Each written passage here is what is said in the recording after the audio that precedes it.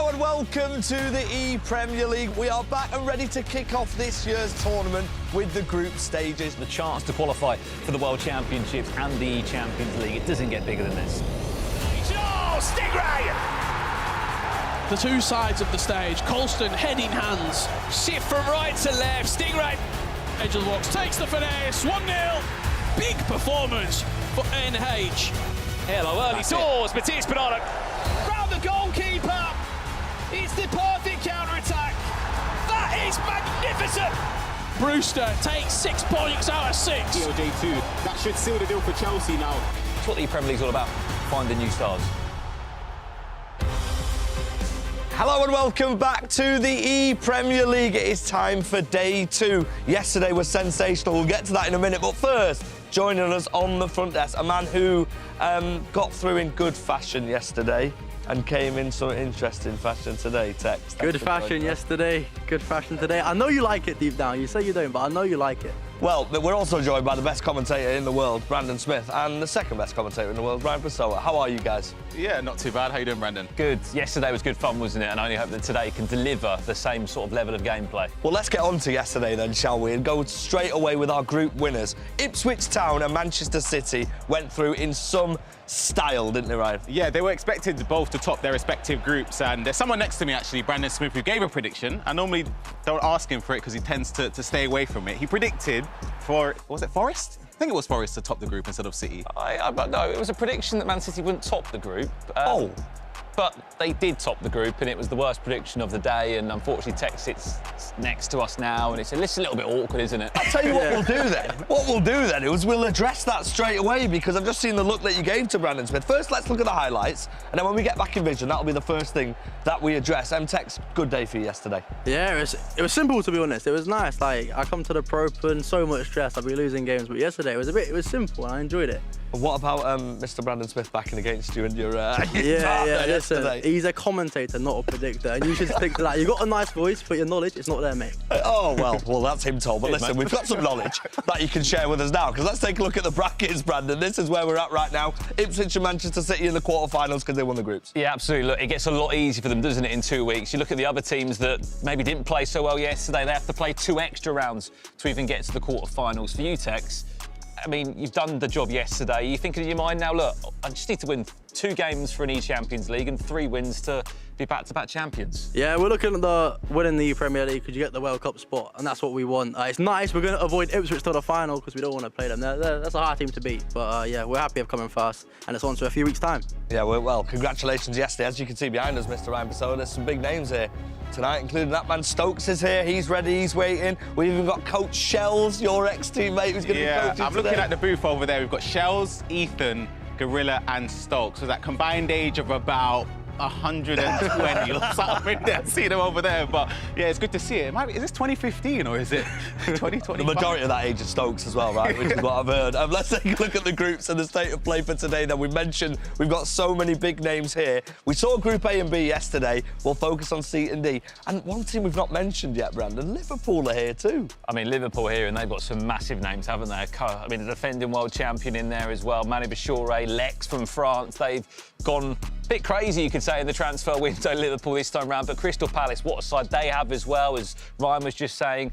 The groups are looking great, especially in Group D. We're seeing both hashtag players on opposite teams. One plays for Spurs, one plays for Leicester. Yeah, absolutely. We had them on the commentary box yesterday, the hashtag battle. It's just unfortunate that they're not on the same console, isn't it, right? Yeah, that would have been a dream to see Shorey and Tom up against each other in Group D, but it's still the same sort of rivalry. They're battling against the same team, so. Well, let's take a look at the first round of fixtures then to kick things off. We're starting with Group C, as we said. A Merseyside derby, Tex, to start things off. Yeah, big game. It's going to be interesting to see how Liverpool do. Obviously, it's both their first times at ePrem, so they might be feeling the nerves, maybe not. But yeah, personally, I hope Jack Sharp loses because I played him last year and we drew the game and he does not stop speaking about it. So Jack Sharp, if you're listening, I hope you lose, buddy. I mean, I'm pretty sure he is listening because we're live on the broadcast. What a start that is to be told by Tex. And we've also got a B stream all throughout today, so we'll have the likes of all of us at some point jumping onto some of you, and a lot of fun on there, weren't you, yesterday? Mr. Right. Well, both of you, actually. Why not? About 3 rounds in a row, to be fair. A lot of steps getting back and forth. But yeah, I can't wait to get started for this group. Yeah, we've got an A and B stream for you this evening, this today. But before we start, Tex, we're going to explain how things work. And you played yesterday, so you might as well explain for us. No, I'm only joking. Yeah, It's cut to the all right. VT. We've got a VT to explain that, so let's enter that. The ePremier League finals have returned. The format is simple. All 20 Premier League clubs have 2 representatives, one on PlayStation and one on Xbox. The ePremier League will take place across 2 weekends in London, premiering with the EPL group stage on the 1st and 2nd of March, followed by the EPL finals weekend later in the month. For the group stages, 20 clubs are split into 4 groups of 5. Each club plays a round-robin format across 2 days, with the top 4 clubs, one from each group, receiving a bye directly into the quarterfinals. The remaining 16 clubs will then have a second chance to qualify for the quarterfinals in the first round of the knockout stages, taking place on the EPL finals weekend later in March. Those 16 teams will compete in a single elimination bracket, with the top 4 qualifying through to the ePremier League quarterfinals and rejoining the qualifiers from the group stages. The 23rd of March is finals day for the ePremier League, and it's a straight knockout competition. Only one team will be crowned the new EPL champions and take home the lion's share of £100,000 prize pool, as well as securing their spots in the E-Champions League and FC Pro World Championships later in the year. Who will go all the way and write their name in ePremier League history? Yes, I am joined by 2 veterans in the scene, but not veterans to the ePremier League. We have Manu Bachoore and also Lex. We'll start with Lex, traveling all the way from France. I know you've been to England before, but what do you make of this competition because it is new to you? Voyageant depuis la France, je sais que tu as été déjà en Angleterre. Qu'est-ce que tu penses de ce Premier League? J'ai vraiment hâte de commencer cette Première Ligue. Ça fait un moment que j'attends de commencer. Et surtout de jouer avec Manu, je sais que c'est une chance et j'espère qu'on ne va pas décevoir. So I can't wait really to start this league. I'm really excited about it, and especially playing with Manu is a great chance for me to start with this league. Amazing. Now, Manu Bachoore, previous world champion, everyone knows who you are, but we have not seen too much of you in this league at all, right? So I said to him before this, it's so crazy to see you in a Liverpool kit, but what does it mean? You're playing for Liverpool now. It's a different situation, right? Well, yeah, you've seen nothing from me in this league. It's my debut, so I can't wait to get started. The format is, of course, really quick because we're getting straight into it, but I think the knockout format I'm pretty familiar with because in the Eredivisie we always played like best of 2 with aggregate scoreline. Now in this in the group stage it's 6 points a game, so yeah, just focus on myself. Full trust in Lex because he's also amazing that we can get the job done, and yeah, that's the first target. Well, we will see if you could get that job done, but I do want to know, hardest opponent in your group, which club do you think it is? Everton, first game, always the hardest. All right, we will see. All right, so I'm going to send it back over to the analysis with Richard and Redlock. Thank you guys so much. Thank you. Great to hear from Manu Bachoore and Liverpool there. Before we get kicked off, we've got a couple of things to run you through, myself, Richard Buckley and Redlock. First, I've got to ask you, day 2, Redlock, you've been here before, you've been playing, competing for many years. How does it feel for these players who watched yesterday coming into today? Any extra pressure? I think you feel, the feelings of yesterday, the highs, the lows, seeing people go out early doors, and I think that'll motivate them today to win the games. Well, before we get kicked off, as always, this is part of the FC Pro calendar, so we have a certain set of squad building requirements, as we do in every tournament, and the ePremier League is no different. 10 million budget, no SBCs, no EVOs allowed. It's got to be Premier League icons or heroes who played in the Premier League era and players who are currently playing. How hard is it to put a team together with these requirements? It's really hard. I think the players submitted their squads the other day. They've seen yesterday which players stood out, which players didn't. Maybe they're going to make a few selection changes in the squad from the bench. Well, let's have a look at the 2023 World Champions team. This is Manu Bachoore's squad that he put together. And there's 2 players that we've sort of looked at this and we're going to highlight. Phil Foden, he's the only player to have selected Foden across the board. And Emi Martinez in goal, not the popular pick. Yeah, only 4 players selecting Martinez, with 31 selecting Czech with that gold far reach play style. Phil Foden on the left wing, left-footed Travellas all day long from Manu Bachoore. Let's see how he gets on. Yeah, I can't wait to see Manu Bachoore in action. Could Phil Foden be the catalyst for Liverpool topping the table? We'll find out very soon. If you've not seen what Manu's all about, we've picked some of his best moments from the Pro Open. What can people expect from Manu Bachoore? Manu Bachoore, he's ruthless in attack. Every time he gets a chance, he scores. And it's so hard to stop him because he's going to get chances, Richard, especially in the Premier League group stages. Will players be coming into this fearing this Liverpool squad? Of course. two of the world's greats going at it, and I think some of the players at the ePremier League haven't got as much experience, especially as these. We've got an ex-world champion, Richard. We do. I can't wait to see him in action. He's going to be coming up very soon indeed. Before we bring these players out, I've got to remind you, we do have a B stream in action. That's where you can watch Brentford and Crystal Palace. But the A stream, it's a Merseyside derby to kick things off. Everton versus Liverpool, and it's coming up right now. You are with or red or blue. There's no in between. No in between. We are the pride of Merseyside. We are the pride of Merseyside. You're joking, right? Those Reds are all talk. You just watch. Everton. History. Legacy. We've got it all. We've got it all. This is the Merseyside derby. This is the Merseyside derby. Come on, you Reds. Come on, you Toffees.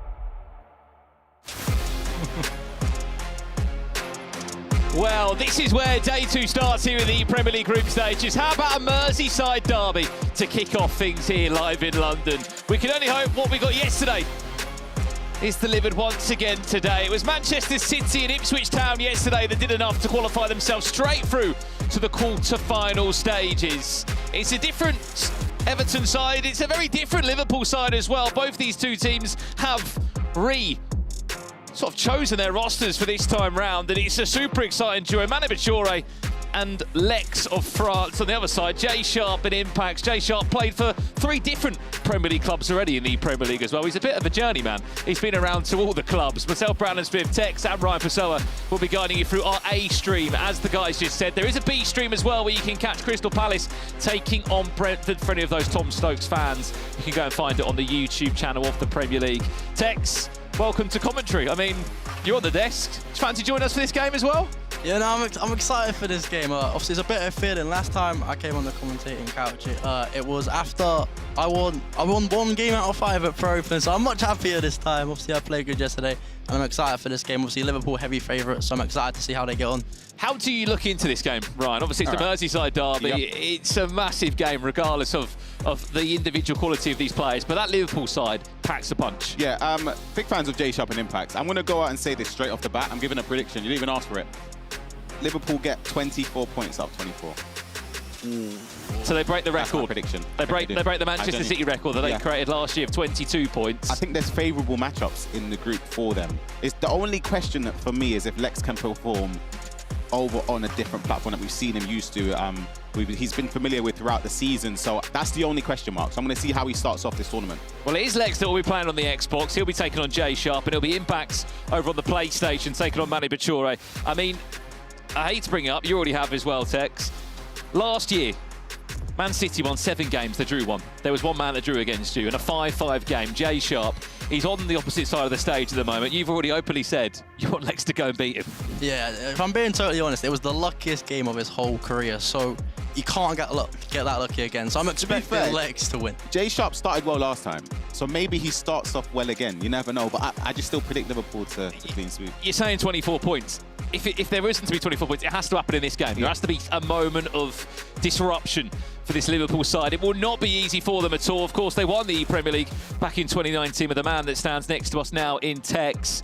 They have got an unbelievable chance to maybe go that far again this year with an incredible duo. They might not speak much English between the two of them, but that doesn't care because they play some unbelievable FC 25. Speaking of you yesterday, Tex, 5 wins out of 5. It was a perfect day. Yeah, it was nice. Honestly, the most stress-free tournament I had in a very long time. I had a close game against Wolves and Mitch, but that was really it, and I enjoyed it. I enjoyed it entirely. Someone in the chat has just said, Tex, are you preparing for an expedition in Antarctica? Look. It's just a nice coat. I like it. Give it 10 minutes. I can assure you it'll be coming off because it's very hot in this studio. I'm actually quite cold. I'm tempted to sort. Do you want to wear it? I'm boiling under this. Keep your questions coming in for Tex, of course, as we kick off Group C here at the Premier League. Yesterday, he was able to top his group alongside his teammate Matthias Bonanno. He is in the quarter-finals alongside Ipswich Town on the 22nd and 23rd of March. We are kicking off with Everton v Liverpool in a Merseyside derby on the PlayStation side first as Manu Bachoore looks to score in the first 5 minutes. Just zipping the ball about there. There's not much you can do defensively other than try and predict where that pass is coming. There's a comment from I Am Tom. Put the heating on so the 4 lad can take his coat off. Right, I've been set up. I got told to wear this, man, and I've been set up just so I can get cooked by the chat. But chat, don't lie, I know you like it deep, man. A few people asking as well when Tom Lees and Shaw are in action. Of course, they're representing Spurs and Leicester.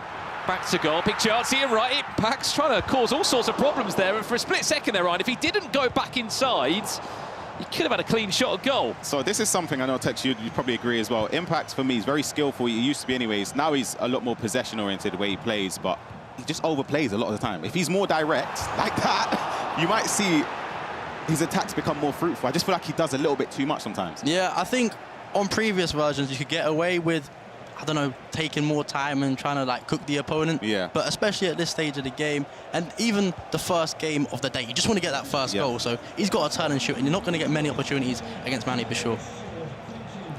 Well, here's Lavia now. Manu Bachoore trying to find his first goal in the ePremier League in the Liverpool strip. He won the Dutch League last year in the FC Pro. He's a defending champion, over $500,000 in prize money. If you're a Liverpool fan and you are just tuning in, what a player you have in front of you. One question, Tex, which I mean is probably important to ask you. You played in the FC Pro Open 9-minute halves. You played quick games yesterday, 6-minute halves. Is there an adjustment you have to make between a 9-minute to a 6-minute half, or is it just easy for you? It's easy when you're winning. It's nice when you've got the ball in the 85th minute in a 6-minute half and you're thinking, yeah, this is over. Like, I'm not going to lose the ball again. I'm going to win the game. But when you're losing, it's not fun. Because there's no time. Exactly. You start rushing your chances, you start snatching at stuff, and it doesn't go well. What about the mindset as well in a scenario in a game where you've got a 3-0 lead? In 9-minute halves, it always seems possible. In 6 minutes, not always. Yeah, in 9-minute halves or a 3-0 lead, you sort of still need to play normal, but you take a 3-0 lead in a 6-minute half, you change your whole gameplay, you start keeping the ball for longer. So yesterday, the whole of yesterday, I was just saying to my coach, Edu, if I take the lead, it's over. Yeah, he's keeping the ball. I mean, what was the change as well? Zizinho was behind you at the FC Pro Open. Edu came in this time round. We know Matías Pinano and Edu have got a fantastic relationship also with previous teams where they've travelled together and won, you know, the La Liga FC Pro Open together. What was that decision? It was just a case of Edu and Mati have spent so long together, and obviously it wasn't a good start to the season. They lived together, obviously competing for 4 years now, so they just wanted to switch up. Yeah. So just go ahead, do it, and it worked yesterday. So happy days. Same setup for them for the finals, or?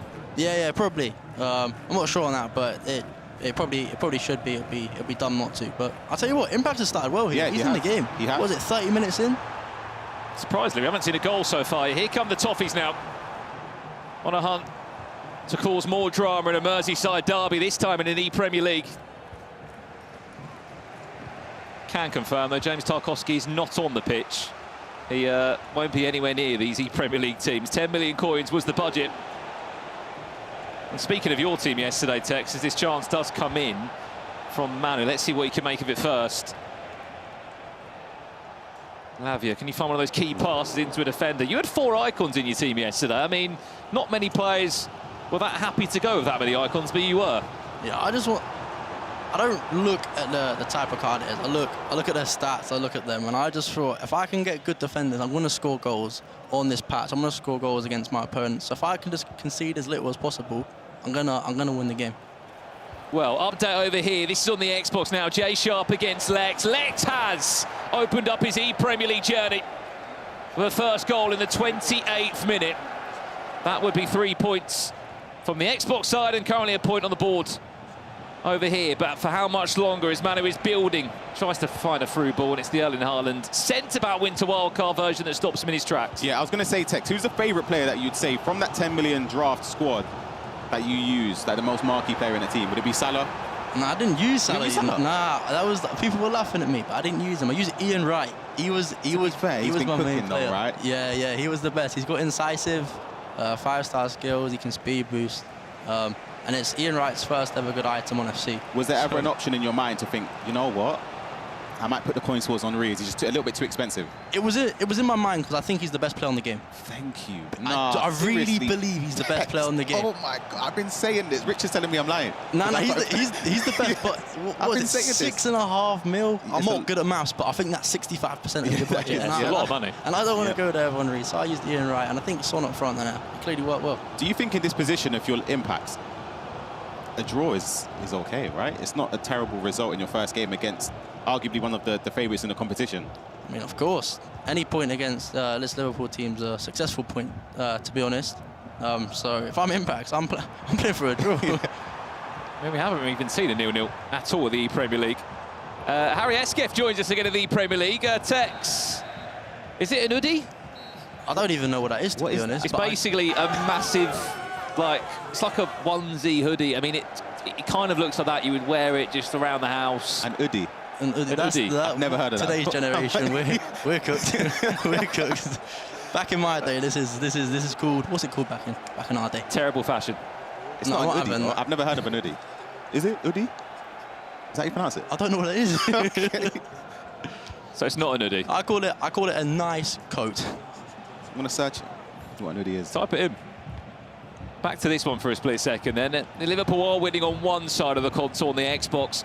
A lot of you asking about Crystal Palace, Ethan Higgins, Tom Stokes. They are live now on the B stream. If you go onto YouTube and you go on the Premier League YouTube channel, you can watch their game against Brentford. They will be featuring later on this A stream broadcast as well. There's 2 games at the same point throughout the Premier League group stages. Just Group C as well you're looking at now. Surprised we haven't seen more goals than we have so far. Only 1 goal. Last chance before the half. Moises Caicedo dispossessed, and that will do us at the halfway point. Talking about goals, do you want to hear a fun fact, Brandon? Go on. Me and Ryan played at ePrem one time. Guess the score. Go on, Brandon, guess it. What year? 23? 23, I think. 22 or 23. It might have been 23. I think it was 23. 23. Is it something you're proud of, firstly, before I give a score? It wasn't a bad result. Okay, so... At the time, No, it wasn't bad. You're not proud of it. No, I'm not proud of it, no. 5-0.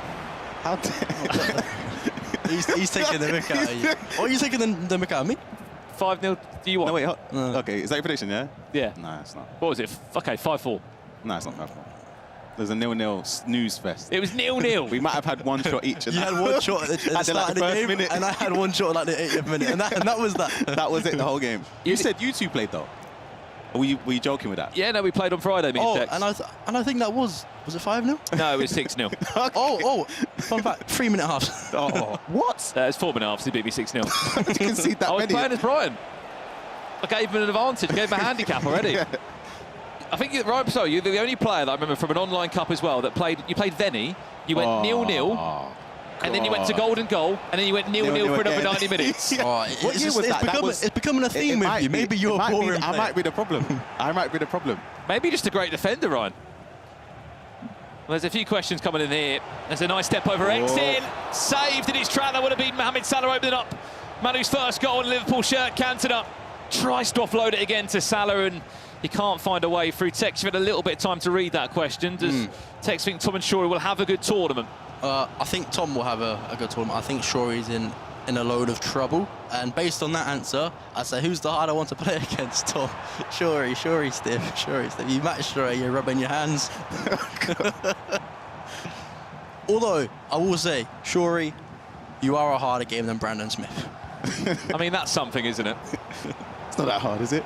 No, it's simple, but I'm just trying to be nice. Goal again. Jumping across. What's happening here, Ryan? It's Lex going forward. Keeper falls down, open goal, and it's a bit clumsy there in the box. Jay Sharp's not going to be happy about it. You can see it. He's just dejected after that. Headset comes off, but Lex takes the lead 2-0 on Xbox for Liverpool. Still 0-0 here. We haven't seen a 0-0 game of the Premier League yet, and I mean, I'm shocked that we are seeing one. They might have heard what we're seeing. It's the Ryan Pessoa curse. Yeah. Oh, hold on. Maybe not. There we go! Manu Bachoore off the mark for Liverpool.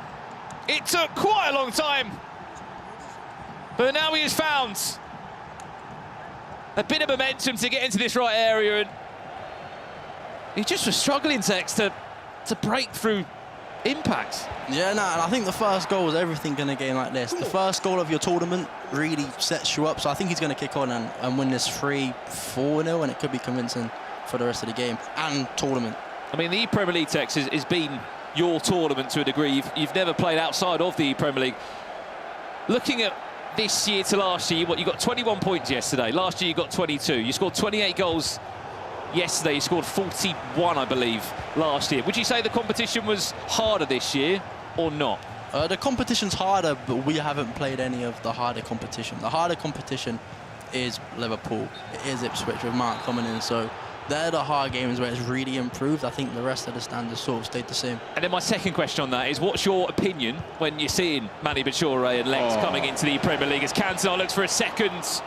Is it a case of why do they have to play in this, or is it I want to play him, I'm excited?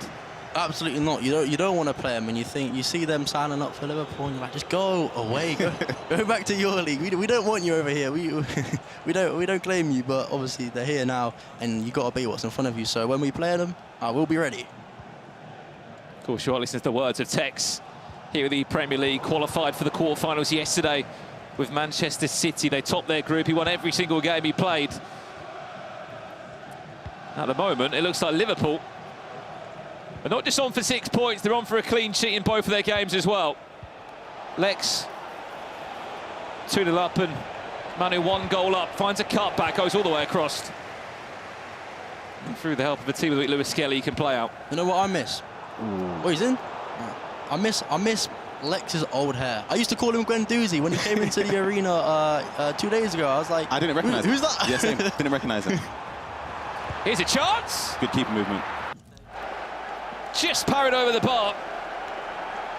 Everton, unfortunately, having no luck in this Merseyside derby.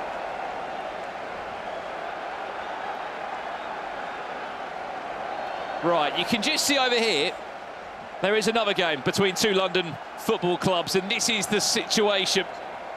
This is Ethan.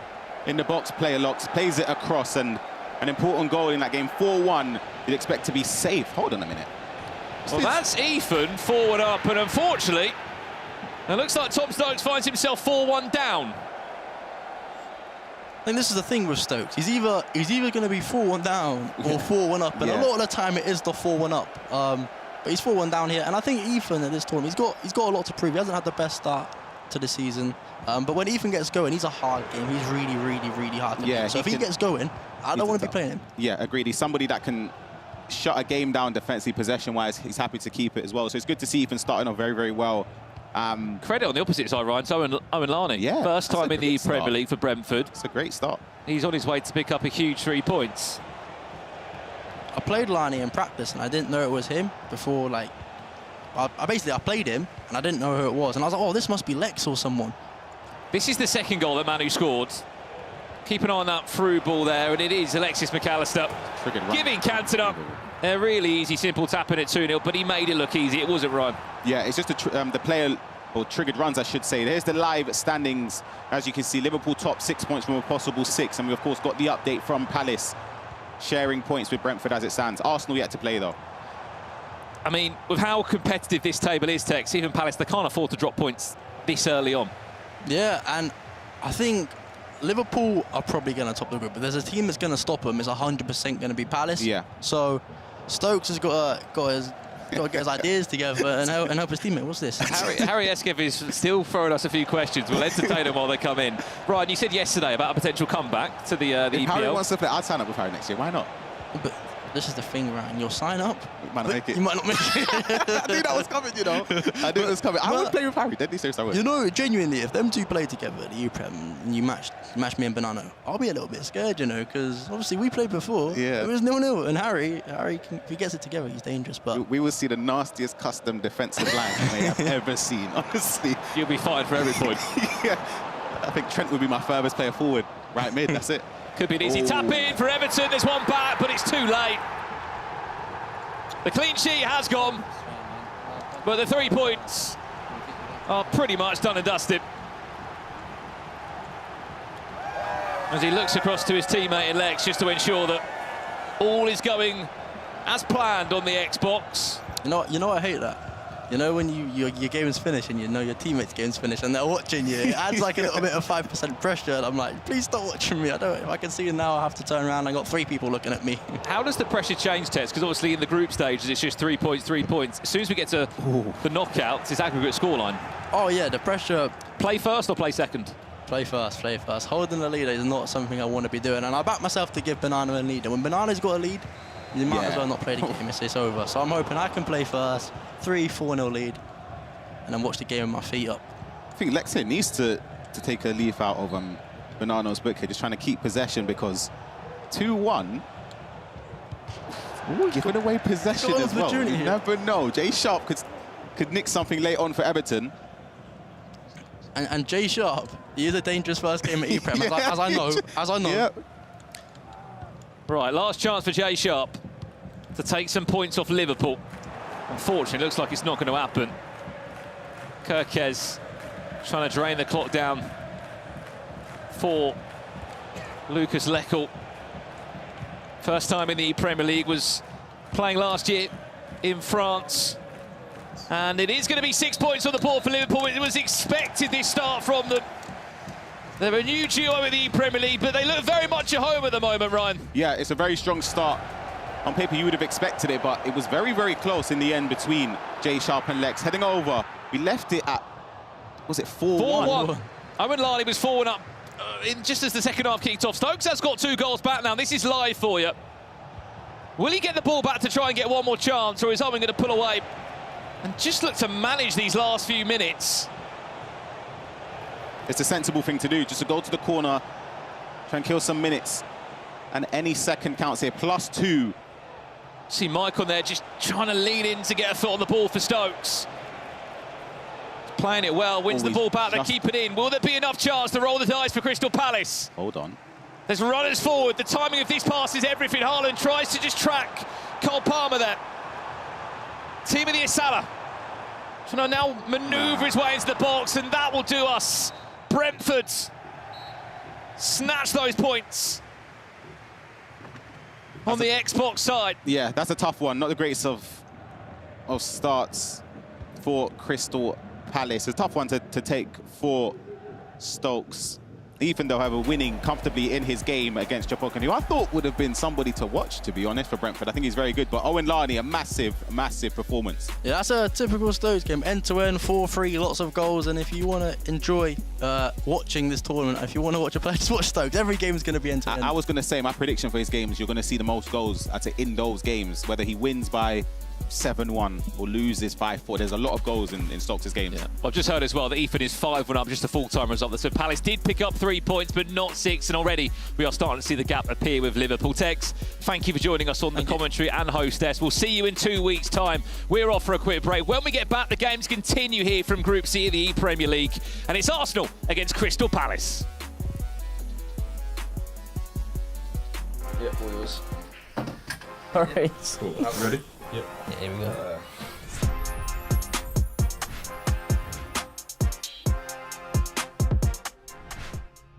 Is it Pep Guardiola? Pep Guardiola, surely. Yeah, it's probably Pep. I mean, Pep, probably, you know. To be fair, I'm 99% Pep.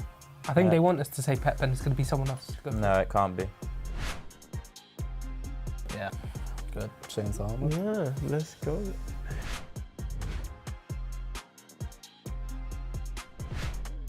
Ronaldo.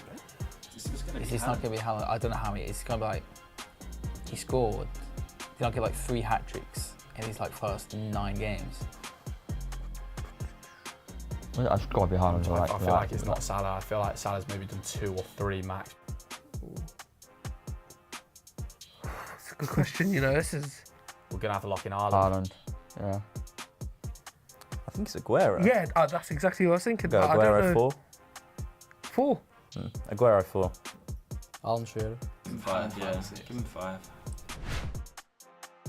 Oh, man. It was only good between them 2 though. Yeah. Oh, man. Well... Nah, that's before my time. Yeah, no.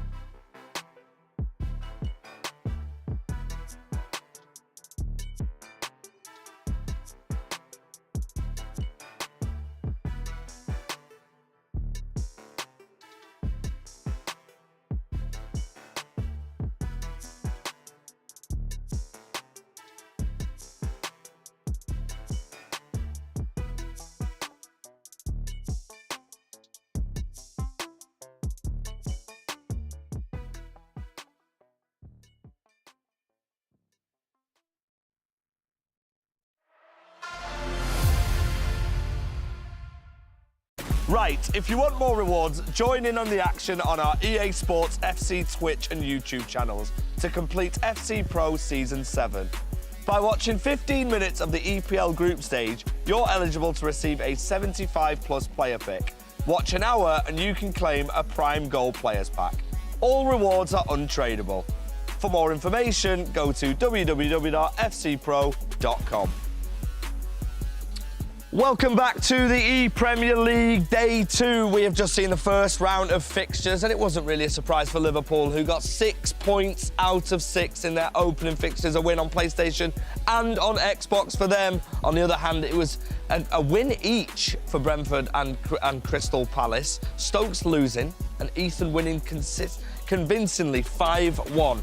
Joining me at the front is Mr. Brandon Smith. Now then, Brandon, first round of fixtures done. Not many surprises. I mean, were your predictions for this group probably on track? Yeah, they're a lot better than yesterday, to say the least. I think, look, Liverpool expected to do well. I mean, Ryan said he expects them to get 24 points. That would be a win in every single game. I think the one key takeaway I'd take from that round is that Palace can't really drop games. We've seen how the group stages go. If one team is dominant and they don't lose a single game, you have to be perfect. You cannot lose, and unfortunately for Palace, there's already a gap appearing. There's still a lot of games to be played, which is really important, and obviously nobody's eliminated today, but top spot gets that quarter-final spot, a little bit like Stingray, who we'll hear from in a moment. Let's take a look at the highlights, shall we, of what we've just seen then. We will start with the Crystal Palace convincing win for Ethan in the first game. No, absolutely, look. 5-1 win, scored another one later on. We didn't catch much of that on our A stream. That was on our B stream, which you can, of course, go and check out on the Premier League YouTube channel. This was in the opposite game, 4-1. Owen Larney in his first ePremier League, making it very difficult for Tom Stokes and getting his first 3 points on the board. On the opposite side, it took a little while for Manu Bachoore to get going, but then when he did, Liverpool started to pull away, and his teammate Lex also backed him up with 3 points. Yeah, I'm sure Liverpool fans will be very, very happy with the Derby Day victory there. I mean, where do Liverpool look at this then? So, I mean, Ryan, did you actually predict 24 points? 24 points, yeah. I think that's what we're going to see. What do you think about that, mate? Do you think Liverpool are going to get 24 points today? After that first game, no. Ooh! Wow, fair enough. Go explain a little bit more why. I'll be real, Jack Sharp, if you're having a close game with Jack Sharp, it's not phenomenal. That's out of order. You know what? I'm all for it, you know. I'm all for this. Listen, well, I'm sure we'll get the thoughts of Jack Sharp at some point. But what he's about to say, but Casey is backstage with something. Yes, I'm here with Ethan H. from Crystal Palace, who had a dominating performance, 5-1 in that first round. Let's talk about it, because I think practice didn't go too well for you, did it? No, practice wasn't going the same way. I was actually struggling quite a lot. Didn't know what formation to use, didn't know what players to use, but I don't know, just on that game, we just all just clicked together and yeah, just went well. 5-1 win, very happy start. Now, I have to talk to you about all the folks in the booth with you, because you have Stokes as a teammate, previous champion. You have Shells as a coach. You are surrounded by champions. How is that for you? Is that motivating? Of course it's motivating. I want to join them. Shells, ePrem champion, Stokes ePrem champion, Gorilla world champion. So hopefully I could join a collection of the booth and get ePrem tribute to my name. Now, Liverpool, biggest opponent in this one. What needs to happen in order for you to top the group? Truthfully, they're just that good that I'll be very surprised if they drop points to anyone other than us. So as long as we kind of keep up, hopefully by the last game, it will mean something and hopefully we can take him down last game. All right, well, Ethan, thank you so much. I wish you the best of luck, and I'm going to send it over to Ryan and Sting. Thank you, Casey. Great interview to hear from Ethan. I'm joined by Stingray, otherwise known as 12-Point Sting. That's what you're going by. I'm heard that that's the rumours of the nickname now. Speak to me about yesterday and how it went. Yesterday's obviously as perfect as could have gone for me. 12 out of 12. My teammate obviously pulling through with massive results on a much harder bracket. So yeah, I'm buzzing. Well, if you didn't see, we done an R3 segment in the show dissecting a bit of your gameplay, and it was from the FC Pro Open. Yeah, well, you're gonna need to take the control. I'll hold this and instruct you through the goal. I didn't break it down too well in terms of how to do the skill moves. We're gonna hear it straight from you. How do you do the skill move? But what we're gonna do first, we'll let the clip play out. It's a game against LJR Peixoto, one of the best players in the world. And not only was it the skill cancellations, just breaking him down with the passing, the movement, you're gonna see, once the ball gets here with R9 Ronaldo, take a look at this, people. Oh my goodness, stops Elastico and green times it in at the near post. Yeah, Stingray, please. We're gonna go back slightly here, right? If we can speed up this clip and get the ball to R9 Ronaldo, how do you do that skill move there? First of all, it just gets better and better every time. So first of all, you have to do the McGeady, which is you look with the right stick, the way you want to, the way you want to look, and then the way you want to exit. And then it's a multi-step skill, because then you have to cancel it with L2 and R2, and then you have to move the stick the way you're facing, and then the way you want to exit. Again, mate, it's long-winded. I got criticised for explaining it, by the way. It's not easy to explain, is it? Mate, honestly. You see, it's not hard to it's not easy to explain, sorry, but all right, the next part now, as this goes on, how do you make Arne Ronaldo just face forward here? What do you do? It's very simple. All you do is just tap L1. Yeah, very, very simple. And then the elastico, if you can show it on the controller, how to do it as well. You just move the analog stick just a bit clockwise, and then you got the elastico. Yeah, that part's the easy part, and of course the timed finishing. If you don't know already at home, just tapping circle and then tapping it again as the player's about to connect with the ball. But yeah, Stingray, it's an incredible goal against one of the best players in the world. That's enough from us though. I'm hearing that you're going to be heading over to Casters, so let's prepare for round 2. This is the dream team. Come on, you Eagles. Come on, the Bees. Up the Toffees.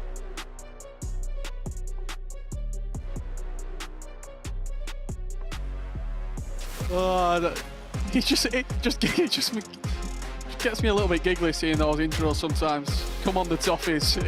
I don't know why, just hearing Sharp say it makes me laugh. You might be wondering what's happening here in the commentary booth. We've got Stingray doing a little bit of R3 coming to join us. Tex is here as well, although I think this is your last game because you're getting a little bit hot under the rug that you're wearing. Richard Buffy as well to guide you through this.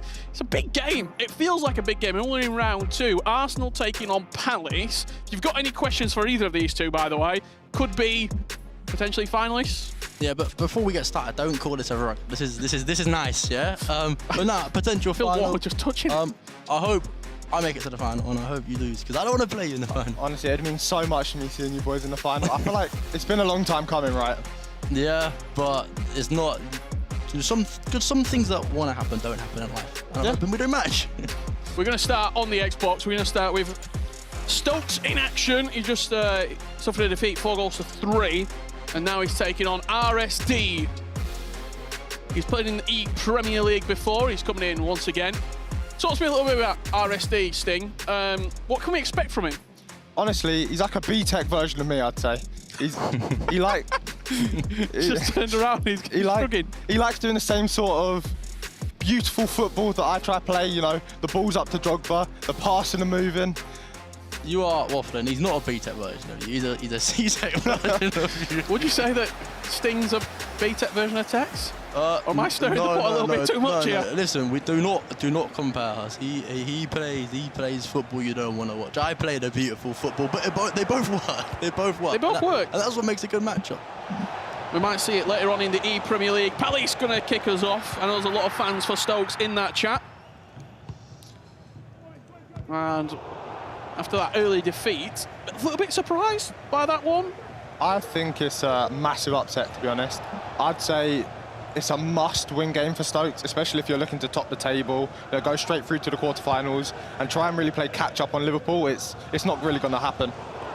I think an interesting thing with Stokes, he's either going to wake up and be one of the best players in the world, but when it doesn't go for him, it doesn't go for him at all. So I'll tell you what, he's red-timed it across goal, and he's found his way in at the back post. Shake of the head, a laugh from Ricky. He's been on the main stage for, about 6 minutes? And that's the opening goal that he concedes.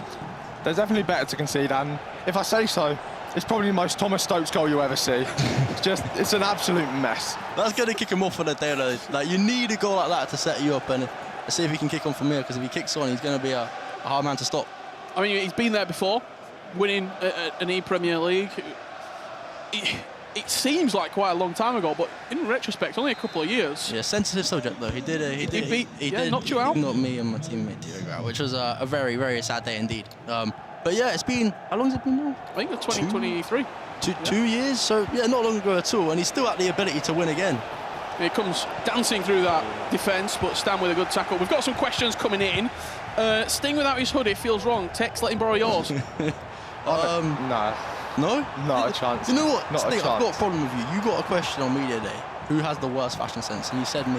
And I highly disagree. I think you just said me because it's the easy option. But you know you like my clothes. Question coming in from Jordan. Like you were on stream then for a second. Stingray or text? I think it was. You've got 1 million coins for a champ striker. Who would they suggest? Let's go Premier League only. We're at the Premier League. Premier League only. Now that's a bit more difficult because I'll be honest. There's a reason I don't, like these budgets. I'm terrible with these sort of cards. But no, you're not. You just find a player Varial Plus and put them up front. You're good with these cards. 1 million coins. Can this Marlon play up front? Because he is unbelievable. I mean, you play Drogba left wing, so anything's possible, really. Oh, Liam Delap. There we go. Well, you said 1 million coins, not 20k. We need to give him something. What about for you? Who are we thinking? Oh, nice. To be fair, there's no one. Talk to me a bit about this Marmouche, because he's been in a couple of squads, but he's not as sort of favourable as I would have expected. That's dinked up to Drogba, but a good defensive header. This Marmouche item, guaranteed to be in a couple of weeks, or? I don't know. He's very good though. Like here, Stokes is in here. Eden Hazard getting away from Rio Ferdinand. Nothing he can do about it, but it's a good tackle in the end. Oh, Stokes corner. This is dangerous. This is a goal. We see these every day on stream. He's gone short. Salah looking for the extra pass. That's a heavy touch. He's going to get pressed by the goalkeeper, but just clips it away. This was a goal actually for Ethan, opening up the scoring against Labs. Heung-min Son, green time finish. He's been good today from what we've seen so far, Ethan. I mean, I'm going to be honest here. I'm very impressed with how he's playing on stage. He's not had the best month or so of the game, and mentally, I know it's going to take an effect on anyone, but it's good to see someone, bounce back and actually perform. I feel like he's got a point to prove. Like, people have been writing him off, and I think now, come ePremier League, is the biggest stage for us as competitors, and he's going to put on a show today. I think he might get 12 out of 12. Yeah, big shout, big shout. Let's have a look at this as it stands table. Crystal Palace top at the moment, 9 points, but they will have played 4 games. Brentford on 7. They're in action right now, taking on Everton. Arsenal on 0, and Liverpool having this round out. Won their opening games 2-1, both scorelines in that first matchup. We're going to see this free kick come in. What can Stokes cook up? Bruno Fernandes. It's whipped in, but it's going to be a simple header out. Slightly rushed from RSD. McAllister waiting, edge of the box, keeps it going. He's getting every bounce going his way at the moment, but in the end he gets away. With Liverpool sitting out, this is where a team that wants to push them, for example, Palace, they need to pick up 6 points here just to stick the pressure on. Hold on. Quick. Cuts it across, Drogba. Good defending. Would you have taken that space with Lavia and carried on? I'm going to be honest, I would have tried playing it a bit earlier, but I think what Ricky did was, I think that was better than what I would have done. No. I think that was poor attacking. Poor attacking. I don't think it was good for him. I think it was poor attacking. He should have. He had a 2v1. If he just keeps walking, then the centre-back has to come across. I don't know. He could have played that a lot better, in my opinion. There you go. One more lenient, one more strict. Good cop, bad cop on the commentary booth. Drogba comes forward. As I said, if you've got any questions, now's the time. Get them in. We've only got text for the remainder of this game, and Stingray as well. 2 table toppers. What did he say? Sting, 12-point Sting? Listen. 12-point text? Yeah, that's what I mean. Listen, that's not even me. That's Mr. Bachoore over there. Nah, but obviously, Pessoa's ever got 12 combined in the Premier Leagues. Stokes has a second. Yeah, I think Ricky's done. I think his controller might be broken. I don't know where the goalkeeper's going. He's almost out of the goal. That's what Stokes does see, This is the Stokes we see on stream. And if Stokes on a qualifier Saturday turns up, it's going to be a long day for Ricky. I mean, he's just stood him up and he's just turned him inside and out. You know what? The old dog's got a few tricks. I'll give it to you. That one was good attacking. I think we should talk about the coaches in the Palace booth. Yeah. What's the median age in that booth? See, this is where Ethan gets you, because you don't expect it, but he's getting on a bit now. Yeah. He's getting on a bit. I reckon... 27? 26, 27. Let's do the maths, right? That gives me hope. I'll be honest, it gives me hope. Chance for RSD coming up the other end. Hazard inside the box. A little bit of twisting and turning, but doesn't fall. Let's do a maths equation, right? So we're going to work out the age of them all. Yeah. We're looking at Gorilla, 31. We're looking at Ethan, he comes in at 27. Shells, I'd say 20, 27. And then Stokes at 44. So you do whatever that is divided by 4, and that's the age. Are they still those people behind him as well? Shell's obviously disappointed this year, not to have qualified. He's a player's favourite. It's always good to see him. And how disappointed will he have been as a former ePremier League winner not to be here playing? I mean, Shell's is. I don't think he's just a player favourite. I think he's just a favourite in general. Everyone loves him. He's one of the nicest guys in the scene. And to see him not qualify, it almost hurts you. I think. Really? I think in life there's people. Hang on, Stokes, do your proper corner now. Watch this. Okay. Sure. I'm not having this. He's making us look stupid. Do you reckon this is like a respect thing for Ricky? Bruno Fernandes into McAllister. Yoro back to Palmer. Twists onto his left foot. Maybe the space was there on the right. And that will do us for half-time. Stokes leading 2-0 against RSD. But yeah, talking about Shell, there's people in life you can't dislike, and he's one of them. I remember when he played the ePremier League final against Oli Lito and he won, the timeline just burst. Everyone wants Shells to win. It feels like that stings us. When Shells wins, you win. So yeah. This is on the PlayStation leg at the moment. We've kicked off for the second half. Ethan leading. I'm hearing as well Palace and Brentford and Everton at the moment 4-0 on the PlayStation. That's Chapotkin against Impacts. He's leading 4-0, and Lani and Jay Sharp 0-0 at the moment. Good ball from Labs forward. I'm not sure if you've seen, but there's been a bit of online almost beef between Labs and Ethan heading into this game. It's been quite petty, if anything, but Ethan in drama. Never. What? He don't have his headset on either. Can you explain the beef? PG. It's very petty from Labs, if anything. So he changed all of his attire to a Newcastle badge and kit so he could play Ethan and get a feeling for what he's doing. And Ethan's going to think he's Emperor. The game's the game. The game's the game. I respect that. I respect that. Is that some shenanigans you would be doing, Butley? I do everything. Anytime there's a corner, I'm waiting the entire clock down. Nice tactical pause on the 70th. I'm doing anything to get some points on the table. I mean, it seems like Ethan's doing a bit of a hashtag house challenge with Ahmad Diallo in the team. Talk to me about that team, because I've not seen Ahmad used a lot as Palace and Stokes go 3-0 That's up. nice. That's nice. Is that good attacking? Yeah, that was good attacking. I'll be honest, RSD, put the controller down. That game's over. Especially on 6-minute halves, the way Stokes played. You know, just take the 3-0 and get out of there.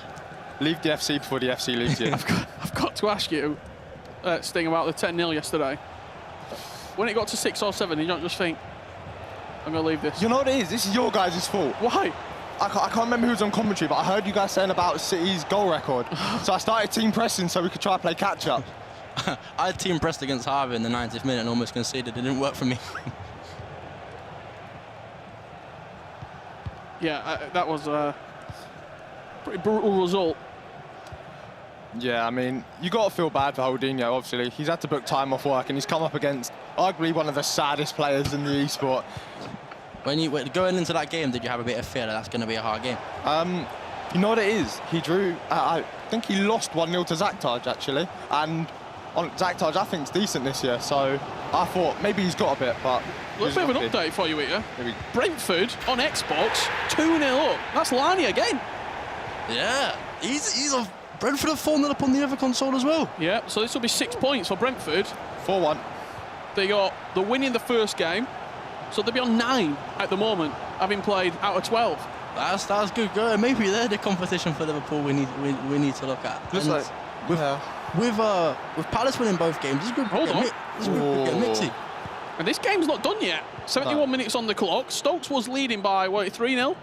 He was cruising in that game, but this match is a lot tighter. Marmoush could have the pace to get in behind. That's disgraceful. Yoro can't get near him, and he smashes it into the far corner. Oh, look at him. He's got to get the booster seat out to see over and talk to him. Ah, bless Ethan. 2-0. Palace leading. First time over the top through ball. Yeah, actually, Marmoush behind us, talking about he's one of the better strikers that you can use in the Premier League, but he's just a lot of coins. Is he saying something there over the booth? He said keep singing, mate. I'm not sure. Ooh. But Ethan screaming in his face, cause some drama. The issue is, right, he's going to have to get on Shells' back to see him. There was a goal back for RSD, 3-1 at the moment.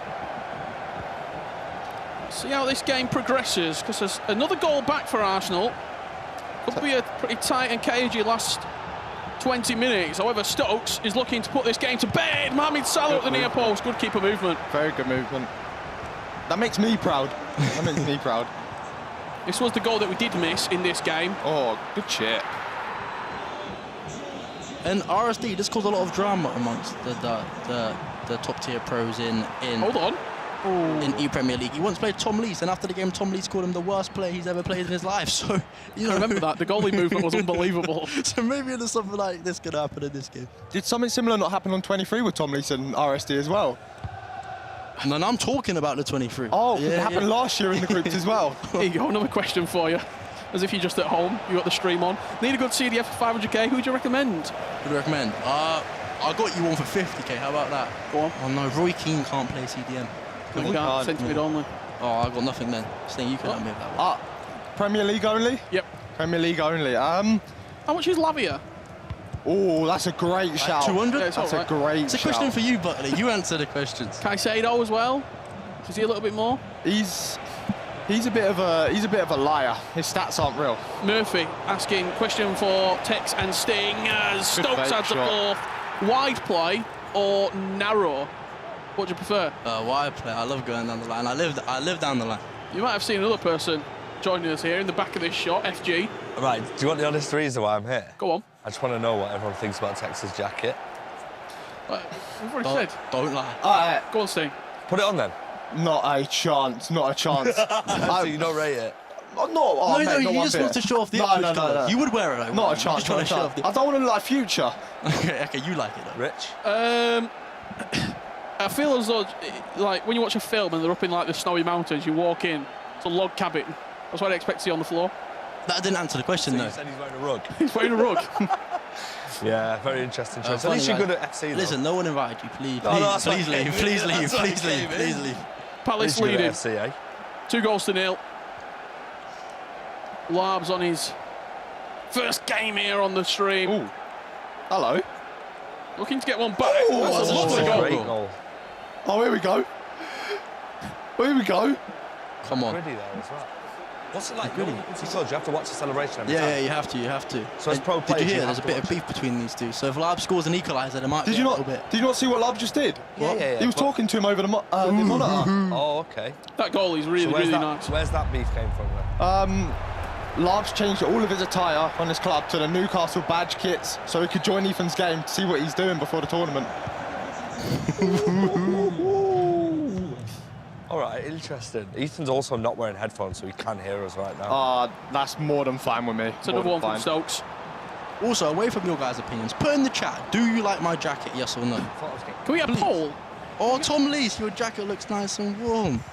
Although I do think that might be Tom Lees' mum, because I think it is. I think it is. Thank you, Frankie. That means a lot to me coming from you. 5-1. Stokes back to winning ways after that first round defeat against Owen Larney. Here we go. Got an attack here. Back on the PlayStation, Larbs trying to spoil the Palace party at the moment. Are you looking for nice comments about your jacket? No, there's just one funny comment that's caught my attention. Let's wait and see how this final couple of minutes play out. Very painful. There's a poll right now in the chat. Guys. He's in. It's going to bounce just offside. If there's one thing Ethan Higgins can do, it is hold the ball. He's very, very, very good at it. I'll be honest, Tex, the poll's coming in. It's 80%, 60% no at the moment on the jacket. I'll take. It's just jealousy. It's jealousy. No, but I'll take that, because that's 40% of people that do like it. There you go. He's rounded it out. Is there going to be a handshake? Unbeaten today is Ethan Higgins, 2-1 and a 5-1 victory. Tell you what, 6 out of 6 for Higgins. There was a Take handshake. that. There was a handshake. That was Shells and Love, not Ethan. Oh, sorry. Yeah. Don't mind that though. RSD up against Stokes. Sorry. Manu. Sorry, who's made his way onto the pitch? Kanu's leading the line. You know what? Carney, you deserve to concede again. Make it 6, Stokes. I might even give it a bit. Cole Palmer just tackled on the edge of the box. I think that will do us. One more. Might have one final chance. Look at the pole. The pole's evening out here. Marlon inside the box. Kirkes tackles him, and that will do us. Stokes with a win. Back to winning ways. 5-1 against RSD. Big performance needed after the disappointing defeat to Brentford in the opening matchup.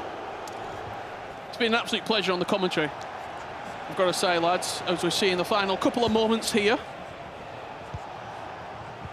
Brentford 4-3. This is on the PlayStation game right now. So you 4-0 up in this one? Yeah, Impact's made a naughty little comeback here. But I think it's too little too late. Yeah. I tell you what though, Chipokin, very good player. Never played him. Really? That's actually 6 points for Brentford. He's had a couple good results this year. I think in the most recent online cup, he finished either a top 32 or top 16, which is far from laughable. Lads, thank you very much. A fantastic bit of commentary. We enjoyed ourselves. Stingray and Tex, you're going to see them coming up in the finals very shortly indeed. But coming up after the break, a huge game. Arsenal taking on Liverpool.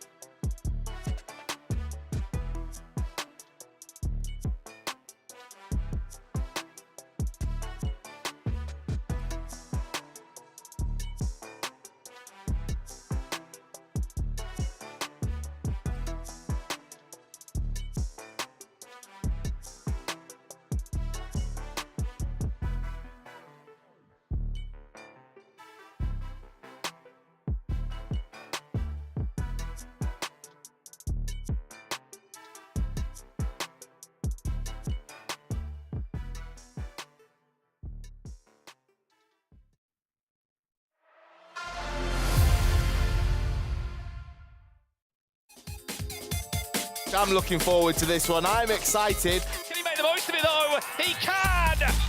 Right. Like. Take a bow! That's got to be beautiful.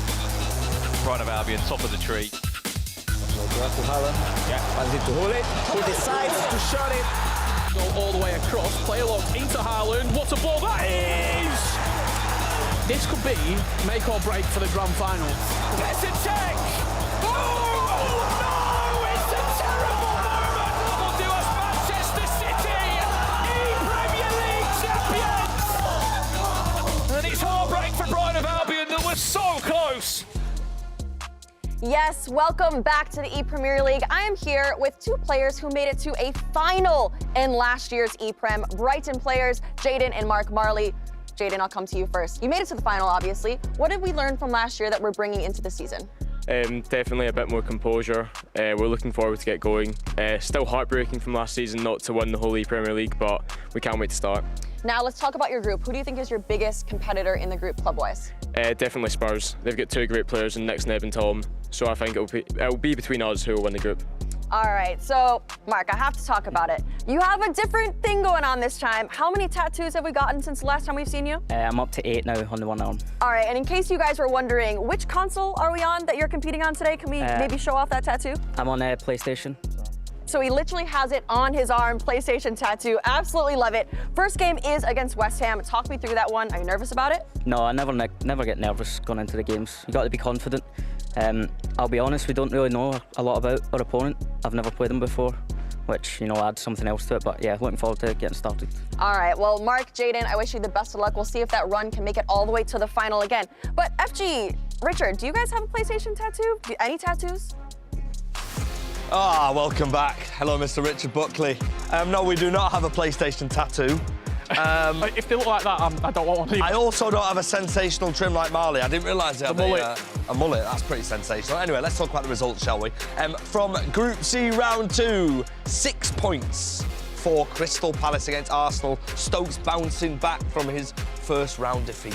Yeah, big way as well. I think it's tough when, especially, I think when you look at Stokes, he's playing against a lot of people that he knows. He's playing against a lot of people that... What, are you speaking quieter because he's No, right I can there? speak loudly. Friends or sort of colleagues in the scene where they'll watch him, they'll know how he plays, and he'll watch them as well. And I think it is tough when you're playing against people that you know. When you're just playing against the face behind the screen and you've got no sort of recollection of them, it's a little bit easier. I've got to say, the bees are buzzing right now. Oh my God, yeah, the bees are buzzing indeed. 6 points for Brentford on Stream B. Look, I mean, as performances go from a Brentford side, they'll be absolutely delighted. Yeah. Liverpool obviously had the round off. Got a bit of an opportunity for them here as well, haven't they, to go for Ryan Fassoa's 100% record. Yeah, I think for that record, a couple of people, I think, when you look at Ethan, I think he's been good so far, 6 points from his games. I mean, Lani's got 6 as well for Brentford. So I'm intrigued to sort of see how this group plays out. There's a lot of chess pieces being moved on the board at the moment, and I have no clue how to play chess, but I know it's a really good phrase. You don't play chess like that, No. by the way. Let's take a look at the table, shall we, real quick. Crystal Palace, like we mentioned, as it stands, are top. But Liverpool have got a round of fixtures in hand. We're still back in Liverpool in this one, do you think? Sorry? Do you think he's still back in Liverpool? Someone's speaking to me, I didn't know a word you just said. Oh, But what I who will was say, speaking? it was Kerry, he's distracting me all day today. Yeah, we do Palace- actually have earpieces in, but no one speaks in him, so he's making excuses. He's Palace zoned out. 9 points, really good. Brentford 9 points as well. I mean, Arsenal, a lot of work to be done. And Everton. You could say the Gunners are certainly not firing. This is honestly, Rich. Sorry. He's literally just turned around there and just looked in disgust. And the Gunners are not firing. Have we got anything for Everton? The softies are not being sucked. No? Wow, we're going to the casters. Brandon and... yeah, we'll go to you, Red Lag and Brandon. Thank you. That is awful. Take it. Thank you very much, gents. Right, let's get some more games underway in the Premier League. I don't know where we're going with those puns, FG. I mean, I'm speaking on behalf of both of you. Right. Red Lack. Let's turn our attentions to this one now. Right, round 3 in this group. Yes, Liverpool might not be top, but they just sat out the last round. They haven't dropped a single game yet. You've been over on the B stream capturing what else has been happening over there. I mean, this Liverpool side, on paper, they really could be the team to set the point tally, the point record at the Premier League, which was 22 points last year, 21 points yesterday from Man City again. They still have that record. Could Liverpool go and get 24 out of 24? Well, as you mentioned, we've seen some really strong teams in the ePremier League over the years, but yesterday as well, some really good point tallies. And I think Crystal Palace's job from now on, after Stokes dropping points to Lonnie in the first match, is to just stay and keep up with Liverpool. Yep. Take it to that last round and hopefully pick up the 2 wins. Yeah, well, if we can, let's get a poll going live for you guys at home in the chat. Do you think Liverpool will top their group here in the Premier League? Remember, if you finish top of the table, you go straight through to the quarter-finals. This is their next matchup. RSD and Larbs, brand new to the Premier League is Larbs. It's tough for them now. They've just played their first 2 games against Crystal Palace Red Lat. They come in, unfortunately, not taking any points from that. They lost both their games. How do they reset in the space of 3-4 real-life minutes, real-life time, and get straight back into a game against that duo there? Because it's not going to be an easy game. Well, they've sat out the first round, and I think because of that, they have more time than everyone else. They have games to play. They can pick up the points, whereas others can't. Now, they have got the best players in this group on paper, so it's going to be a tough matchup, and hopefully they can make a game of this and pick up a result or 2. Liverpool now on the attack. Mohamed Salah on the right side. Really interesting team selections. We did dive in with Richard on the analysis. Phil Foden from Manu, Bachoore, and Emi Martinez as well. So really interesting picks. As you can see, the poll. Will Liverpool top this group? That is the all-important question. 6 points from 6 so far. They both actually won their games 2-1. Their opening match up against Everton in a Merseyside derby. It was quite the welcome to the Premier League for these 2 new players. You do cast your mind back to 2019. It was the year that Liverpool did win the Premier League with Tex. Here's a breakthrough early doors. Can he still squeeze it in? No, he can't. Martinez with 2 really quick reflex saves. He's not in everyone's team. Emi Martinez, his team of the year, but for just under 400,000 coins, he is an all right option, but he's not maybe like a reliable option such as a Petr Cech or some would say Edwin van der Sar. Yeah, I think Petr Cech with that far reach playstyle plus, I think the most effective playstyle for a goalkeeper in FC 25. And we did see an attack there from Larbs, from Arsenal, and probably should have scored. I'll tell you what, Larbs, keep that coming. I'm a fan. He is showing no respect to the former world champion in 2023. Talk me through this, Red Lat, because it's brilliant. Yeah, so recycle to the edge of the box, finding that pass, a skill move with the L101 flick with the right stick into Cantona, shot across goal. Really, really good from Larbs. And I think not having as much respect for these ex-world champions is amazing to have, because being scared of someone, Brandon, before a ball's been kicked, how are you expecting to win that game? We were speaking about the yesterday on the B stream, might be Red Lat, about you've played Tex, you've had a result against Tex, you've played against him a few times. You play against a player like Tex, you often find yourself maybe giving that player a bit too much respect. The reputation that comes with a player like that, how important is it when you're going up against a former world champion who has achieved so much in his career to show him no respect at all? Because Larbs is on for a second, Cantona parries it away, but still squeezes it in. Come on. It's the dream start for the Gunners. When they don't play possession, it's over. Wow, and I think you heard what he said there. When you don't play possession, it's over. Larbs, 2 attacks, 2 goals, well, maybe 3 attacks. He did have one that he missed as well. He's dominating this first 15 minutes, Brandon, and it's really impressive from him. His first ever Premier League, the rookie year. He will be so annoyed there defensively, Manu, that his player didn't lock on. For a second, though, I thought the heavy touch would have taken him too far away from the goal. But back to the question I was asking before the goal went in for Larbs. How hard is it not to go in against a top player, Red Lat, and not play the occasion, as crazy as it sounds, because you're playing against such a big name. Yeah, especially when you come into the EAFC, FC25 sort of landscape, looking up to people like Tex, it's hard to switch that off, as we mentioned in the B stream yesterday. Switching that off and trying to play your own game against someone like Tex, rather than just playing to their strengths and weaknesses. Update over here, and we are seeing an opening goal. I tell you what, Arsenal, RSD back again for another year in an Arsenal shirt, as Arsenal are running rampant. They are free-firing the Gunners. 3 goals in 22 in-game minutes. You wouldn't think they just lost their last 2 games against Crystal Palace with how they're playing right now. How are they pulling this off? Brandon, I need to ask you, is the Premier League the best league in the world? I think so. Anyone can beat anyone, and we've seen it every single year. Manu Bachoore, an ex-world champion, is being made look ordinary by Lobs here. Arsenal picking up the huge lead. If you're RSD right now and you're next to Lobs, obviously they've both got the headphones in, they're listening to music, game sound. The corner of your eye must be keeping an eye on what is going on here, because speaking of RSD, he's 2-0 up against Lex of Liverpool 2. This Liverpool side might not be as special as we've been speaking about. Wow, this is confidence personified. After that first round, for them, in the second round of fixtures, they've both picked up a loss. They've picked their heads up, they've gone into the game against the favourites for the group, and they're both winning by a healthy margin. Arsenal, you should be proud of yourselves. Keep it coming. 6-minute halves, remember. Yes, there is so much time left in this game. We'll jump across to the Xbox game now. This is RSD with Eden Hazard. RSD is cooking up a storm, and you speak about confidence, Red. Look no further, because both of these Arsenal players are really enjoying themselves at the moment. And I think Ricky, RSD God, in particular, is a confidence player. A lot of people talk about his defence and maybe the formation, the 5-back sort of defensive tactic, but his attack, his instinct when he's attacking, is one of the best I've seen in the UK scene. Well, we've seen RSD in an Arsenal top, we've seen him in a Forest top as well. Yeah, my teammate from a few years ago. We've done really well, actually. I think Ricky gives a good vibe. Didn't you get a top 8? Yeah, top 8. Yeah, and we actually lost to Crystal Palace, who are in action right now. And that was his first year in the Premier League, wasn't it, for RSD?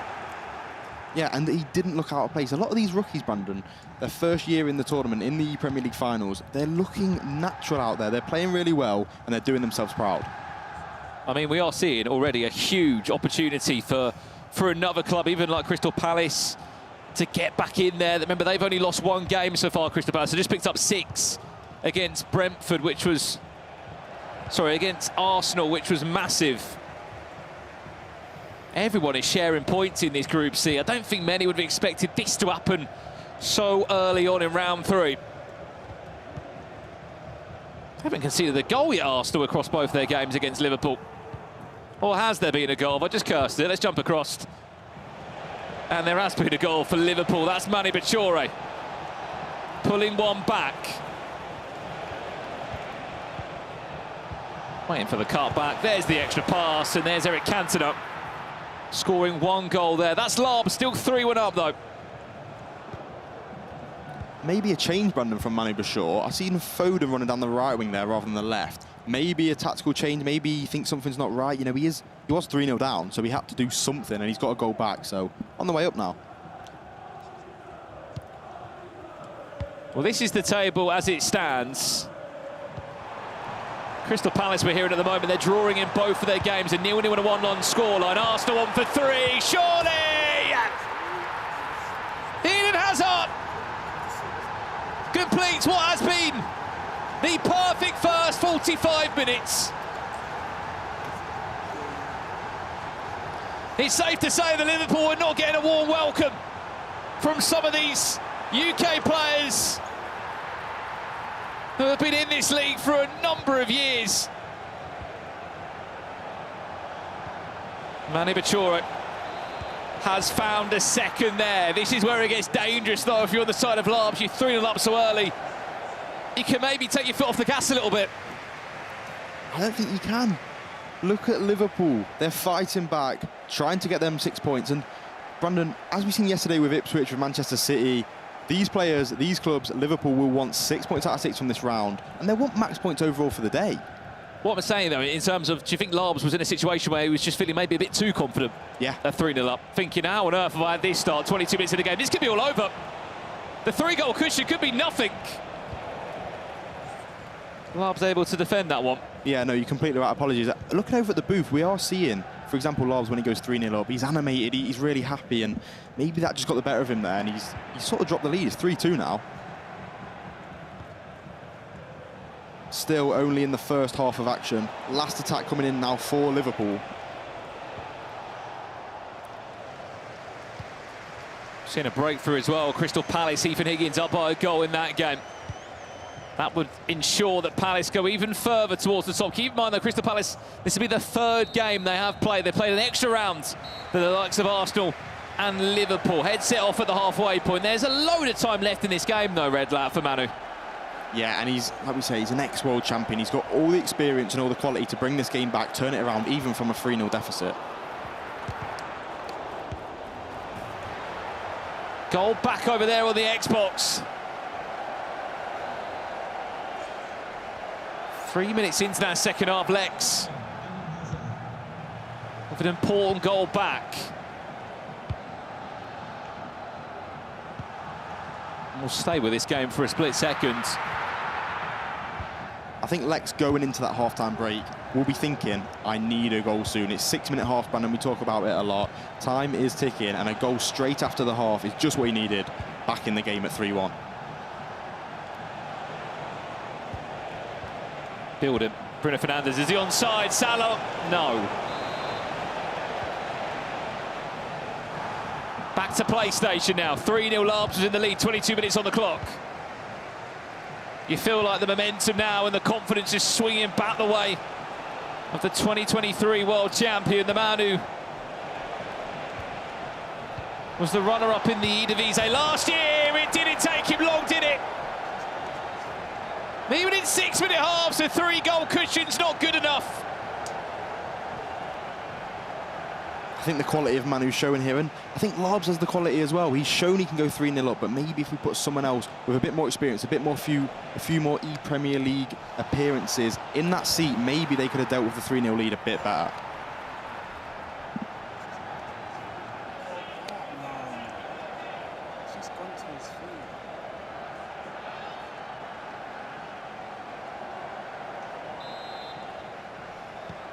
Yeah, reaction there from Larbs sums it up. He's got a mountain to climb. Brandon, when it comes from 3-0 up to 3-3, I feel like he's fearing the worst now. I mean, surely as a pro in this scenario, Red Lack, how are you resetting? Because you've had a 3-goal cushion, you're celebrating, having a great time in the ePremier League. It's your first time in the competition.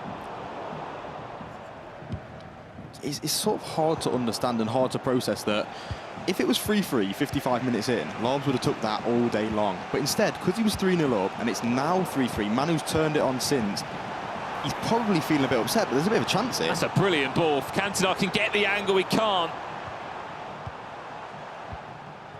Yoro just coming across and sticking a leg in.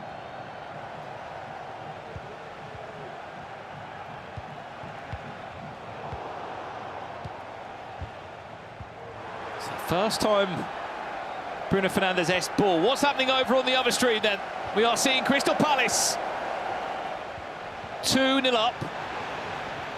And also Tom Stokes making it 3-1. That's 6 more points on the board for Crystal Palace. And look, even at a draw and a loss scenario, if Arsenal can get a draw and they can take a win in one of those games, it will take huge points off Liverpool, and suddenly this group becomes so open. Even just the one result, Brandon, I think would change everything. It will change the confidence for Liverpool, the confidence for Crystal Palace. They'll be feeling like we can go and get a result. We can go and get 6 points in that last round of fixtures. But for now, they're just beating what's in front of them. As you said, they're on their way to 6 points, Crystal Palace, and that'll be huge in today's action. Chance.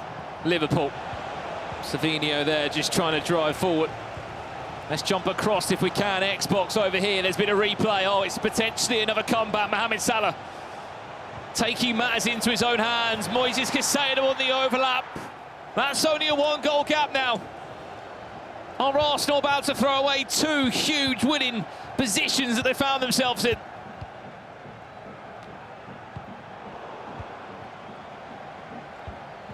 Especially after you've lost your opening tie, Red Lack, and you've taken 0 points from your first 6.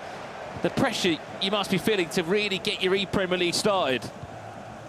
I think the fact that they're now playing the favourites on paper is really, like, made them confident at the start, but since dropping the lead, I'll be real, it's probably drained all their confidence, because dropping a lead, they're probably a bit embarrassed. We've seen the animations, Ricky, RSD celebrating, Larbs celebrating in person, to now be... What a chance! What a chance! Wasted, he won't get better than that. He's looking for that first time through ball 1, 2, 3 times before that, and that was the opportunity that he's not going to get again. Both these games so Tightly contested as Arsenal give away possession back to Lex of Liverpool. We're back on the Xbox now. He's only 1 goal behind, but he's building into the game. It's the French pro.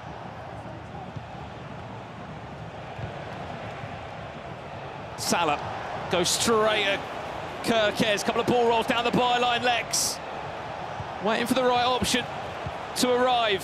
Bruno Fernandes can twist, can turn. Cantona, bit of goalkeeper movement that nearly came into play. He's going to fall back again. Bruno Fernandes, Cantona, Bruno Fernandes! Liverpool are back from 2 losing positions on the PlayStation, the Xbox. They're now in for a chance to go and take potentially 2 more wins. It's a big mistake from Ricky, from RSD. I think he's done the good defending. He almost stopped the inevitable and then just give the ball back. 82nd minute, I didn't even realise we were that far into the game. But 2 points here for Liverpool wouldn't be a good result for their standards, so they're probably still upset. They're probably going to push for the winners. I think Arsenal will be even more annoyed, Redlack, if they were to not take more than 2 points from this round, especially in the winning position they were. Travella, Green, Alexis McAllister. That would have been perfect.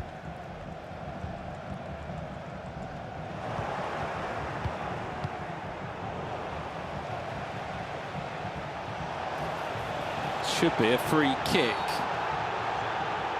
Well, on a yellow card, Kirk is flying into a tackle there. I thought that was a red. Was that a slide tackle? It looked like one. Well, he's being given a bit of a lifeline there as we jump into a pause. Are we looking at him taking him off potentially to stop that being the case? We are hearing in the other game on the opposite console. There is a B stream in action if you're looking to tune into Crystal Palace in their matchup.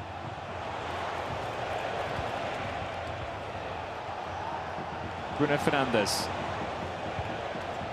Chance to break away. Keep in mind as well that Brentford do sit out of this round. They've had 9 points from 12. They've had a great tournament as well so far.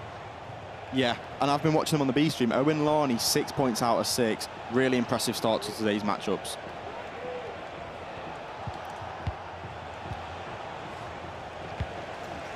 Full-time result. He won't be happy with that as much as it's not a loss from the winning position that he found himself in. To only take a point from it. Lex does remain unbeaten on his console side in a Liverpool shirt. Back over here now, you just feel like there's going to be one more big goal in this one. They've both had big chances though. This is another one. Has to make this happen, Larbs. 1-on-1. Goes in. But this time, can he hold on to it?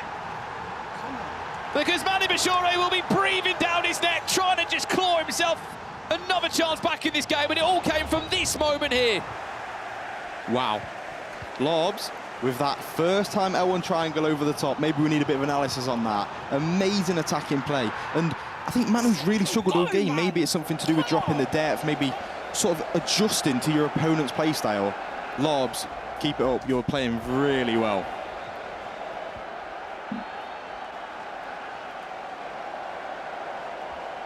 I wasn't sure whether to call him Lobs, just because he lobs the ball every time.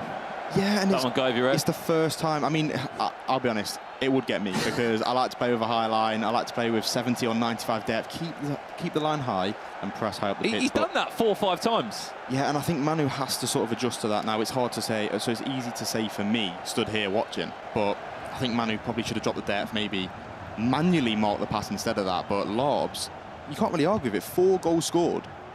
Just looking across here as well, Tom Stokes, 7-1 win in his game. Massive result there, and they will soon be alerted by the news that Liverpool find themselves in this situation at the moment. Only 1 point as it currently looks from 6 in this second round. They will not be on for maximum points. It won't be as easy of a road as many would have expected it to be for him. If you're Larbs in this situation, Red, like how are you seeing out this game? as like him, probably as panicky as him as well. He done really well with the initial game management in the corner of the pitch. Did lose the ball and then a rash tackle. Maybe when you didn't need to do that, Lobs, you could have just played on. 30 seconds left, Brandon. Is he going to keep the lead? Massive switch of play there. Full-time result. Manu Bachoore in a Liverpool shirt will not remain unbeaten in the Premier League. Only 1 point from 6 in their round 2 after they started so well against Everton. This Group C is moving, it's changing, it's remaining unpredictable as ever. And the best part is, there is still 2 more rounds to come here from the Premier League group stages. Next up, Liverpool take up the informed Brentford side, and it's up next.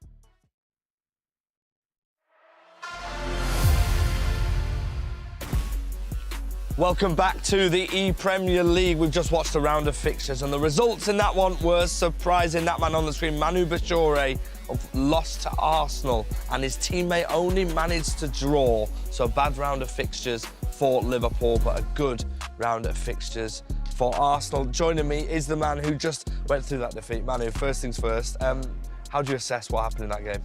I don't know, really couldn't adapt that quick to his style of playing. It was pretty one-dimensional and yeah, it kept working every time. So it was my mistake, I didn't switch on and yeah, in the end, deserved win. When you say it was pretty one-dimensional, what was his play style then? Well, he just played into Bruno and then first time to Cantona. And I would say I got a control over it at some point in the game where I came back, but after the 3-3 I really couldn't keep the momentum going, and yeah, he scored again. I saw also Lex was drunk, so that maybe made me go a bit more for the win. But, yeah. It's just one of those things, I guess. You got Brentford up next. How are you feeling about that fixture? Yeah, it's eager still to get back into it. Yeah, it's still in our own hands, so no reason to worry or whatever. So we'll both play our level, we'll win both games hopefully, and then it comes down to the decider. Well, Manu, we wish you all the best in that next fixture. That's coming up next, but behind me is Ryan Bachoore and Redlack, and I think they're ready. Yeah, thank you, FG. Great interview to hear from Manu, top professional as always. That loss has surprised me. The results in that round surprised me in general. We'll take a look at them. You got the pleasure of seeing those as well unfold in Group C. Arsenal 3-3 Lex against RS Stegan, and Larbs 4-3 against Manu. And I had the pleasure of watching Stokes represent Palace and Ethan against Everton. 7-1 victory for Stokes against Jay Sharp, and Ethan 2-1 against Impact. Yeah, I think Palace are absolutely flying. Now, I know you was tucked away in the B stream watching that. I was here watching Arsenal versus Liverpool and watching Larbs put on a masterclass. I feel like we need to analyse some of his goals, right? Yeah, I actually haven't seen the goal. We've got it on the screen right in front of us, Redlack. So I'm going to need you to just direct and let me know what happens here as the clip plays on now. 3-3, 83rd minute. Tensions are high.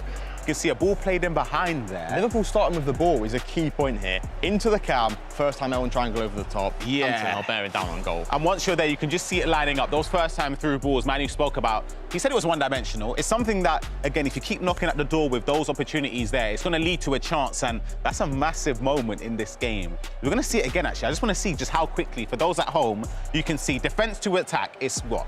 One pass here. Yeah, if we slow it down now, yeah, pause, bang. There you go. Bruno Fernandes with that first time L1 triangle over the top. Look at Cantona. He's on the last line of defence. He's ready to run in behind. He's got a one-on-one with the goalkeeper. There doesn't even look to be any sort of danger here, if we're being completely honest. That's just how quickly you can turn defence into attack with somebody like Bruno Fernandes, an L1 triangle over the top there, sending Cantona in behind. And XL Lobs, he would have been excited at this opportunity to make a statement. One-on-one here, Red. Like, how hard it is it to stay composed in these situations? Really with hard. The finish there into the corner, right into it, just slowly trickling past the line there. XL Lobs, that is a massive, massive victory. And you can see how much it meant to himself and Ricky. That's a huge boost of confidence from them because they lost their first game together. So to win that is huge for them. Yeah, as you can see, so composed when he went one-on-one with the goalkeeper. Yeah. That tap shot, just tap in circle, flying it under the keeper, scoring a goal, and as animated as ever for Larbs, a huge win for Arsenal. Yeah, absolutely. I've got to head off because I've got to see the games unfold for this upcoming round. But Red, like, I can't wait. This group is really starting to take shape. Let's send it over to Rich. Thank you very much, Ray. Come on over, mate. Come over. We've got some games to commentate. Liverpool back in the featured pod, and they've got a huge match taking on Palace. Just before we get into the serious stuff, a low-driven shot right there. I'm not sure he's somewhere watching. He knows the low-driven. Those Larbs. He knows the low-driven. He'll like that one. Let's get into this because it's a massive game. I mean, Brentford, especially Owen Larney, the form player in this moment, 6 points from 6. Himself and Ethan. Yeah. However, Manu spoke about he'll see what happens in the last round. He's forgetting that Brentford are right there. Yeah. Brentford are sniffing. They smell something where they could even top this group. Owen Larney has been superb. Chapokin, in my opinion, one of the most underrated players in this tournament. Anything can happen. If you want to see everything, by the way, that link that you just saw down below, Premier League's YouTube channel, where you can see if Arsenal can keep up that good performance against Liverpool. They're taking on Everton at the moment. Let us know as well, at home, who do you think is going to win this group? It's the tightest group we've had all weekend. It's coming down to the last couple of games, which we can't have said yesterday in Groups A and B. City and Ipswich ran away with them. I love it. It's a big game coming up. We're going to start with Manu Bachoore, 2023 World Champion. He just said, I just got blindsided by a style of play that I didn't expect coming into this game. How does he bounce back? He seemed really composed in the interview, but he always seems composed. Yeah, I love it that the group is like this, to be honest with you. I'm actually quite excited for Brentford. I want to see if they can cause an upset here. Owen Larney and Chapokin up against Lex and Manu Bachoore. It's... Wow, I'm surprised that first... I didn't get to see the game. We didn't get to see the game. No. We hear the results and the games unfolding, but for Lex and Manu, I spoke about them getting 24 points. Yeah, that prediction's out the window straight away. You can see the players preparing for this game. For Liverpool, if they want to top the group, they need to win this. And for Brentford, if they also want to top the group, they need to win this. This is a massive, massive game for both teams. Absolutely. As always, let us know who you think's going to win that group. There'll be a poll going in the chat right now. Who wins this game, in fact? Liverpool or Brentford? Because it does feel coming into round 4 like a pivotal moment in the ePremier League groups for 2025. It's going to be Manu Bachoore kicking from left to right in that Liverpool strip, and Chapokin from right to left in the Brentford green. Foden, early chance, Travella, green time, good block from Haaland. On the other side of the stage right now, you've got Lex taking on Owen Larney. Foden, once again, in this danger area, just inside the edge of the D. Can he create something? Technical dribbling through to Salah, and he finds the top corner. Manu Bachoore has woken up from his slumber. Yeah, that's nice. You can see he sort of baited the Travella there with Phil Foden. You can see the movement from Chapokin. He sort of abandoned defending just to make sure he could get the goalkeeper in the right position. You'll see it here. Phil Foden dribbling. He cuts back here, and you see the goalkeeper movement, shuffled across. Defensively, didn't switch because he was moving the goalkeeper. A pass into Eric Cantona, and a great start from Manu Bachoore and Liverpool. They needed that. They needed a very, very important start here.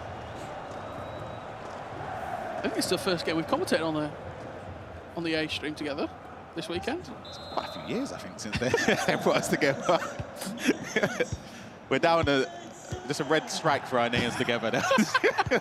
They never let us on stage together. Of course, just around the PlayStation side of things, Xbox would be interesting to see Owen Larney perform against Lex. We've got a goal in the Xbox, and it's gone Liverpool's way. Eden Hazard, technical dribbling once again, just dancing through that defence. They've woken up, Liverpool. Yeah, that looked easy, to be honest. I think Owen Larney's coach behind him saying, don't panic there. Defensively, it just felt as if maybe he's expecting a speed boost or cut inside for a Travella, and he marked neither of them. He just ended up...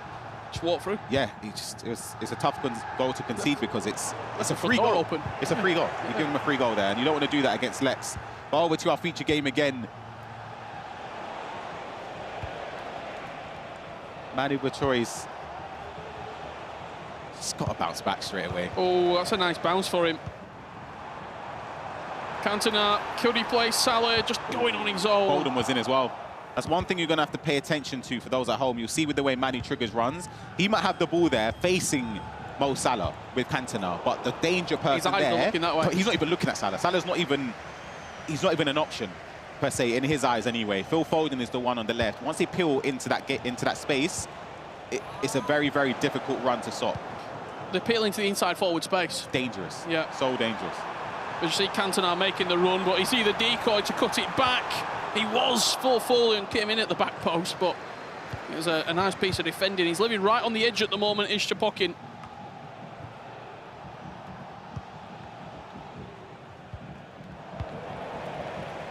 Manu just looks motivated after dropping points. That is superb from Manu Bachoore. Yeah, he's flying.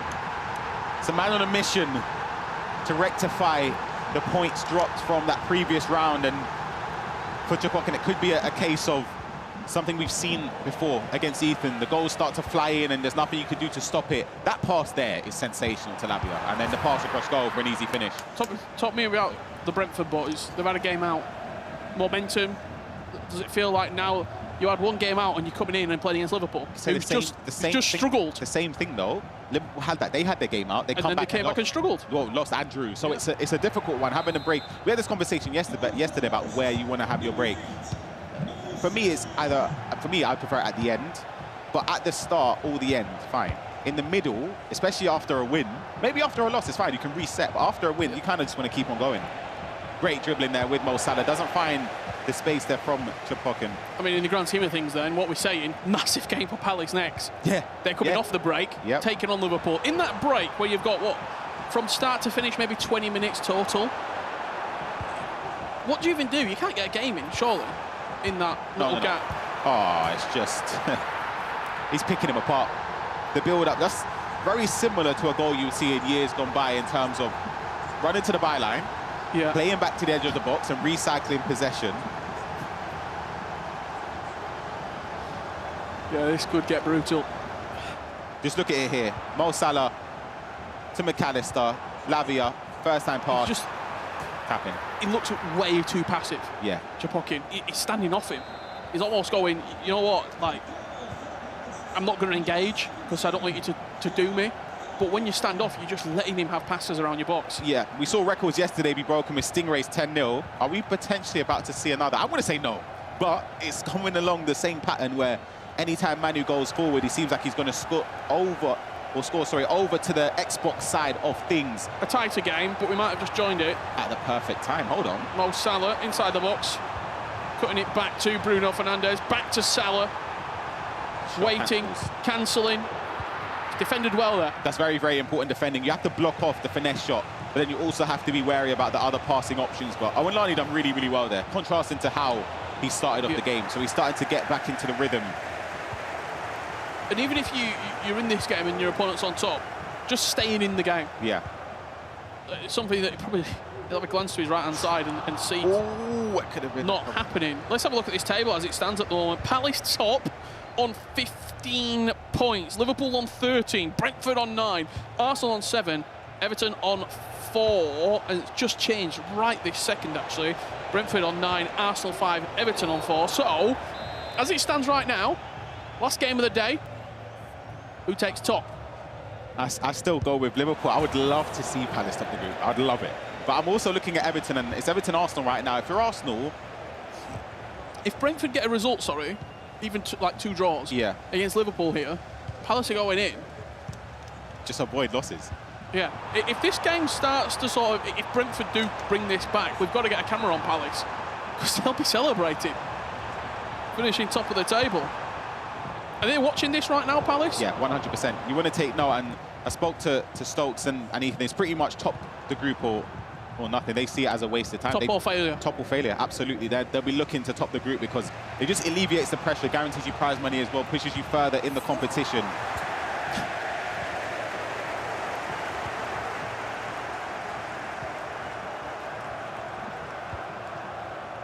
Cantona, edge of the box. He's dancing again. Plays Salah. The goalkeeper movement was good. He predicted it. And he keeps the scoreline 1-0 as we go into half-time. That could have been decisive. Absolutely. Awolani's hanging on for dear life. Goalkeeper movement. Surely not. It's offside, surely, yeah. Goalkeeper movement, I think, was a bit too early. I think Lex, when you're in those patterns, it's very easy to fall into muscle memory and think, all right, I'm going to shoot across goal. That's what I do all the time, but... Let's see how Arsenal are getting on. Yeah. They've just had a result of their ePremier League against Everton. This was a goal back for Everton. It actually wasn't, sorry. He's lost the ball from the corner, and it looks like he might have been counter-attacked. Lewis Skelly nicks it off Bradley. This is the goal. Palmer puts the ball in the back of the net. Yeah, I did have Larbs as my underdog of the day. He's been up and down. The massive victory against Manu, but if I'm being honest, it was mainly from what I was hearing throughout the scene, and I think he started off well in his first event.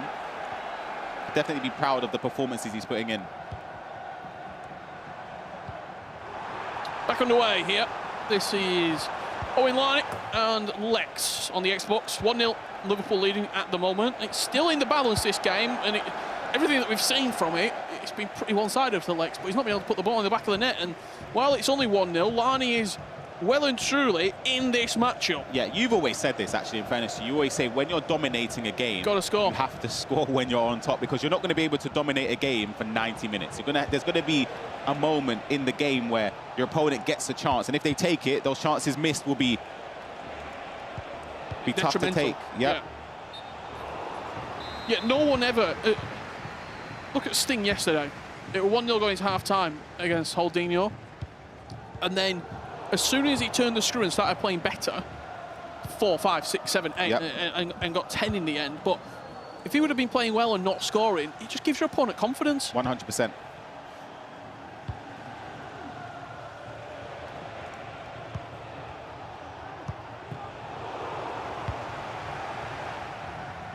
Let's have a look here. You can see a 5th goal going in for Manu Bachoore. Cantona, reversal last to go away, extra pass, Bruno Fernandes puts it in the bottom corner. That game's almost wrapped up. That's going to be 3 points to Manu. And I've just seen out the corner of my eye, Manu was just watching Lex at the moment. He's got all eyes on Lex's game. That's the match that's tightly contested at the moment. Yeah, I guess one thing we will say is that the 10-0 record won't be broken in terms of goes without a response.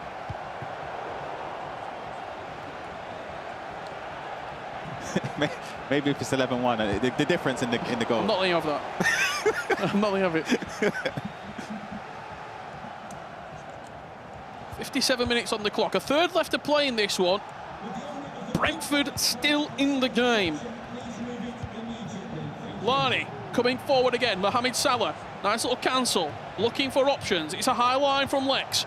Can it be punished? That's red-timed. If that's green, it's probably looking good. I actually think that's a goal if it's green, you know. I think he worked that well with the finesse, just looking for it, because he triggered runs, he forced. In those areas anyway, you have to respect the triggered runs, because if someone dinks a first-time ball over the top, they're one-on-one, they're going to score more often than not. So just being able to focus on more things than one. This could be game. Cantona waits, takes his time on this occasion, and finds the opposite side. I genuinely thought he was going to make the same mistake again when he shot that side, because I thought the keeper shuffled there. Yeah, he did. I thought the keeper was going to save it. We're able to see the replay, though, for Lex to get the 2-0 lead for Liverpool. Very important to get some breathing room, because Owen Lani was looking to get back into the game. You see the triggered run, just on switch over. You see the keeper movement. Now, it doesn't really shuffle back. I thought it did, but it shows that he learned his lesson from that opportunity early on in the game.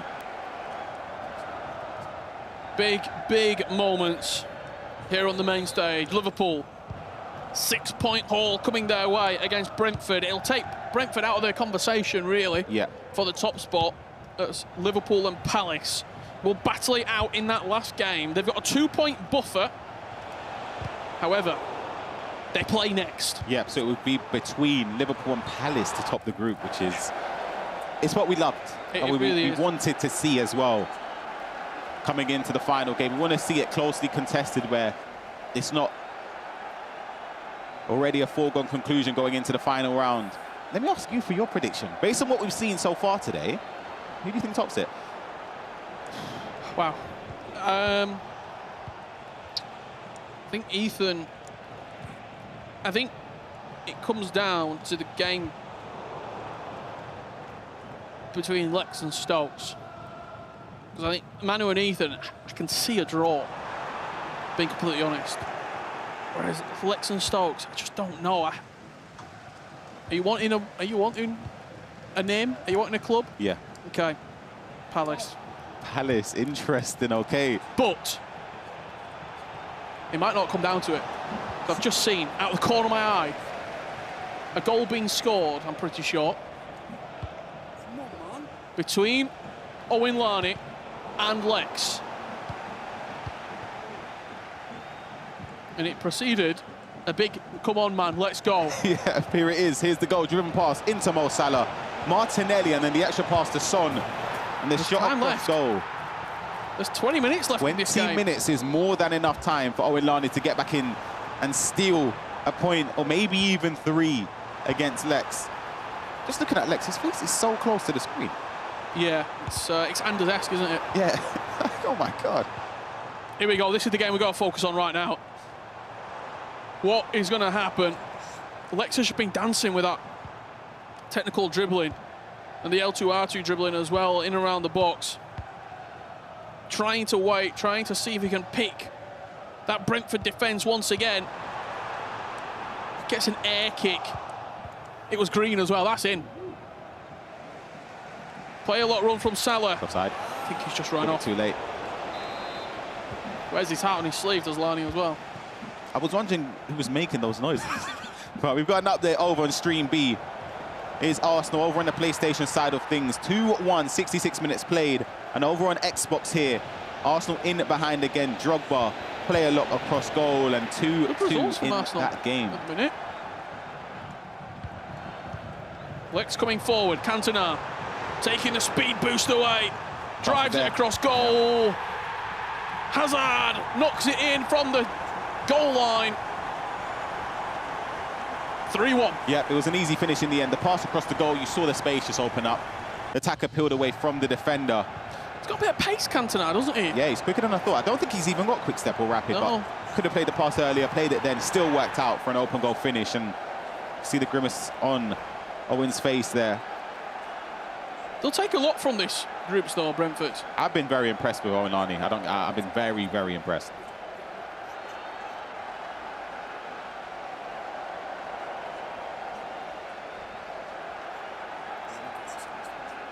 Let's wait and see what we've got cooking up here. It's a big game that's coming right around the corner. Liverpool will maintain their position on the main stage. Crystal Palace will join them, and it is going to be a fight for the top spot. And for those at home wondering, we saw it yesterday, a theme after the group finished, and it will be the same for Group C as well. We'll be seeing the tactics codes. So if you wanted to play like Stokes at home or like Ethan, you want to get tactic codes from the likes of Lex and Manu Bachoore. Wait on and see. Later on in this stream, we'll be able to give those to you at home. Oh, a chance. This could be a game done. Yeah, giving the ball away. Lex fist pumps behind to the coach. He knows what that means. 4-1. As Liverpool look to run out and get 6 points from a possible 6 against Brentford. I don't know if, as you see, Liverpool scoring this 4th goal here. Oh, it's a mistake. It's the pass there with Lewis Skelly. Pass across goal. Simple finish. Eden Hazard has been the player for Lex. Here it is across the box there. And it's Arsenal into the bottom corner. Last minutes. But then also on the other side of things there, Everton pushing it forward. A pass across goal. Thierry Henry against Arsenal. 2 last-minute goals. 2 last-minute goals. I believe that last-minute goal fell in favour of Jack Sharp for Everton against RSD. So it looks as if the points will be shared between Arsenal and Everton. 3 points apiece. Is that Everton's first? No. How many points do Everton have? I think they were on 4 when last time we saw that as it stands table, but that will adjust and swap around. I think it's the first win. Could be mistaken. I mean, we might. So many games going on, Rich. I have to keep note of every single one, but ball in behind, tried there for the through ball with Lex. Nice play there from Owenlani.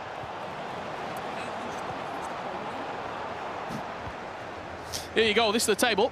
You wanted to see it. 3 points Everton stands, 7 Arsenal, Brentford on 9, Liverpool on 13 and Crystal Palace on 15, top of the table. So it was this moment. It was the first set of points there from Everton. Interesting though, we see Lex going through, composure, near post, 5-1. Game, set and match. Goal difference though, I was looking, that helps a little bit, it brings it closer. I think it's the difference now is 4, but obviously they play each other, so the swing will be quite drastic. We've also not seen what Manu's been doing. Yeah. This is the 5th goal here for Lex. It's going to be wrapped up, 5-1 victory. The game was there, it was quite even, quite nip and tuck, 2-1, and then Lex just kicked on. Take a guess what the score is. So, talk to me. Take a guess, no, take a guess. We left it at what, 4-1? It's 8. 8 what? 8-2. I'm not going to tell you if you're correct or not. I'll be honest, you were close. Okay. Very, very close. Is the goal difference going into the last game now non-existent? Yeah. Okay. 8-1. 8-1. Manu Bachoore, you don't want to poke the bear. Lost the game and then... Poke the grizzly. This is the replay of...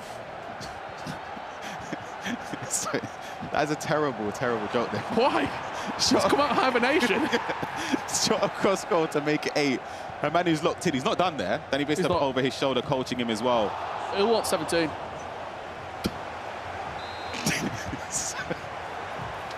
Oh, goodness, Richard. Manu. Ooh, it could be. He's going to get 9. Cantona inside the box. Twisting, turning, couple of step overs, fires across goal. It's Green.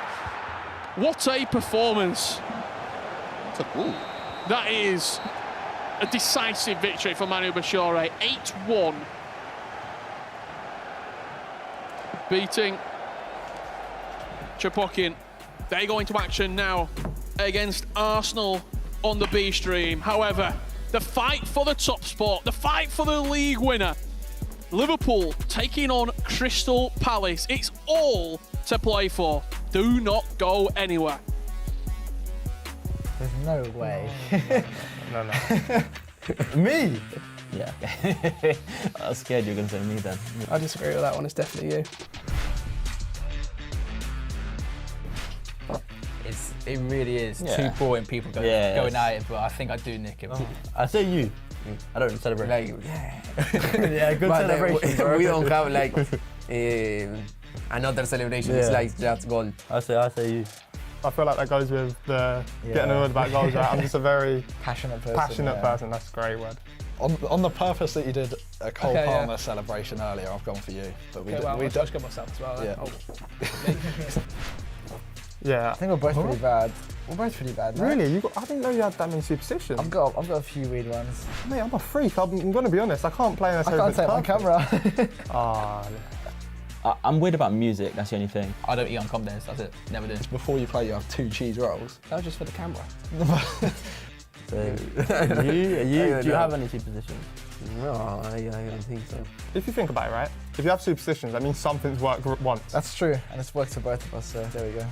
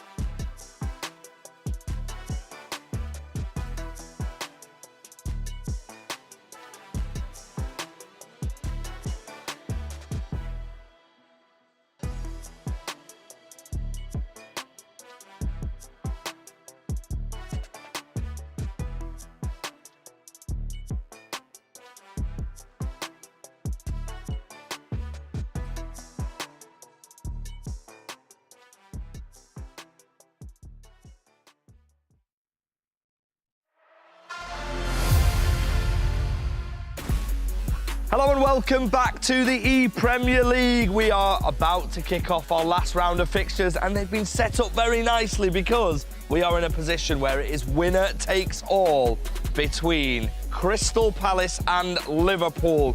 The last round of fixtures have set this up so nicely. Let's talk about them, Casey. So Liverpool 6 points out of 6 in that one. Everton and Arsenal 3-2 in both. 3-2 for Everton, 3-2 for Arsenal. Here they are. Spot on. Wow. Spot on. From the stream B. I mean, but let's talk about Liverpool Red Lac a little bit more, shall we? 5-1 and 8-1.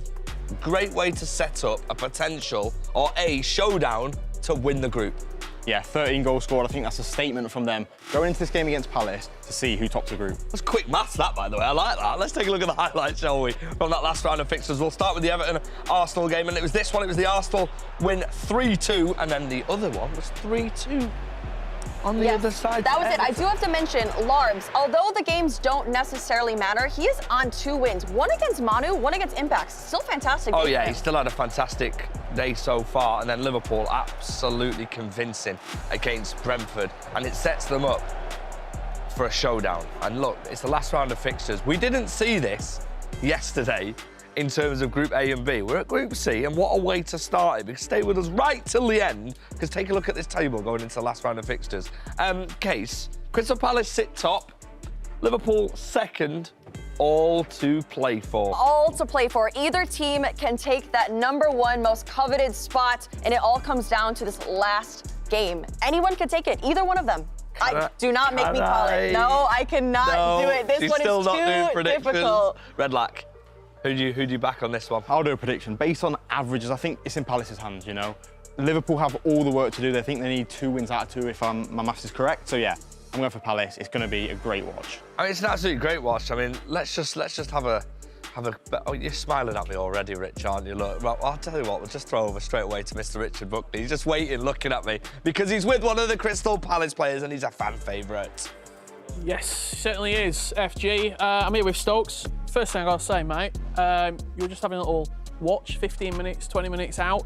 Yeah. What did you make of that Liverpool performance? Obviously, we know them. There's no secret, right? It's Lex and Manu. Like they're in our region. We play them loads. Like we know what to expect.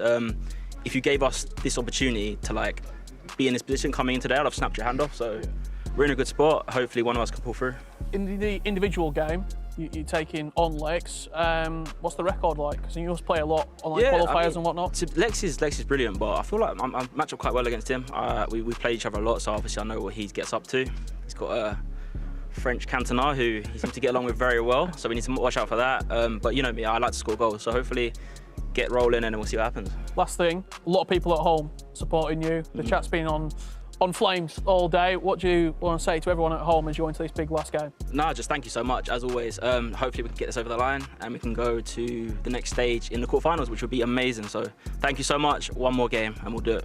I'll take that off you, mate. You lock in. We've got a big game coming up on the main stream. I'm going to jump over with Ryan Pessoa on the B stream. You can find me YouTube Premier League channel. This game is massive. Fight for top, Palace versus Liverpool. Let's have it. The title is ours.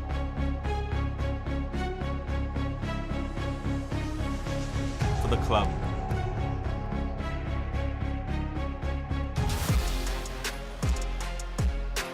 Well, it couldn't end any better than this, could it, in Group C? We teased what could happen, what maybe could happen in this group. It's just ended in the perfect way. Red Lack and Case joining me for this last one.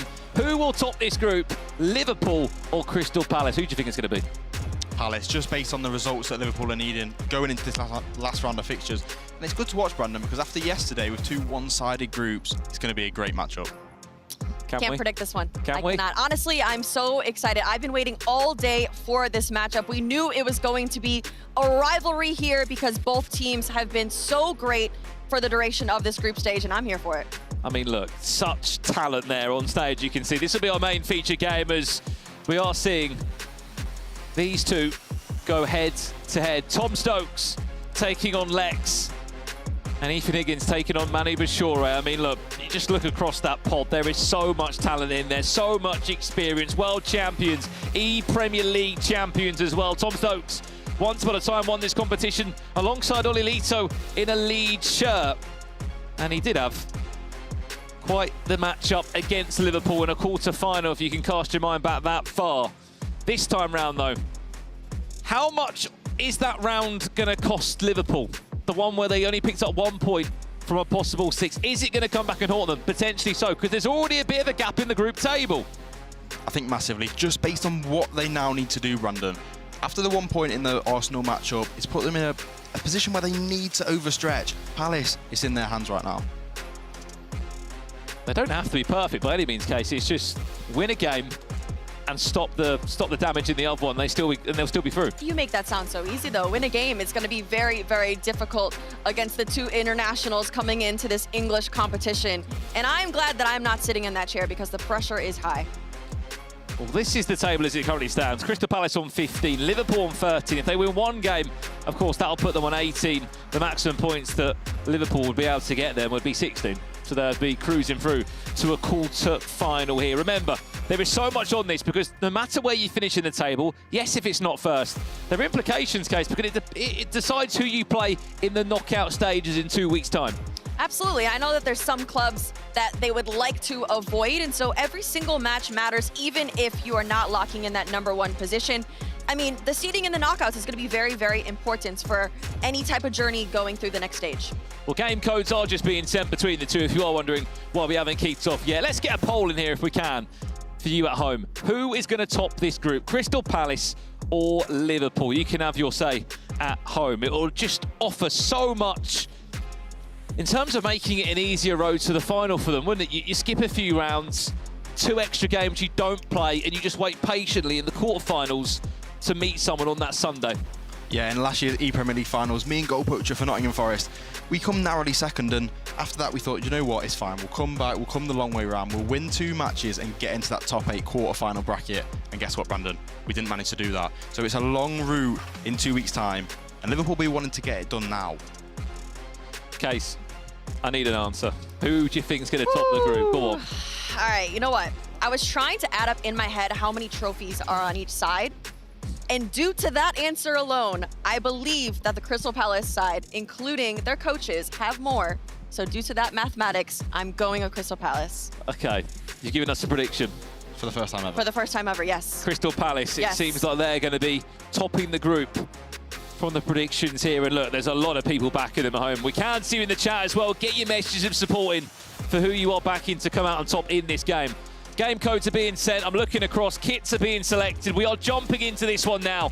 Chance to top Group C in the Premier League. Chance to make your life a bit easier with a spot in the quarterfinals. They're kicking off at the same time. We're going to do our very best to jump between these 2 games.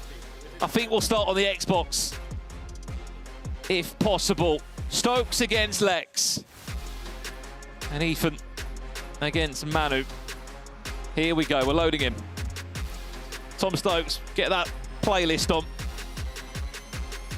What is it? Best of the 90s? Could be, could be. Did you listen to music when you played Red Black, or is it only game sound? He's got a brilliant stream playlist. Yeah, not from the 90s, however. Okay. That wasn't around back then. But yeah, really excited to get into this game. Brandon, it's got that big match feel, and I'm just so excited to see the outcome of these 2 matches. Look, we've been asking for a moment like this in the Premier League group stages because it has been a lot more simple for the other groups. Ipswich made it look easy. Manchester City, as much we tried to build the narrative around Chelsea clawing back and making it difficult for City, they were just able to run away with it. And this is it. Who tops the group, Liverpool or Crystal Palace? Tom Stokes coming forward with his first chance of the game. Palmer tries to put it into Malum. And we're hearing there's been another goal in the other game. Liverpool then might be 2 points off top spot, but this would put them top with the current situation. Foden able to find the one more pass into Bruno Fernandes. As it currently stands, that would be 17 points. It could be even more as Lex just puts it wide. That's the table right now as it stands. And what's so interesting on that as well, Red Black, look at the goal scored, look at the goal difference. Wow. plus 13 goal difference over the 2 players combined, and plus 14. But Brandon, look at the rest of the teams, -10, -13. Shows how ruthless they've been in today's action. I didn't expect the gap to be as big as it was. At one point as well, Case, Brentford was so in it. They really were, but in the blink of an eye, in one single round, you can drop points. That's why you literally cannot drop focus at any point of this competition, because teams like Crystal Palace, teams like Liverpool will take advantage of those situations and jolt to the top. And the team element in this ePremier League is so important. Remember, as soon as we get to knockout stages, it's an aggregate scoreline. Penalty shout, yes, it will be. It's a clever trick, Lex fell into the trap. And a huge chance for Crystal Palace to put themselves back top of the table. Bruno Fernandes, the most picked player in these teams, does score. That's Tom Stokes puts himself in front, and even though they're in a losing position in the other game, they have a point gap on Liverpool. As you say, Brandon, the table's changing after every goal in this group. A huge matchup between 4 amazing players, and goals like that need to be scored. Brandon, if he missed that penalty, he'd be regretting it all week. I mean, he's the most picked player in these teams for a reason. Update, PlayStation, there's been a goal. It's a second for Manu Bachoore. He's doing everything he can to help this Liverpool side out. Phil Foden, ball rolls inside. Manu 2-0 up. Manu 2-0 up, and we knew that matchup was going to be a good one versus Ethan. As we see the goal fly in there, Stokes is not happy about that. You know what that means? Liverpool, they're now back top of the table. This is going to move a lot, Redlar. This is going to be a really exciting end. Yeah, I think that's what we've hoped for, though. We don't want it to be one-sided in this final. We want to see tops and turns and see who ends up on the top. But it's so effective, that pass in behind with the incisive pass play style, and a really good way to attack from Lex. Well, we will give you an updated table shortly.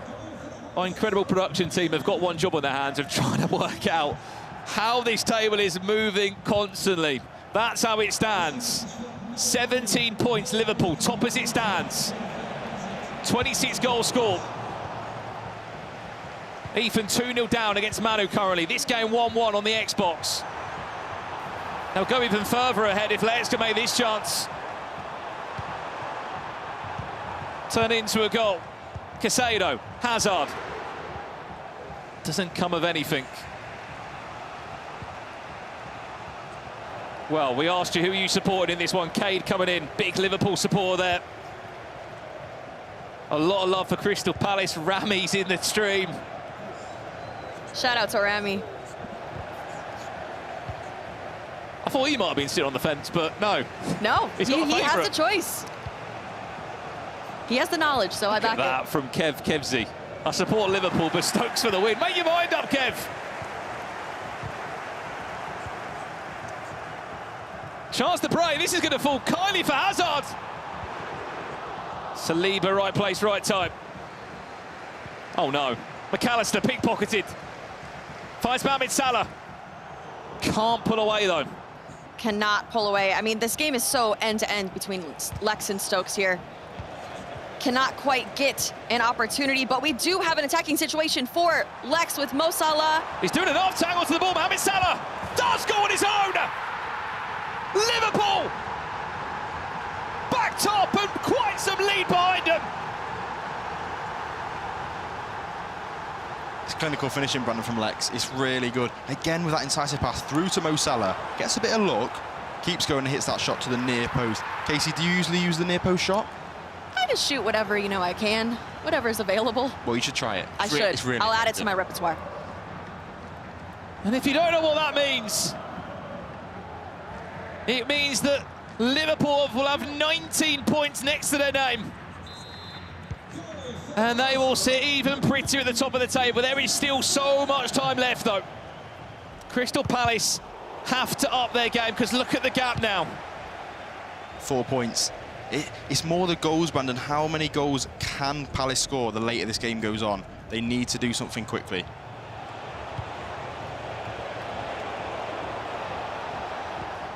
We must remember as well, we're only 30 minutes in, Brandon.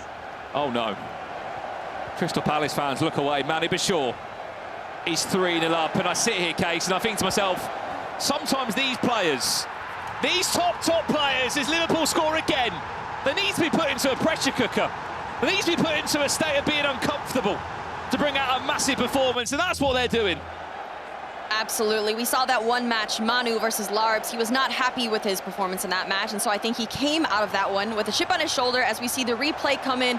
Mo Salah dribbling it in, sends it to the top left corner. Stokes is not happy, but Manu is getting that momentum, hopefully keeping him on top of the table. Through the pro glasses, Redlac, on that Crystal Palace side, you're in the situation you are now. What do you want? Do you want some words from your coach? Do you just want to get into a pause? What do you need to do to just refresh? Yeah, maybe a pause, like you mentioned. I think it's slipping away from Palace at the minute. They need to do something. But on the other side of that, Brandon, we did see that incisive pass again from Cantona to Salah out wide. And I think And there it is again. It's magic. It could be even worse. Salah sends the goalkeeper. Very nearly packing. Petr able to recover well. Update. Goal back for Palace. Ethan Higgins. That's only the 29th minute case. No, there's plenty of time to play. We say 6-minute halves go by quickly, but a player like Ethan H, he could definitely get back into this match. It's going to be a hard one, but it's definitely possible. Well, look, the Premier League gave us some late drama last year in the grand final when Man City played Brighton. This is only the group stages, and it is living up to the hype. Eden Hazard's. It's a clever idea. They couldn't quite link him with Cantona. Yeah, and Cantona, a squad restriction that 10 million coins, we've never seen it before. And like I said, that incisive pass is what separates Cantona from the likes of Drogba that Stingray uses. Instead, being able to pass it as well. Also, Crystal Palace needing a goal now. 3-1 down in this game. Trying a first-time pass doesn't work. He has got a power shot plus as well, Cantona, but we're not really seeing that, are we? No, I think power shot was sort of really effective at the start of the game. There's been a few updates, been a few patches from EA's side, and now we're looking more at a finesse shot kind of meta. Half-time is on the horizon. From 1-0 down to 3-1 up. It could even be forward at the break. Lex. Cantona stopped in his track. This is a big opportunity case just to take a breather for Palace. Reflect, refresh. Huge 45 minutes coming up. Absolutely, and as we look behind them, we see Gorilla and Shells as their coaches, getting them through the halftime, giving them the experience that they have had throughout the years. And I would love to, have an ear in those conversations, because I'm sure it's vital information. That's the play you want in your corner, though, Case. A world champion, Gorilla. Coach last year at the Premier League as well, was coaching Aston Villa, I believe, last year. It's one of those as well, Red. Like, he can't sort of tell Stokes what to do maybe better in the game, because, look, they're both superb players. He won't want to need that, but what will he want to hear at 3-1 down? Yeah, and I think someone like Stokes, he doesn't want to be told how to play FC25. He knows what he's doing. He wants a friend there like Gorilla, someone with experience, so just tell him to calm down, take his time in the pauses, maybe a little tactical adjustment, but nothing too much. 45 minutes for Crystal Palace to turn the tables and put themselves top into a quarter-final.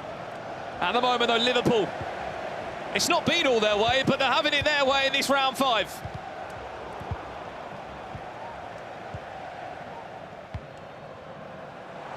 Cantona able to find Eden Hazard. Has he got the legs to pull away? So much time. Hazard makes it 4, and Liverpool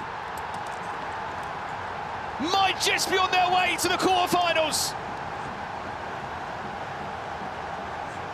As we see the replay come in here for Liverpool, it starts off with Hazard. He dribbles it in. He almost makes it look easy. Opportunity there. Stokes, again, not happy about it. Unfortunately, because he was up 1-0 in this game, but it unfortunately is just getting away from him. Why are we seeing this level of performance now from Liverpool? I think it's natural. We've seen a bad showing for their standards against Arsenal, and there's only one way to bounce back from that, Brandon. If you're a top player with that mentality that you want to win, an ex-world champion, as we've mentioned, you have to bounce back and prove the doubt was wrong. And they did that with a 5-1 win and an 8-1 win. You're wondering why I'm saying this about Liverpool. I mean, look, they picked up 1 point against Arsenal. Lab's first year in the Premier League had quite the day against Manu Bachoore, where he beat him 4-3, and then Lexi drew 3-3 in his game against RSD. It's just not landed for Crystal Palace. And if we can, when we do resume the game on PlayStation, we'll go and give you an update over there. Ethan did get a goal back last time we saw it. He was 3-1 down. I'm hearing that he is still 3-1 down. It could be 5-1 here for Liverpool. Casado, one more pass. Eden Hazard is having the time of his life on that left-hand side.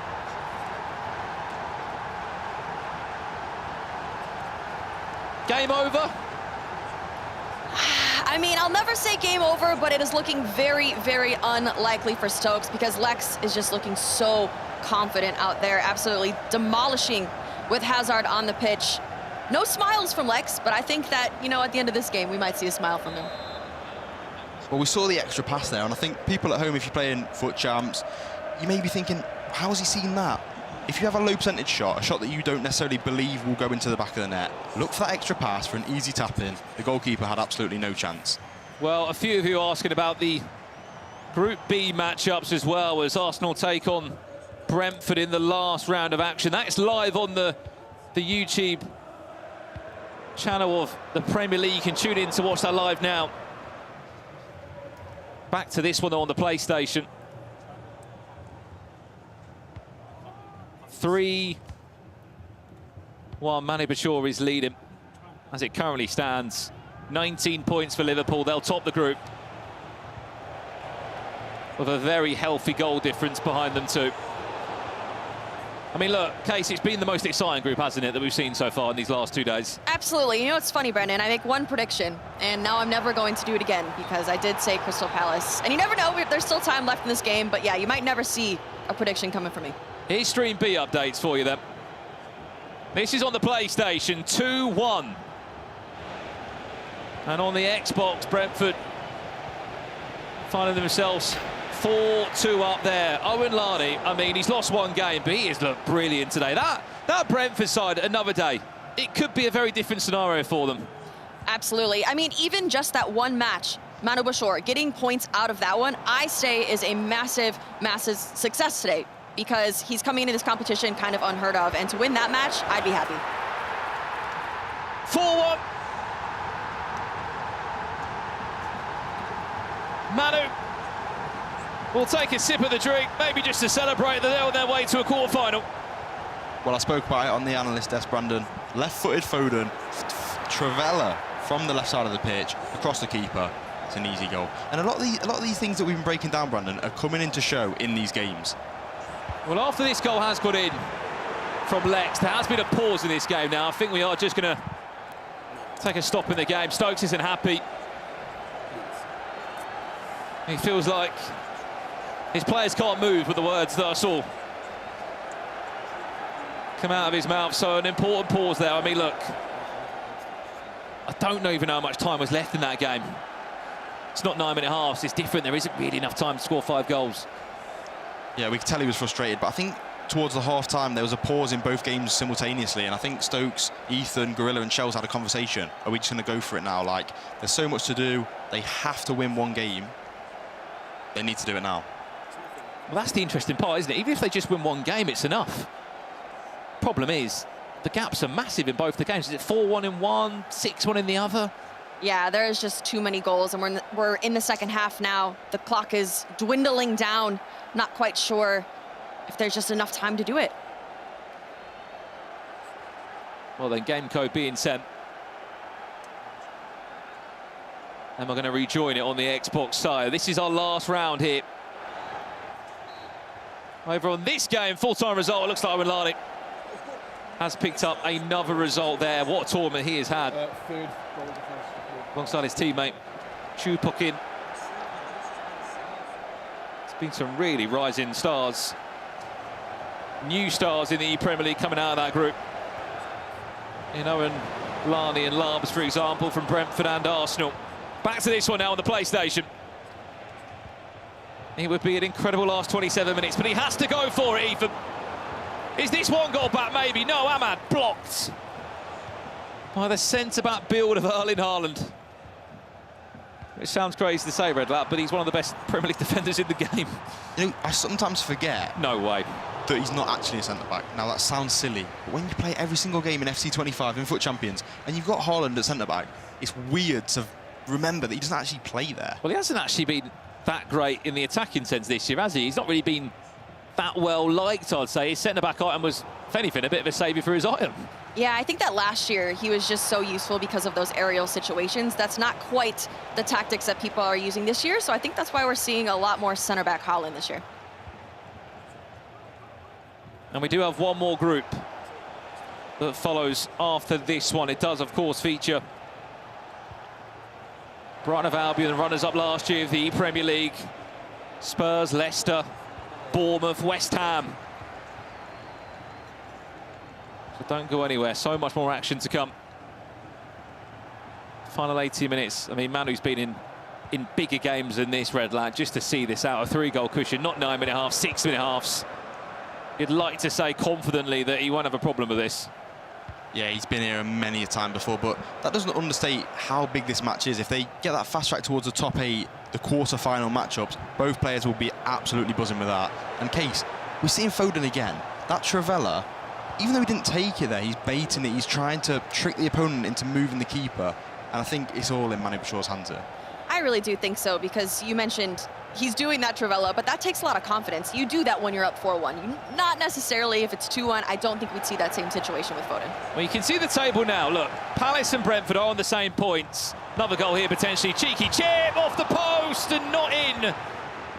You're probably thinking, well, it's a -6 goal difference for Brentford. It's where they lost to Liverpool, 5-1 and 8-1. It has cost them a third-place spot, second-place spot, which could maybe mean something in terms of the bracket. Yeah, I think that'll decide who they play against, which could be a good thing or a bad thing, but they'll be really frustrated with that. Obviously, the game got away from them in that Liverpool matchup, but they've really done themselves proud today with a huge performance from both players. We are loading back into that Stokes-Lex game. And we will rejoin it very shortly indeed. I wasn't sure what minute we were in that game. I'd probably say high 60s. But there was a 5-goal gap between the two players. Even if Palace were to concede a few more, their goal difference is still, I think, plus 13 stronger than Brentford's. They will be solidified in second place. Last 4 in game, and it's Marmoush can't, unfortunately, still get a shot away. Canton up. Can't find a way through. Look, I mean, look, we start looking at this table now, Case. Look, Group C, Liverpool, they were up there. Palace were up there. I know a famous Ryan Pessoa said that 24 points could have been in hand. It hasn't. It's not been an easy day for Liverpool. No, it hasn't. Absolutely not. They're a number 3 seed coming into this competition and expected to be on top. But there were a few moments where I was like, is someone else going to take that position from them? But it's looking like they are going to take that coveted number 1 spot. And it is still Manchester City that hold the point tally record this time round, as they did last year. Full-time result there, Manu.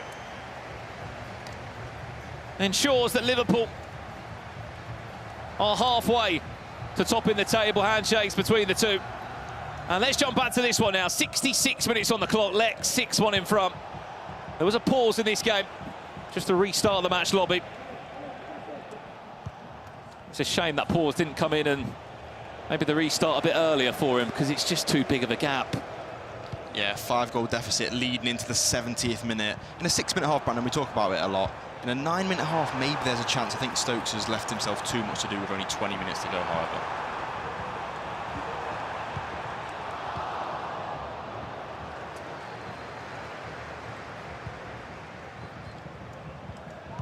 Final 20 minutes. Does he want one more, Lex?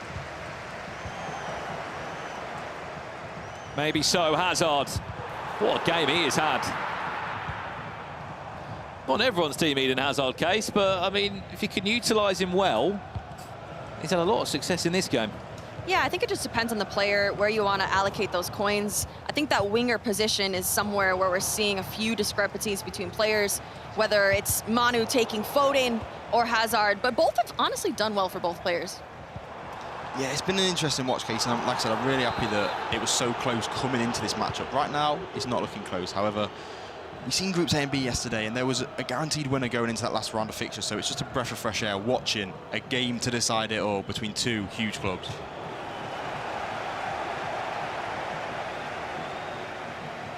Well, remember, depending on where you finish on the table, will affect who you play in the knockout round. By going top of the table, you actually skip 2 extra games. For the teams that finish 2nd through to 5th, they will have to play either 1 to 2 extra rounds to even get to the quarter-final stages.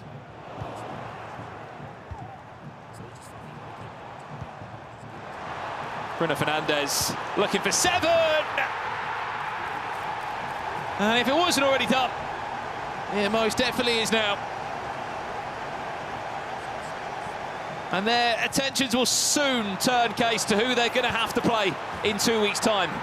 Yeah, I'm really curious how these knockouts are going to shape up because we see some of these top-tier teams going into it. But once we get into knockouts, that's when we start saying goodbye to a lot of these massive clubs. And so seeding is very important in terms of how you finish in the groups. And so as we're slotting in players into those brackets, it's getting very, very interesting.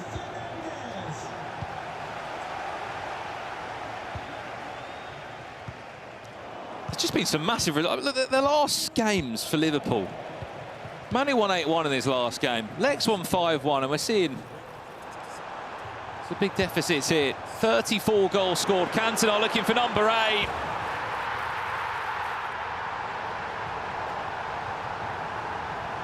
I mean, Lex, he ain't stopping. Doesn't need to score anymore, does he? No, but I think going into the last stage of the game with such a big deficit, maybe 3 to 4 goals, Stokes is just going for it at this point. Maybe a tactical change with some constant pressure sort of tactic, leaving Lex with openings in Stokes' defence. Well, I think Lex certainly wants Crystal Palace to feel this loss. Manu's up off his feet. He's just waiting to conclude this and get that social media post out potentially to say we're in our way to a quarter-final. They've recruited well, Liverpool. There was pressure on them, no doubt, coming into the Premier League. It was an early win in the Merseyside derby in round 1. There was a few bumps in the road, but they will end strong. And as soon as this game does conclude, as they get a 9th, we will let you know how that bracket is looking to work out who on earth the likes of Palace, Arsenal, Everton, Brentford will be playing in 2 weeks' time. I think Stokes just wants to get this game done. Just blow the whistle, ref.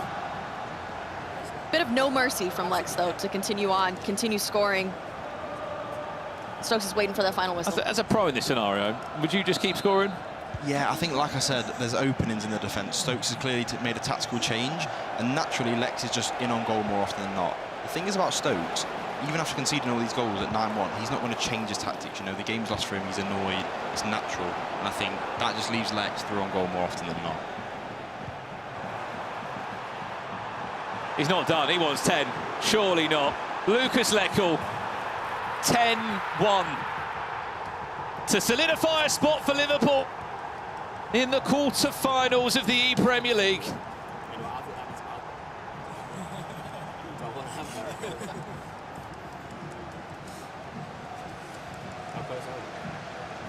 And a full-time result that will be ahead of us. I mean, it's just been dragged out here a little bit. I do feel a little bit sorry for Stokes. Just get this done. Conclude the game. And although the goals are flying in, the goal difference of Brentford just isn't strong enough. Added time. Conclude this, please. 10-1. Liverpool snatch top spot from Palace. They go straight through to the quarter-finals. In 2 weeks' time, we'll have all their eyes on that championship trophy. I mean, look. It ended well. At one point, the game was looking great. The table was moving, especially when Stokes scored first. You wouldn't believe it. He scored first in that game. But then to end it like it did, Case, I don't know. I didn't expect it to maybe go that far. Yeah, it's a tough situation for Palace. I think that previous rounds, they really had their sights on that spot, and it did really seem possible. Again, I predicted it. Was wrong. So never making a prediction again, but no, congratulations, Liverpool. Redlat, I want to get your thoughts on this. This is the table. This is 2 weeks' time, 22nd, 23rd of March. The Premier League final stages will happen. We can confirm Crystal Palace take on Manchester United. Holdinho and Gossipic, who, they weren't great yesterday by any means. That's their tie. Brentford lock in against Newcastle United, and Everton take on Aston Villa in terms of some of those changes into the group. Arsenal take on Fulham as well. Thoughts on that very quickly? Yeah, I think coming into that first matchup, every single second-seeded team is playing a fifth-seeded team. So naturally, they'll think they can win that one, but will they lose in the next round? Yeah, well, I can't wait for this next round because it's my club, Brighton of Albion, in action. They had an unbelievable round last year. They qualified for the Champions League and really pushed Manchester City to the limits. We caught up with them before coming in to the next round, where they are in action in Group D. After this, it all continues here at the Premier League.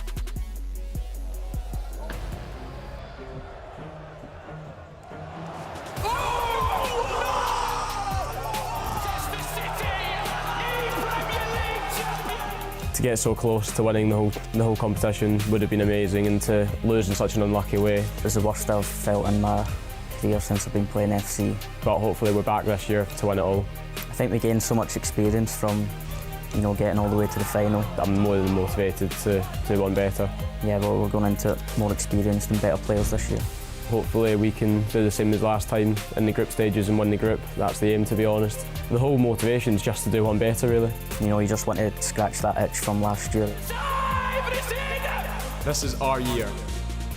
Everyone would agree that ePremier League is such a unique competition where, you know, almost everyone turns up on the day usually. Come on, Brighton. Spurs is going to be a very difficult game. Next to one of my teammates up against Mark, so it'll be interesting to see that, and I'm playing #Tom. Our expectations for the groups are to go and win it, you know, to go and try and get 12 points each, go all the way and, you know, score one more goal than last year. Just see the mighty seagulls flying.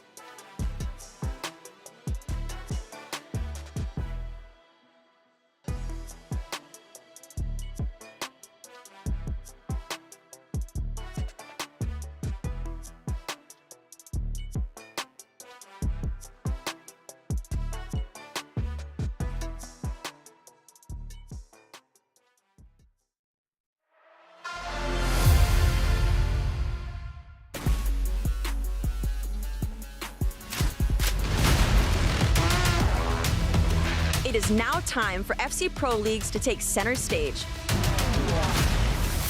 She must score for Manu Bachoore. She doesn't! And Ajax 2024 Eredivisie champions. Manchester City, ePremier League champions. Big chance. The 2024 champion. Goalkeeper!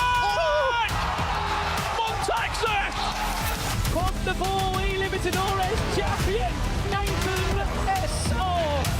ridiculous 99. The Liga SC Pro champion, Japonzo of the New England Revolution, will be champions in Italy. 2024 E-Champions League champion. Ready to support your club? Let's go. Hello and welcome back to the ePremier League. We've just seen the partner leagues there. There's a lot going on in the world of FC, but we are on Group D. As you can see, some of the players we are about to see in action. We've got the hashtag guys in action. We've got Nick Sneb. We've got so many players still to play. We've also got Mr. Richard Buckley and Brandon Smith. Richard. Are you ready now? Just go on, mate. Just are you go ready? On. Just tell everyone, go on. About a minute and a half too early there? Yeah, I did go a little bit early and I did the intro and then Brandon Smith's voiceover came over the partner league promo.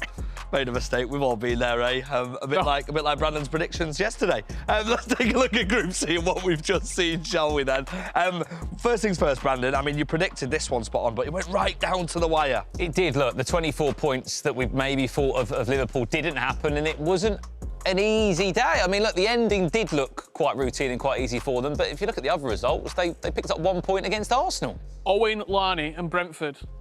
What a performance. 15 points, matching Palace. If they'd have got a better result, by the way, against Liverpool in that game, they could have been fighting, scratching, clawing their way to the top of the table. Oh my God, to the top of the table. Yeah, it was sensational by Brentford. Let's take a look at the bracket as it stands. There's 3 people in the quarter-finals and we're waiting for 1 more from Group D now. Listen, are we going to say that we expected all 3 of these teams to be there, Mr. Richard Buckley? Yes. I think that's what we expected. Yeah. I think when you look down, that would now be completed if Tottenham Hotspur were in there. The top 4 highest seeded teams, the top 4 sides that you expected to be in there, I think will be in there. Brighton of Albion, though. Yeah, Brighton of Albion, yeah, Seagulls. Absolutely. I'll just put... Can we get the Seagulls? I mean, they did beat Newcastle early today, so yeah. Yeah, they did after extra time, but I mean, it's not Gillette Soccer Saturday, mate, it's the Premier League. Let's take a look at Group D, shall we? And this is what's to come.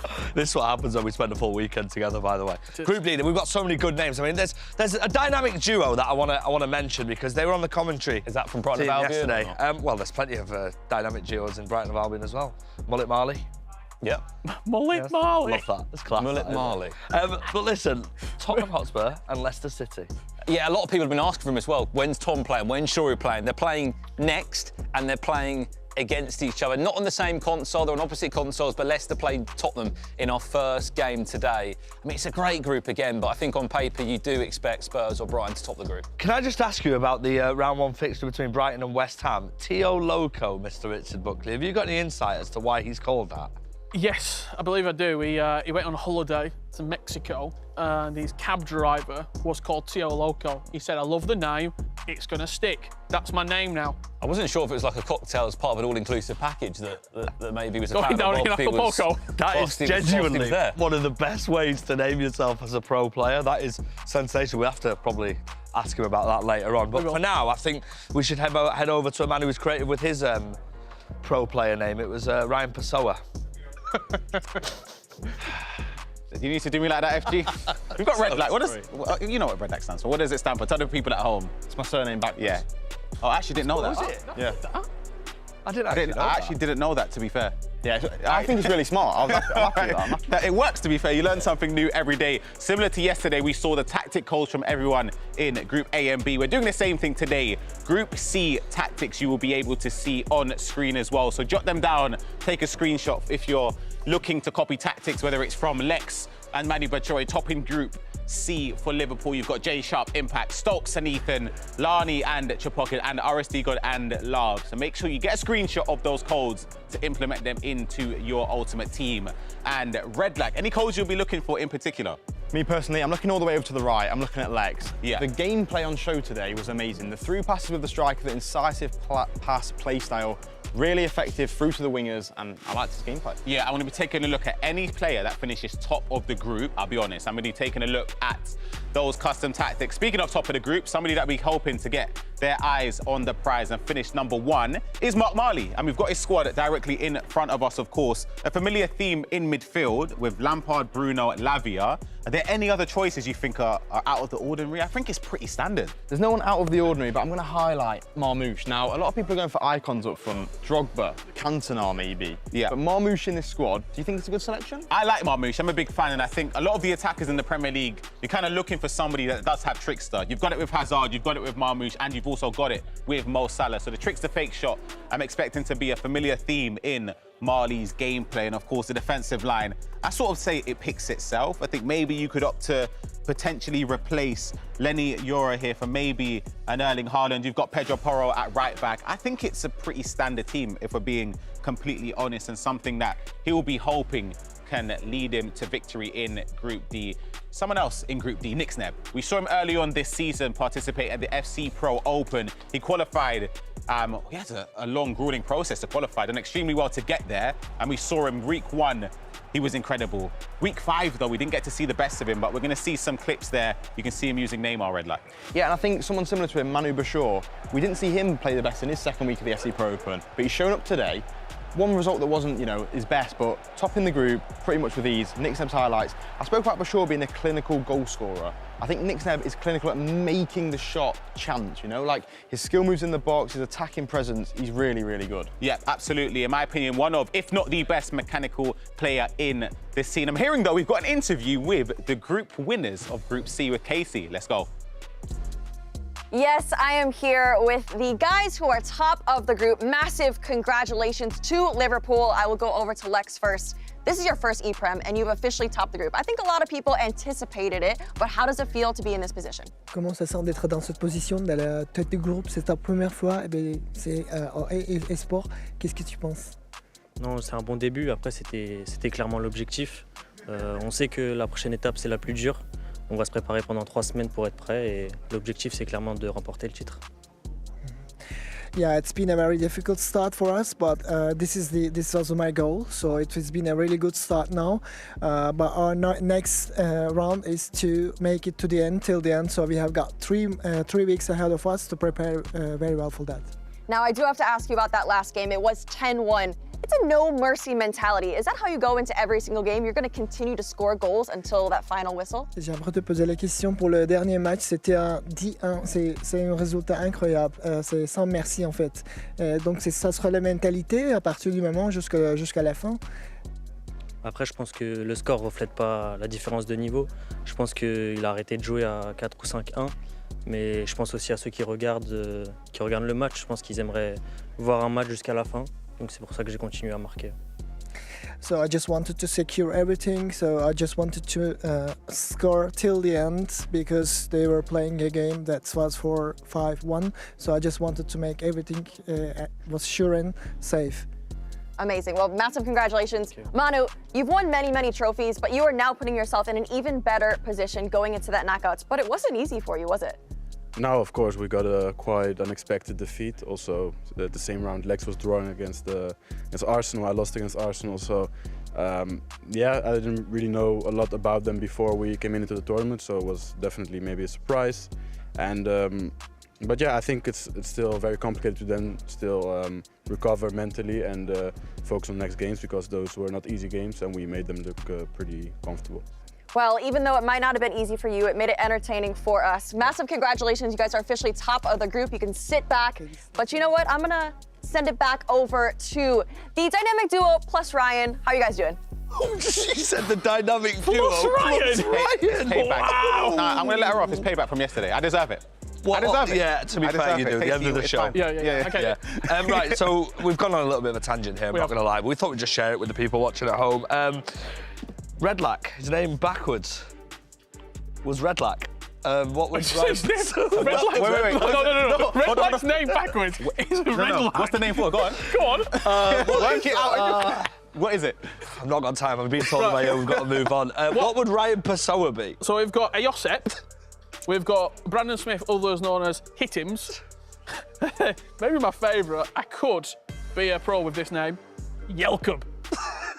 That sounds actually. I think someone I'm like said I'm a Viking somewhere, Yeah, right. like 700 years ago. Difference is you're probably not going to be a pro, are you? But I mean, there's a lot going on in FC this week. We'll prove them different next year. Okay, are you going to be playing together at the ePrem? Because we've been waiting for this for 2 years now. They keep saying that. Tired of getting grouped, to be honest. Yeah, true. I've had enough of those. That's fair. Let's take a look at the current promo, shall we? That's happening in FC right now. Right, listen. Producer Kerry might have had a say in this one because that Marcus Rashford is unbelievable. Yeah, I mean, he's a real top-level player. I actually got my hands on one of these players, Matthias Tell, coming in from Spurs. Decent playstyle pluses. I like that combination, the first touch and the finesse. You're looking at Nunes as well, Ryan. I can see your eyes. Ayoset. No, slightly above. Rashford.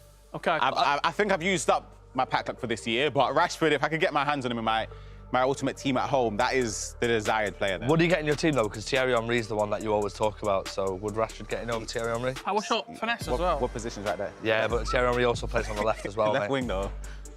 Right, I'll tell you what, should we just leave it at that? No, in fairness, we'll get in. Well, these are live items, by the way, which is an unbelievable promo. Crazy. We also had an Omar Marmoush in the last two. We were good this weekend as well. We've seen him this weekend, so look out for some of our fantasy players being used. But for now, let's head over to talk a little bit more about Tottenham and Spurs.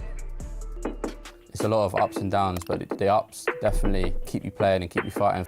Every time I do it, it still feels surreal. Like to be wearing a Spurs top and to be playing for them and to be involved with the club. And I know how lucky I am to be doing it and definitely don't take it for granted. Think you can beat us? No chance. Sneb's strength's easy. I don't think anyone attacks like him. I played against him last year and I've never had to focus so hard for, might have been 12 minutes, it felt like 1,200. It's him in attack. When he gets going, I know he can score 5 or 6 goals really, really quickly. Yeah, well, I think Tom's sort of similar. When he's on it, like he's really on it. Like he can do anything, sort of thing. You've seen him years ago, he's winning trophies, etc. So he can be a force to be reckoned with against anyone in the competition. It's time to write our own history. I think I've had a lot of ups and downs in my career. I've been the best player in the world. I've been down in the rankings, up and down quite a lot. Sounds very stereotypical. You just say never too high, never too low. Like you just learn to live with it and you always get another opportunity. This is our time. I think the level is much higher now than ever. This year is one of the first years that we've had like a few like top foreigners come into the league and really challenge the top. I'm approaching uncle status at this point. I feel like one of the oldest people here. So yeah, I've learned a lot over the years and I'll be looking to use that. This weekend is quite simple, really. We want to top the group. I mean, we want to show why we're one of the favourites to win a tournament, and we want to put a stamp on other teams' minds. This group is ours. It's time to kick off the final group here at the ePremier League. Will the group be Tottenham Hotspurs or will Leicester City put a dampener on their early parade? You can see a couple of players there knowing each other very, very well. Shorey and Tom Lees, they'll actually be going against each other. Individual games, Tom Lees taking on Broomy. Nick Sneb and Shorey going head to head. Richard Buckley and Case in the commentary booth. This plans to be, I'm going to say, a fun one. Yeah, I think this one is very, very fun. Lots of personalities over there in that booth. Some veterans, some new players, and so I'm here for it. I'm ready. Group D, let's go. I'm really, really excited. On the B stream, if you are wanting to keep up to date with that one, you can catch, I believe, Ryan Passoa and Brandon Smith over there right now, who will be keeping you going with Brighton and West Ham. This is what your featured match on the main stage, Group D round 1 looks like. Broomy and Shorey taking on Tom Lees and Nick Sneb. Talk to me a little bit about Tom, because he's always been a PlayStation player through and through. He's jumped onto the other console now. This first game feels quite tense for him. It feels like a little bit of pressure on him to get the ball rolling early for this duo. Yeah, I think the first game of every single group stage is going to be important in terms of what type of momentum you're going to have. You're also going up against a team that has your friend across the table as well. So maybe that's in the back of his mind. Whether you win or lose, it's going to be bittersweet, but a win is needed in order to set the momentum moving forward. As I said previously, youtube.com/Premier League. That's Brighton and West Ham. Our main game, Spurs-Leicester. We're better to start, actually, than with one of the players, if you've been watching a lot of the FC Pro season this year, Nick Sneb, familiar face. He will be in action very early, taking on Shorey. Lot of familiar faces in that booth. For people at home, let us know at home as well, who do you want to win this game? Tottenham Hotspur or Leicester City? The entire chat, by the way, and I'm talking nearly, at least for the last 30 seconds, has just been spamming GC Army. And I'm not even lying. It is a lot of GC Army love in the chat right now. All right, here we go. Group D, it's about time. You know, I was ready for this group. I was really, really excited to see a few of these clubs play.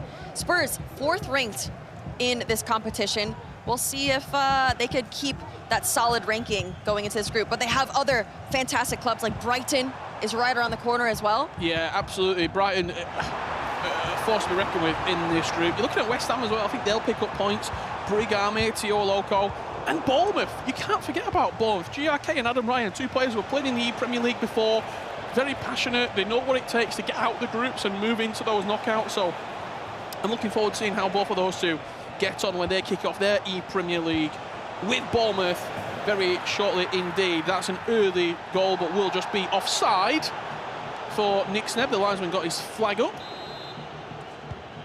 But I think if you were to ask a lot of the chat, it would be a presumed Nick Snebb victory, and that's taking nothing away from Shorey, but Nick Snebb has been unbelievable this season on the global scene.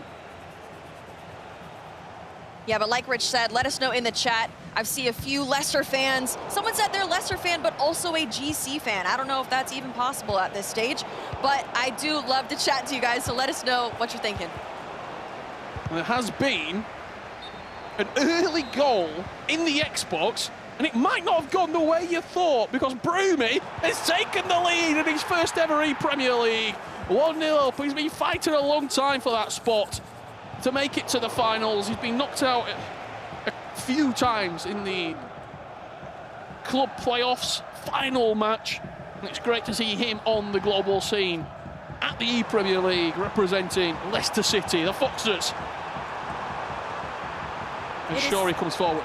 It is so great to see some of these players that try year after year in those qualifications and finally lock in that spot. But I feel like it really does set them up because there's not pressure. They've finally done what they've been trying to do for so long. And so in the groups, they're just trying to have fun, do the best that they possibly can. Early pressure here from Shorey. A couple of Travella green and that strike from the corner as well. Both green on the short corner. He does just run into Nick Snebb. And gives Tottenham a way out. Through Daniel Marlin on the top of their pitch. Is Cantona onside? Not on this occasion, just a few centimetres off. Any comments, any chat that you want to bring up at home? Who do you want to win out of this game? Who do you want to support? Leicester City or Tottenham Hotspur? Or do you just want to see a good game? I imagine there's a lot of neutrals, a lot of hashtag fans who just want to see some great FC being played. Hold the phone. Cole Palmer to the byline. Broomy has come to the ePremier League to play. He is absolutely arriving in style in this first matchup against Tom, and I don't think anyone would have anticipated it, but I do love to be surprised here in this group stage, and fantastic start for him. Let's see if he can hold on to it.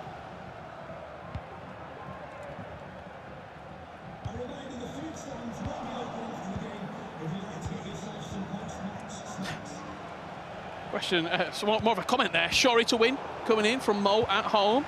We'll see about that. Just offside on that first time. Over the top free ball. Koenig, come on Shorey. Mad George, GC Army. There's Bob saying, come on Tom's opponent.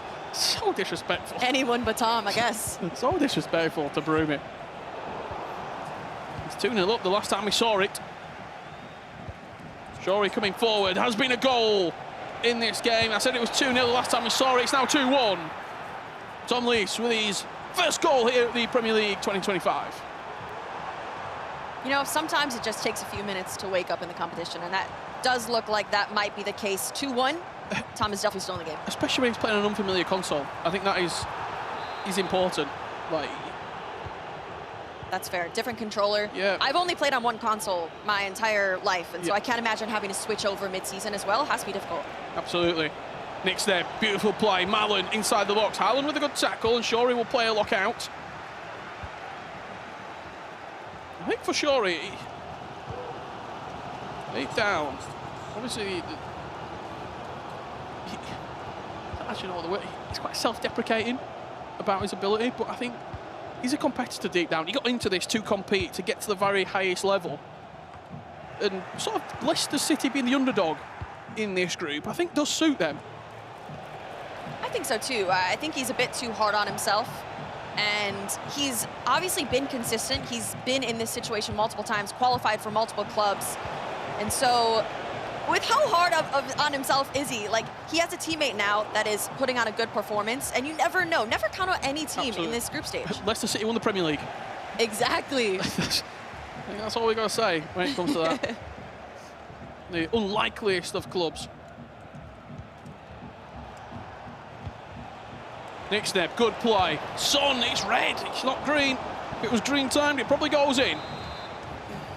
Does have an opportunity from the corner. Haaland with the bicycle kick. Defends well, and again, that player look pass coming out from the back. Let's have a look what's happening here in Brighton and West Ham. That's on the Xbox. Daniel Marlin taking the lead. And on the PlayStation side of things, it's Mike Marley, 1-0 up against Tio Loco. Brig Army winning, and Mark Marley winning individually. That's a 1-0 lead, and Shorey takes it just before half-time. He's buzzing about that one. Maybe it was our little pep talk. You know? We told him he's too hard on himself. Maybe that's what he needed.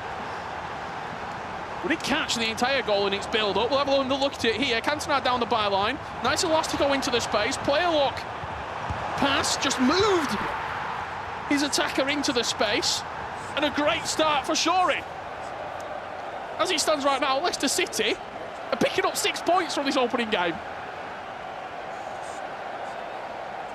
That was all smiles there for Shorey. 1 goal in, setting himself up well in this game against Spurs. As we see the replay come here. Broomy, Travella from downtown finds the top corner. 3-1. Leicester City leading. This is incredible. We're jumping back on board here just before half-time. Shorey leading 1-0 as we approach 45 minutes.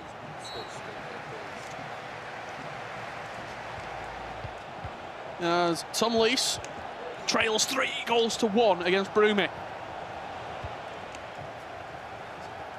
To take that shot, by the way, from Broomy, the confidence that you need in that situation, Rich. He's looking confident. Yeah. It really is. That's the table as it stands right now. Leicester City 6 points. Brighton and West Ham trading results. And Bournemouth yet to play. We do have a special guest, I say special, a guest, joining us on the commentary booth. FG. What's getting in on the action? It's getting a bit mixy, this, isn't it? Yeah, I didn't really expect this, you know, but there's still a lot of, I say there's a lot of time to play, but it's not 9-minute halves, is it? Got a half left. Tom Needs just to before score. half-time does score. 3-2. This game, both games, not going the way we expected. Will the second half prove to be different? Quite possibly. I mean, one thing I will say is that is a goal I concede all the time in the 45th minute. Yep. Crucial goal as well for Mr. Tom Lees. Got no game management. I am a fully fledged member of the GC Army as well, by the way. So is the chat. Oh, God, I absolutely love the man. Supposed to be non-biased here, though, right? We're on board here. Nick Sneb and Shorey. Going head-to-head. Bruno Fernandes trying to thread that one through to Haaland. It's sort of taken Spurs a bit off guard here, Case. Yeah, I think to start off the group stage in this fashion, it's kind of a wake-up call that we didn't know that they needed. But again, it's first round. You never know what's going to happen. Plenty of more time to play. But really impressed with Broomy. I think that this is a great opening time for the rookie. You see, Mad Mad George Gaming. Took you a while. I'm going to call him Mad Dog. Mad George Gaming. Broomy, you beautiful man. Murphy. Oh, I am Murphy. I love it. Hold that, Tommy boy. That's the passion we want to see. That is esports heritage. Shout out to you, my friend. Hashtag house takeover, he said as well. It certainly feels that way on the main stage. We also did just get told there's a penalty shootout going on as well. It's interesting. Cheers, James. Keep me updated, mate. Let's wait and see here. Nick Step could find his way back into the end. That's a heavy touch from not only Haaland, but Kurtakes. And he gets away with it, Shorey. Have you been surprised? That's the first time over the top. Cantona's in. Shorey to go 2-0 up. 1-0 the keeper. Green timed. Leicester City. Huge. First to the knife at the moment. Absolutely beautiful through ball situation. To time that perfectly to make sure he wasn't offside. Green time finish. Shawry's all smiles. It's a great start. It's a great start for Shawry. And I was going to mention as well, I was just about to ask you about whether you were surprised that so many people were using Conor Bradley, who ended up with the ball during that attack as well. But that is just composure, and that is an important, important goal. And someone in the chat has just said, Shawry went to Leicester Lane. Couldn't have put it better myself. Let's have a look what's happening here. Broomy 3-2. We're underway in the second half. Nice play on the edge of the box. Pass it in. Something with the finish. I can't believe what I'm seeing there. Count Leicester off at your peril. Jamie Vardy got backstage and just said, little pep talk to him. Get him on the phone. You're Foxes now. Well, they're playing like Foxes. Outwit your opponent. Be sly. And cunning.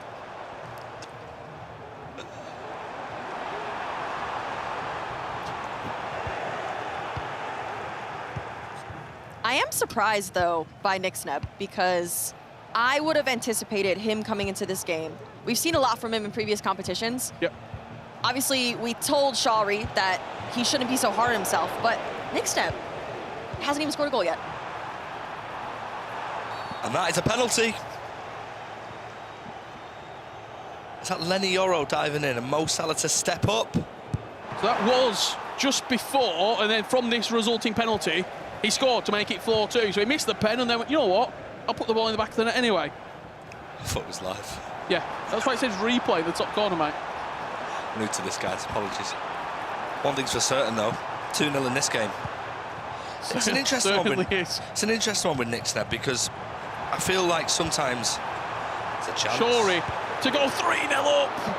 Good goalkeeping, better check. I think sometimes he is his own worst enemy. I think he's an unbelievably talented FC player, but... So this is live.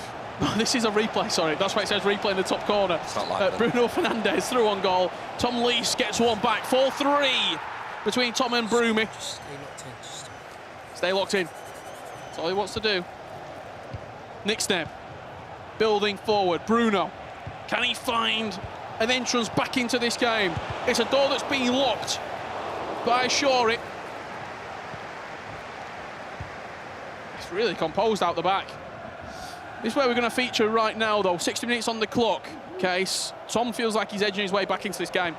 Yeah, you saw him there. He was saying you have to stay locked in. I don't think he thought that this game was going to go how it was, but Broomy is out here absolutely swinging. Tom is able to hold on, but he needs to somehow get back into this one. I think if it, you know, if Tom is able to get one more in, I think another one falls.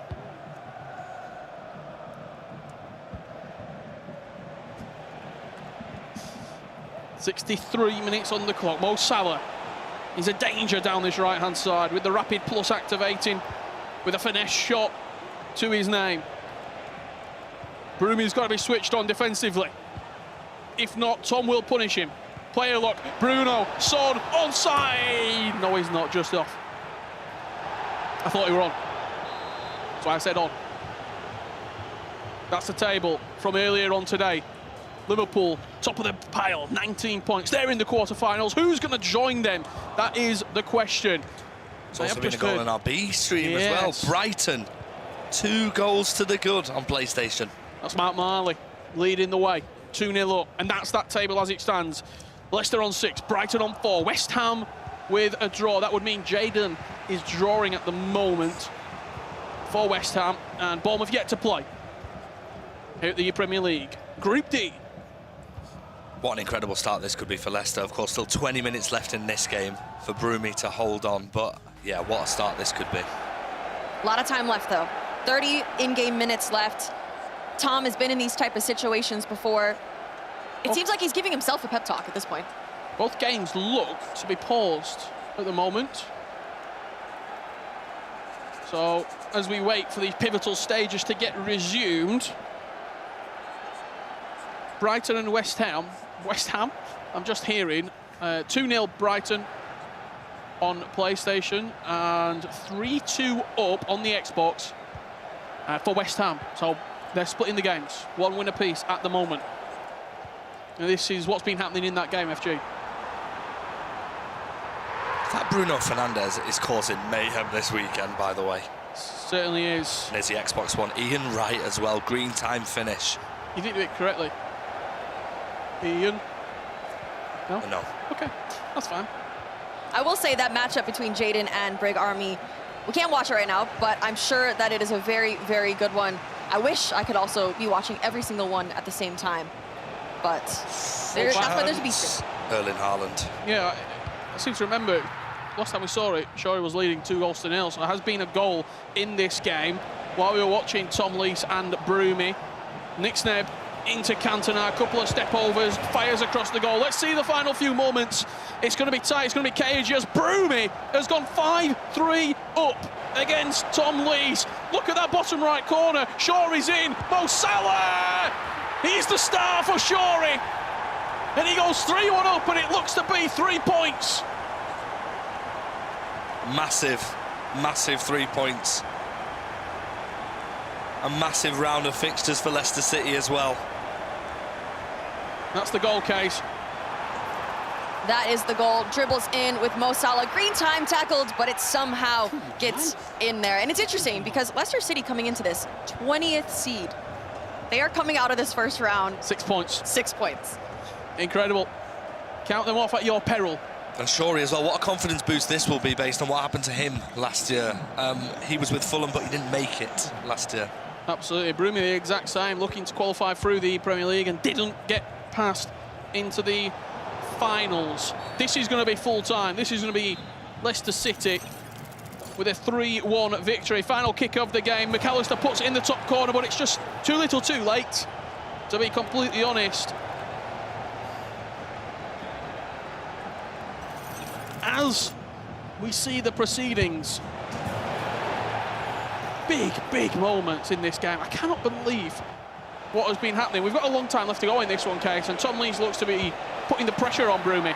Absolutely, he's staying locked in, somehow holding on to this. He hasn't gone up in the game yet. It is 5-4. Broomy is holding this game against him.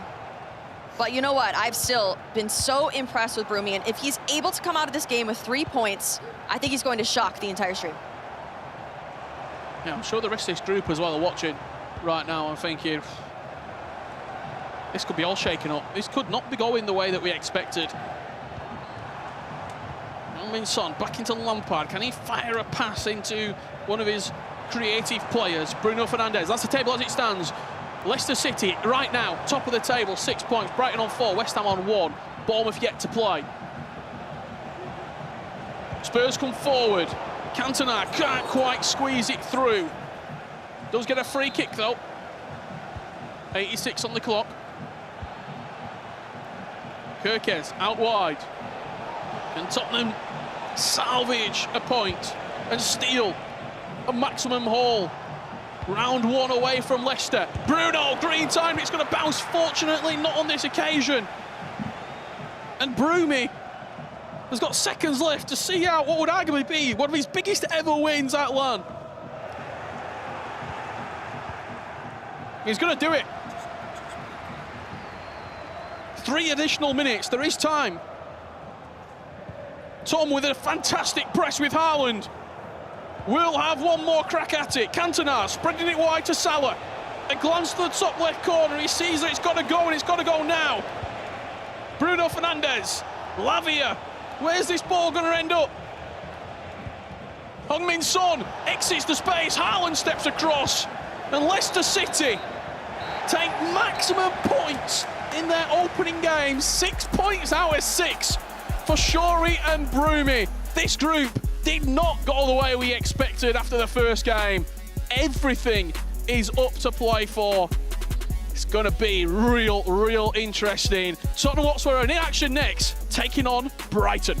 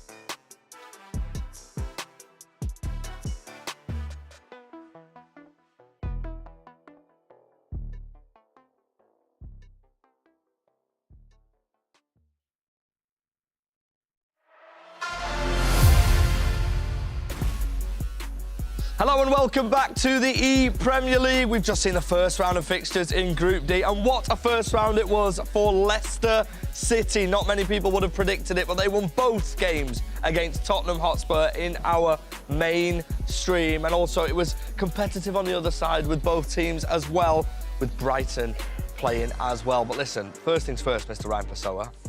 6 points for Leicester. Yeah, Leicester high-flying. Broomy and Shorey, wouldn't have expected them to get 6 points against Tottenham Hotspur, coming in as one of the favourites, not just in the group, but in the whole competition. So that'll give themselves the world of good in terms of competition. I mean, a massive result that as well for Shorey, based on everything that happened this time last year for him. Delighted for him. 3-2 win against Nick Snebb. Broomy, of course, as we just mentioned, was 5-4. And on the other side, it was on as even between Brighton and West Ham on Xbox, and it was Brighton winning 2-0. Let's take a look at the table then, the standings, as things are after the first round of fixtures. Yeah, Leicester sitting pretty on top with 6 points. Huge win there, as we saw Brighton sharing one of the games and winning the other. Bournemouth, though, sat out, so they were able to see the other teams play out in that round. And Spurs rock bottom, of course, after losing to Leicester twice. Guess what we're stood here for? Go on, talk to me. For R3, and the people who've tuned in all weekend, remember what happened to Mr. Ryan Pessoa yesterday because you couldn't do the skill move. Yeah, but this one's easy though, and this is something though, it's been a familiar theme throughout the games, and it's very simple to do. It's chip shots. It's a simple thing. We're going to see it on the screen here. We've got two examples, right? We've got Ipswich against Villa. You're going to be able to see the gameplay unfold as we play it on from now. Do you know how to do a chip shot, surely, FG? Come on. It's like L1 and... L1, hold L1 and then press circle. It's very simple. You can see the attack build up. We'll let it play out there. Marmou's triggering the run, and Delap is in on goal there, and Drogba as well. And just trying to find the space and the timing. Now, watch the goalkeeper here. If we can slow it down, you'll see the keeper's rushing out. So in that situation, you just aim forward, you let go of sprint, hold L1, and then... Do you have to put a certain amount of power on this? Yeah, it depends on the distance. Right. You want to obviously take into account, if you're further out, you need to put more power on it. If you're close, or the keeper...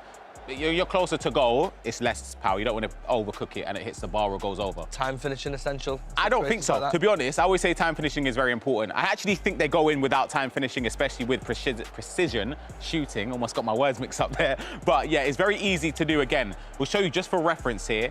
Building up with Marmouche there. The dribbling controlled, plays it into Drogba.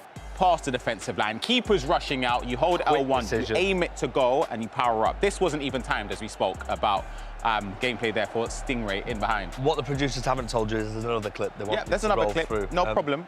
It is just a chip shot, though. It's a so chip don't shot, though. panic. No skill involved again. To be honest, I need to put chip shots into my game. We'll see it here this time. It's Matthias Bonanno on the attack against Nottingham Forest, of course, representing Manchester City. He's in behind the triggered runs, last minute. You've got so much space here. You can see already, if you look at the radar there, you don't even need to pay attention to that. If you look at the screen, the keeper starts to run forward. You hold L1, you point it, and then you dink it over the keeper. I think I need to start adding chip shots to my... You don't need to time it, though. Because last year, it was a lot more difficult, and this year was a lot more easy. I feel like chips have come into their own a little bit more recently. It's been a common theme amongst a lot of the leagues. FC Pro, we started to see it at the further stages as the game progressed on this year, and the ePremier League is no different. Well, that was an absolutely sensational R3. Thank you to the producers for making it so simple. Ryan, thank you as well. Casey is somewhere, and I believe she's with Tom Lees.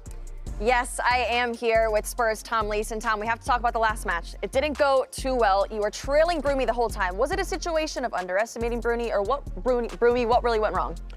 No, I think I just didn't turn up from the get-go. I was down early, constantly chasing the game. And yeah, sometimes you just got to say fair play to your opponent. Shuri and Broomy played really well. I'm going to be hearing about that one for a while from Shuri, but fair play. They play like that. They deserve the points. I'm sure they'll continue to get more as the group carries on, Well, there's plenty more rounds in this group stage for you to go. How do you get back mentally into these last 4 rounds? Truth be told, I don't know. I'm gonna get into a game now. It's difficult because you play straight after, but we're playing Brighton, obviously one of the best teams of the group, and then you have a break, and then we're into the last 2. But yeah, it's about regaining now, game by game. It's a shame to lose early on, mountain to climb, but you know, see what we can do from here. Now, you mentioned you do have Brighton next, but would 6 points out of this Brighton game probably project you forward, give you that motivation, that confidence, get you back in the game? Yeah, it'd be helpful, but I think this whole group's going to be up and down. I think everyone's going to be going all the time. Like, every player in it is a good player. So 6 points, no points, 3 points, it's going to change game by game. Commentator's going to have a field day because I don't know who's going to end up winning it. But yeah, it'd be a good start. All right, well, Tom, let's forget about that first round. We're going to move forward because this next set of matches are about to be epic. Guys, stick around because Spurs versus Brighton are right around the corner. Come on, you Spurs. Come on, Brighton. We are the dream team. For the glory, for the club.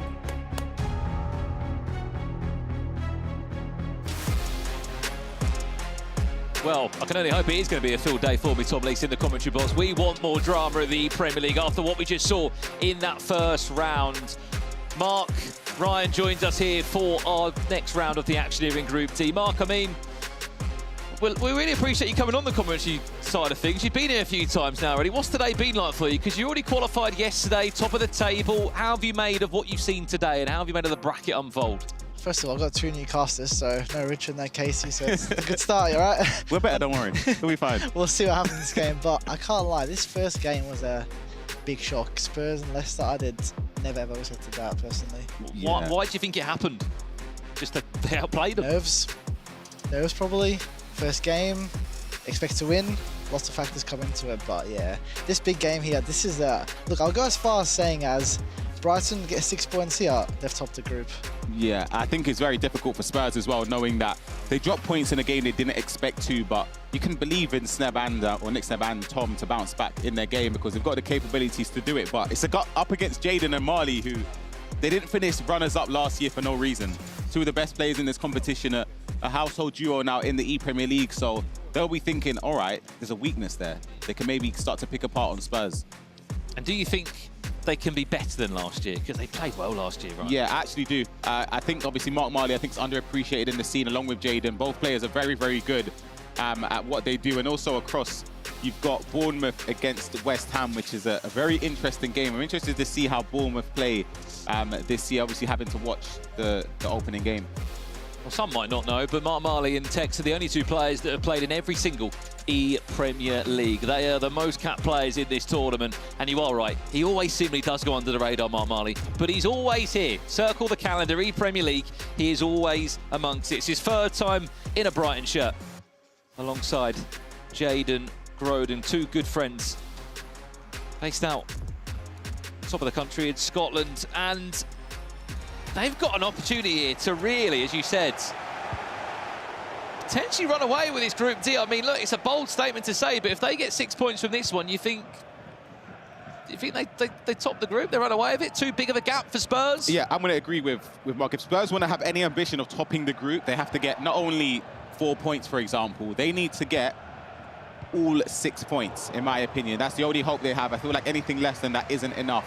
So Spurs need to start off as they mean to go on in this game against Brighton. And I spoke about Bournemouth not playing. I think that might help them, just watching Spurs falter a little bit. It will give them the confidence, because, yeah, just not playing that game and seeing Spurs drop 6 points from a possible 6 it's a crazy thing to say as they were top seed in the group. Well, they haven't got long to think about it, Spurs, so they're straight back in the hot seat. We're on the Xbox side of things first here with Tom Lees against Jaden. Here is Jaden now, Eden Hazard runs into the path of Euro. In case you missed the last round, Tom losing 5 goals to 4 to Broomy and Shorey, ensuring that Leicester City got 6 points from 6 against Nick Sneb, a 3-2 win there. Leicester City not involved in this round of the Premier League. It's their 1 round break out of the 5 rounds. Probably be a little bit annoyed about that, Mark, because they just want to get going again off the back of a really incredible start. It is true, the buys are probably the most annoying thing probably in tournaments like this, but everyone has to do it. It's just whoever gets at the best time is probably the luckiest, I'd say. What would you say the best time is? I said yesterday at the end. You think so, but you have no control in the end. It's tough. I actually don't know what the best is, because first you go second game no warmed up, and last it's not in your hands. But then last you can just do your job and then just... That's true, to be fair. Win your first 4, you've qualified. Yeah, that's not bad. literally. Yeah. I think like round 2 or 3 is an awful time. Yeah, round 2. We had it yesterday, but luckily we got 6 points from that, so that's not bad. Did you feel that was like your hardest game coming back from the break, or in terms of just trying to get warm again? It was, yeah, because I drew that, so it must have been pretty bad. Lavia finds Min Son, Eric Cantona ensure it. This time Spurs can kick off proceedings here in the right frame of form. And it came from this bit of build-up there. It was all about just getting into the area, Mark, but the time green finish made all the difference. Simple, just 2 passes, green timed. Perfect start for Tom. Yeah, just the passing in the area, and that player in the box uses sort of like a decoy run. You have to mark the pass and you have to respect it, but then also the shot at the near post is a big threat as well.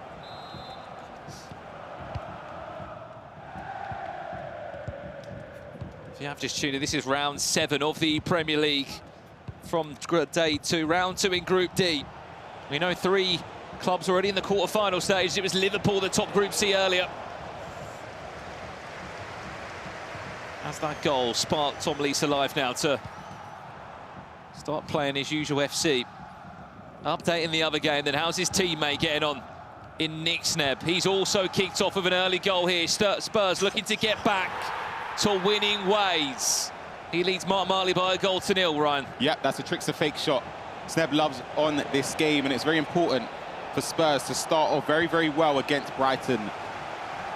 as I said, these two on paper were the teams that you would say before a ball was kicked across all of the groups. Yeah, I think this would have been a closely contested group where you could see it going either way. Do you think Leicester could do it, Mark? Or do you think maybe that first game? I'm gonna say no. Unfortunately, I have to say no. Like I've played Mark and I've played Sneb, and they've both been insane on PlayStation. I did expect. I told Stingray that I guarantee you Spurs and Brighton top 2. So I can. If that doesn't happen, I'm gonna be. Yeah, I've had a prediction today. I said Liverpool 24 out of 24 points. 24. Now how'd that go? Yeah, I don't know what they finished on. What was it, 19 maybe? Yeah, it was low. Travella Green.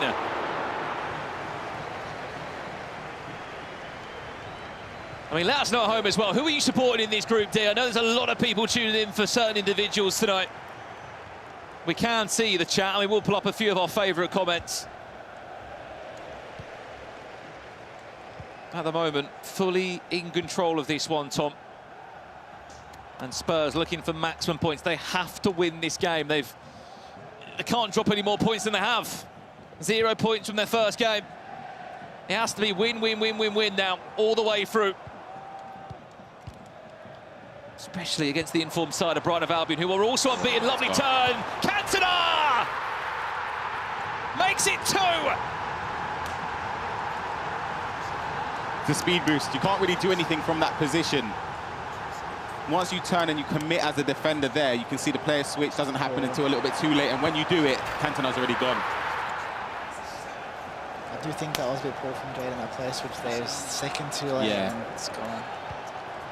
Update over here, Mark Marley, looking like he's just got the rub of the green there. The ball was bouncing around and it's bounced onto the left boot of Mohamed Salah. Something there, defender, you can't really do anything there. Just let it happen. Yeah, just it happened now, you move on. An all good goal and you move on. How hard is it, Mark, in these games where, depending on how your matchmaking's looking, for example, like Everton in Group C, their round off was round 5, so they played 4 games back-to-back. How hard is it to not really have any time to really analyse what on earth's just happened in your last game, such as Spurs here, and you've got to get straight back in, fresh mindset minutes later? Look at this. Trickster fake shot combined with Son and Salah again. And a quick response from Nick Step. So I'll let you continue that conversation there from I the do question think towards Mark. the break is good if you're winning, of course, but if you're losing, the break is an awful thing for you as like a team morale, like even like yourself playing. But yeah, as you can see, it's Chantia through on goal for Marmouche. Marmouche, time agreeing. Goal boy Gary, I'm presuming a Brighton of Albion fan potentially. Jalen and Marley supporting them. FPL champ, let's go, Tom. Where's the glasses? He said he needed the glasses yesterday because he couldn't see. Yeah. It's confusing. Spanish King loves the Premier League, doesn't he? I'm a bigger fan of you, the Spanish King. See something, it's not going to come up on screen there, but it's from Not Fest, and he said, Matt Cantona doesn't do that. I'm with you. Speed boost, yeah. Speed boost, he's quick there. I hate Cantona, I can't lie to you. He's a big boy, yeah. Salah. Bradley McAllister building up now. Spurs looking for a third before half-time. It has been a much better, a more Tom Lees-esque first 45 minutes this has been in this second game. Fernandes for 3 off the post. It very nearly was the perfect end to the first 45. Yeah, that would have been the perfect time to score as well. It doesn't give your opponent any time to respond. But 2-0 going into half-time, a very strong performance from Tom. We're going to jump on over, though, to the PlayStation side of things. We left at 2-1. The scoreline remains the same. 5 minutes or so left in this first half. I mean, even if Brighton stopped Spurs getting all 6 points here, Ryan, it would do something, wouldn't it? Even a win and a draw for Spurs. I just feel like if I'm Brighton, I'm looking at this as thinking, this is the one here where if they can get 6 points here, not job done, that's a bit harsh. It's job done. We're also forgetting about Leicester City here. I know they won their first opening game. They're sitting out this round. They've got 3 more rounds to play back-to-back. I would love to see Shawry and Broomy top the group. Oh, hold on a second. Heung-min Son! Well, maybe Spurs might have something to say about that now.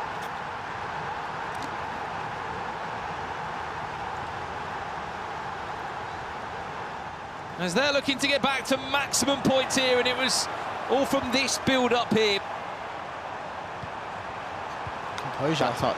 Yeah, that composure. Man, I'm just shooting that with Cantona. That is good composure. Mark says he can't do anything about it. It's a great little goal. shrug of shoulders. He knows that in those moments you can't really stop it. Well, on one side of the screen, Tom Lees tuning up against Jaden on the Xbox, and 3-1 here on the PlayStation. All before half-time as well. Kyung-Min Son ensuring that Spurs are finally getting back to winning ways after a shock start in round 1.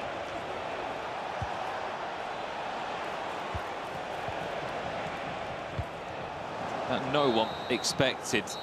Half-time, let's jump back across now. 10 minutes in the restart, nothing really has changed. Just controlled this game perfectly, Ryan Tom Lees. Yeah, and that's something that he has to do now, because the margin for error is so slim, especially after that first result. He knows he has to be perfect, and he can't afford to slip up against somebody with the capabilities that Jaden does have. Has not been at all this game. And it was a 90+2 equaliser in his opening game, Jaden, against Brig Army. I mean, won the lot via a penalty in that game, and then Brig Army, I have to say, was mostly dominating the time. That ball was ricocheted everywhere. And apologies for the unsavoury language there as we jump across to the B stream, which you can watch live now. West Ham against Bournemouth. We're forgetting Bournemouth are in this group as well. They've just kicked off in their first opening game. There's a result on one side of the screen, and they're trailing in the other.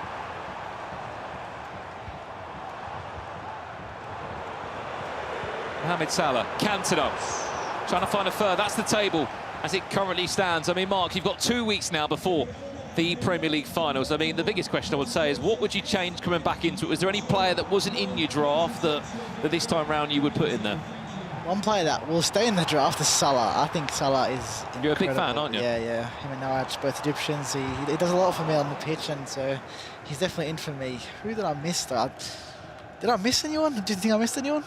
I mean, you use Marmoush?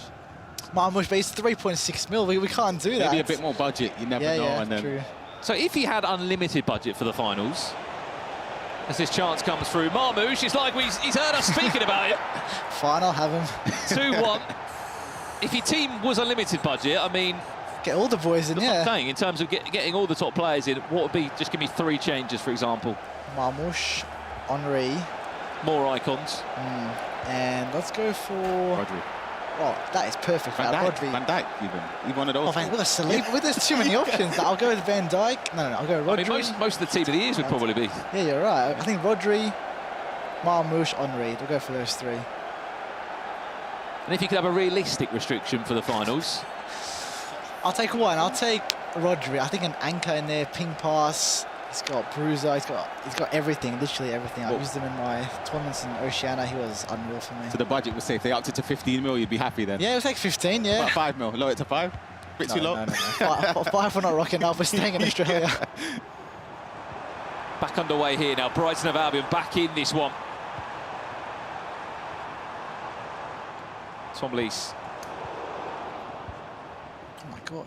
There's been an update over here then. Brighton of Albion scoring across both of the games. Hazard on the very interesting angle there. Timed it green, didn't expect that to go in. Charged out for Frank Lampard here. Body's just flying around the box. Tom Lees doing enough. Just about. I was watching it as well at the corner of my screen there. There was an extra pass that wasn't even needed, to be honest, from Jaden.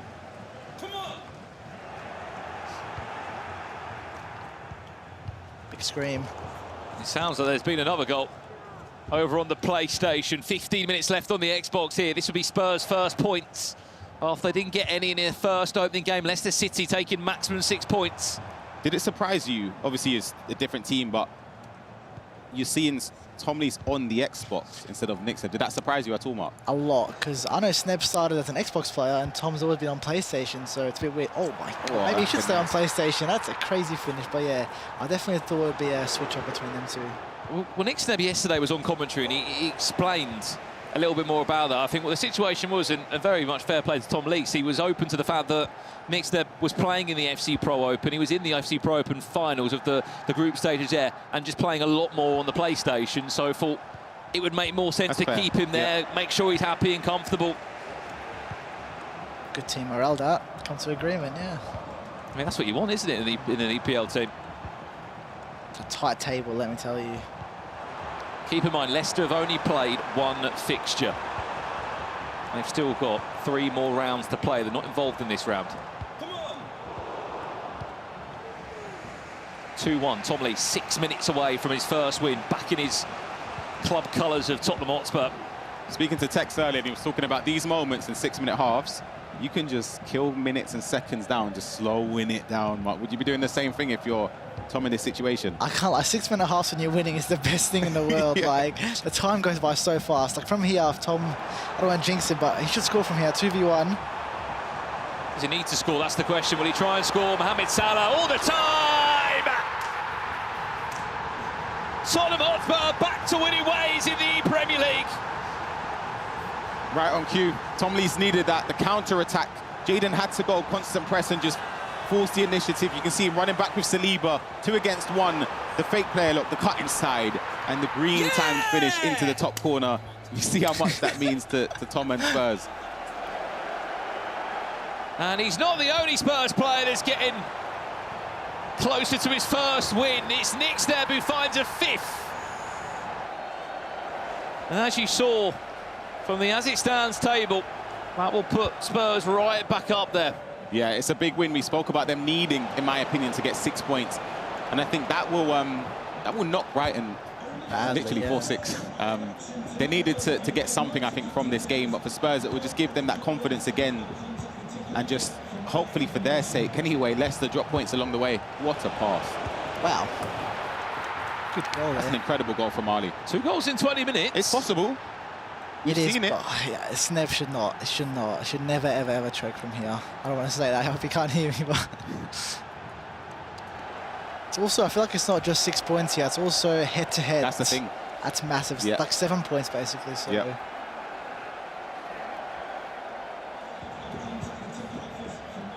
See the pass here. Look at this. First time, Bruno in behind. Mo Salah. Don't even need to time it in those situations. And here's an update on the Xbox side of things. Last minute there, Mo Salah runs towards the ball and a pass across to Marmoush for a tap-in, but too little too late there for Brighton. Over on the Xbox side of things. PlayStation, though, still all to play for. 20 minutes left. Marley hoping he can stage a comeback against Nick Snebb. I mean, look, even at 6-minute halves, that's still 20 minutes, Mark. It is, but I'll give you a big but here. Snebb can't play conservative, unfortunately. He needs to go forward, can't pass around the back. He needs to just get in the corner flag. What's that? That's a different game here. But he needs to burn at least 5 minutes here. If he burns 5 minutes, he's good for the win, I'd say. Well, that's Tom Lee's job done against Brighton of Albion, the runners-up last year of the Premier League. That's their first defeat for the Albion, 3-2 on the Xbox. Let's jump to this one now. 5 minutes already gone of that final 20.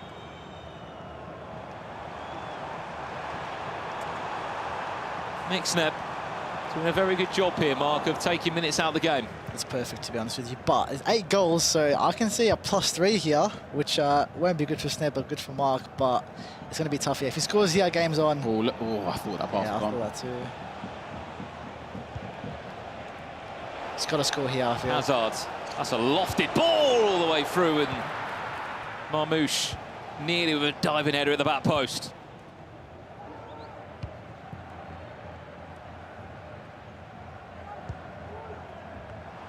Keep an eye here. Spurs can put the game to bed now. Back giveaway.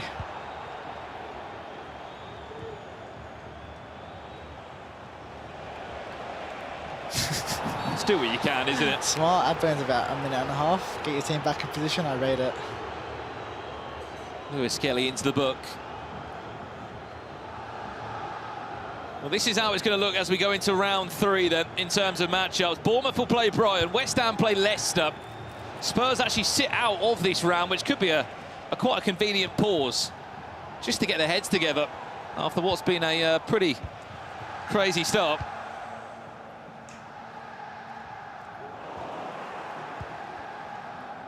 But how important is it, Ryan, for them just to get back to winning ways? Yeah, very important just to bounce back, and not only bounce back in this group, but it's against the team that, in my opinion, are the biggest contenders for that top spot alongside Spurs. So Tom and Nick Snebb, they needed to get the 6 points. It looks as if they've done that as well. Maybe even for goal difference, this could be something that they can push on and get another one. There it is, Mo Salah in the box. Nick Steb lets out a roar as he knows that is game, set and match.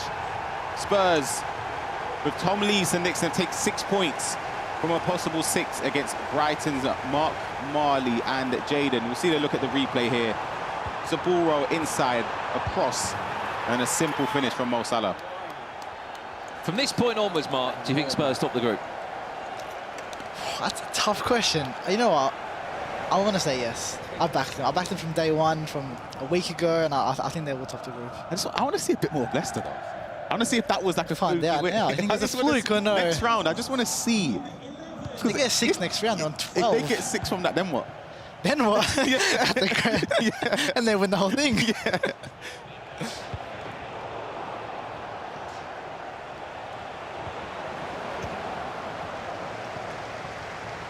Well, West Ham have just picked up 4 more points. Wow. A 5-0 win and a draw. That would be that they'd be on 5 points in total after a draw and a loss in their first opening games. Added time at 3 minutes here. This table is certainly not done. It is very much open. Spurs will be on 6, Leicester will be on 6, and then the rest of the pack will follow. And there is still 3 more rounds to come. Full-time result there. Big 6 points for Spurs. Yeah, absolutely. It was needed. They got the job done. Backs against the wall, because I feel like any points dropped there would have been a very, very unlikely outcome of them topping the group. But, yeah, they've done what they needed to do, Mark. Absolutely. I mean, Mark, thanks for coming on the stream after congratulations on making the quarterfinals. 2 weeks' time, you're back here again. Are you going back to Australia? I am. 2 p.m. flight tomorrow. Come back on like the 16th. No, I've got uni and I've got futsal semi-finals. There's more important things, you know? We'll have to wait and see. 2 weeks' time, Mark, you'll be back. Thank you so much for joining us on the commentary here with myself and Ryan Pessoa. We're going to go to a quick break. When we get back, it's round 3. It's the middle part of this Group D. Still so much to unfold as West Ham United will take on Leicester City. Got it? What's a laughing for? We bought beer all day. What? Does this player play for a Big 6 club? No. Does he play for Brighton? No. Spurs? No. Leicester? No. Does he play for Wolves? No. Are they a defender? No. Goalkeeper? It's not a goalkeeper. Midfielder? Yeah. Do they have finesse shot plus? No. They have got a plus though. Is it intercept plus? No. Is it anticipate plus? No. Incisive plus? No. West Ham? Yes. Really? Yeah. Midfielder for West Ham? Passing play style plus? No. Physical play style plus? No. Power header? No. Oh my god. I haven't got a clue. He got a free kick? Yeah. Dead ball! Yes. With James Ward-Prowse. I want to say that was painful, that was proper painful. Ooh, wow. Okay. Far away. Retired? Yep. Icon? No. Hero? Yep. Is he a striker? No. Is he a centre back? No. Is it a midfielder? Yeah. Why is that like a difficult question? Does he currently play in the Premier League? No. Is he a hero? Yeah. Yeah, okay. Is he French? No. Italian? No. Is he Brazilian? No. Is he English? No. Can I give him hints because we could be here ages? Does he play on the wing? Yes. Just for clarity of mind, thank you. Thank you. Went to the Premier League, to Madrid, and is retired. Gareth Bale? No. Oh my God, come on. Belgian Chelsea attacker. Hazard? Yeah. So easy. Smashed that. Hazard? Yeah, that is the worst I've ever seen. Can we stop with Arsenal and Chelsea? What's going on here?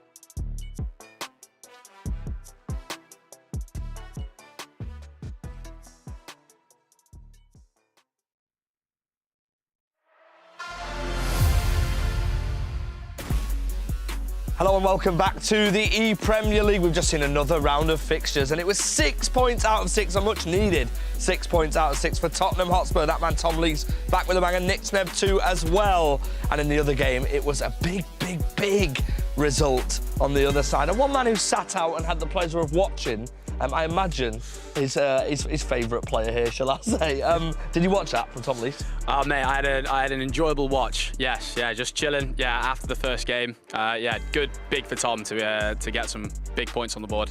And a huge first game for you as well.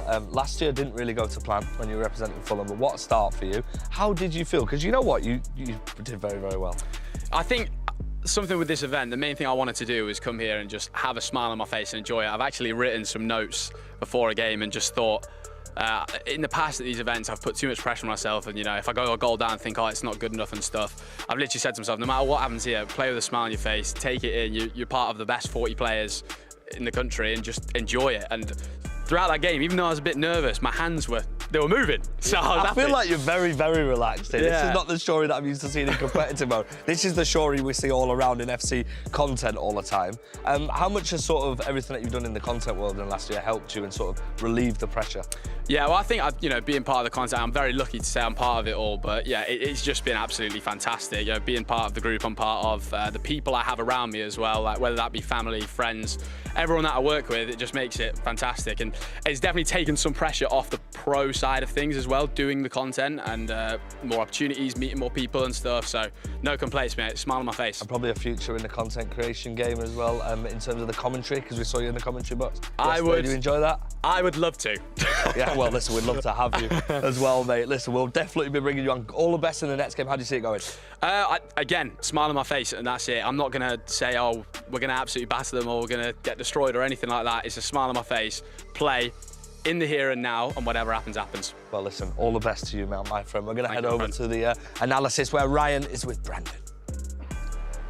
Yes, thank you very much, FG. We are going to be breaking down what we just saw from Spurs in that last game. I mean, look, how important was it for them, Ryan, to get back to winning ways after that impressive start from Leicester City? Yeah, they needed to, and they did exactly that. It was a strong performance from both Nick Sneb and Tom. We're going to take a look at a clip as well from that game. It's something that I always say is very important on the attacking players, and it's a play style. It's Trickster. You don't necessarily need the Trickster playstyle plus, but having the Trickster playstyle silver allows you to do a specific fake shot in the game, and you'll see it here. Bruno Fernandes plays it into Son, and it's sort of like it just speeds up the player a little bit. You'll see it. It's a little ball roll there. You can link it up with other skill moves. Again, Mo Salah straight off for the second touch. Boom, gone. Gets in behind, and then it's a simple finish. So, in my opinion, Brandon, it's something worth adding to your game. If we just wind it back a second, or play it through one more time if we can, at full pace, I just want you to, especially when we get to this moment here, when you see Mohamed Salah get the ball, what does he exactly do? If we pause it now. We'll go back a little bit, just a tiny bit more. What is it? It looks like a ball roll, but it's a fake shot. Yeah, it's basically, you need to let go of sprint. That's a key aspect. You need to be holding the left analog stick forward, of course, and then fake shot and use your left analog stick to the direction you want to exit to. So that's very important as well. But it's just a fake shot. So you power up with square, press X or circle, depending on what your control settings are. And then there you go. You get the Trickster fake shot. How important of a play style is that? I think it's essential is a bit of a stretch, actually. I don't think, you don't see it a lot in the casual scene, but for the competitive scene, the Trickster fake shot, in my opinion, just separates, I say, a good item in game from a great one. Yeah, absolutely. Well, look, Team India Mohamed Salah has been one of the most popular picks here at the Premier League. Spurs are back to winning ways. They get to sit off this round, but I believe our feature game is coming up next. It's going to be West Ham United up against Leicester. So let's throw over to the casters to jump into this one. Thank you very much, guys. I don't think a Trickster fake shot's helping Brandon. I'll be honest, I've seen that game play. Joined by Red Lack. It plans to be a big game, this, with the table sort of taking shape and teams maybe underperforming ever so slightly. We get to see this table. It's really, really open when you consider a couple of these sides have already played 4 games. They've only got maximum 12 points left to play for. Yeah, and no one would have expected this, Richard, but it's the 4 matchup. West Ham United taking on Leicester City. Who's going to pick up the win? It could, Rich, if someone gets 6 points out of 6 here, that'll put them on 12 already. You're starting to make a distance between you and the rest of the pack. It's also really important Bournemouth get off to winning ways here. They're taking on Brighton in our secondary game. If you want to follow that one, the Premier League's YouTube channel, where you can catch Casey, Ryan, and Jay Denman bringing you all the action from that game. Our featured match, it's a big one. It's going to be Leicester City and West Ham United. Shorey in the featured pod. He looks really happy. He looks really calm. He looks really cool and composed. Last time I commentated, Shorey, he beat Nixneb 3-2, which I think if you ask all those players, all 38 of them back there, no one fancied that result. Yeah, and I think before a ball was kicked, no one would expect Shorey to do well, and that's not nothing to do with his ability. In the previous years, he hasn't been as good as expected, but I think he sort of took the pressure off his shoulders. He's enjoying it a lot more, and you can see that on his face, even just before a game, the interview there with FG.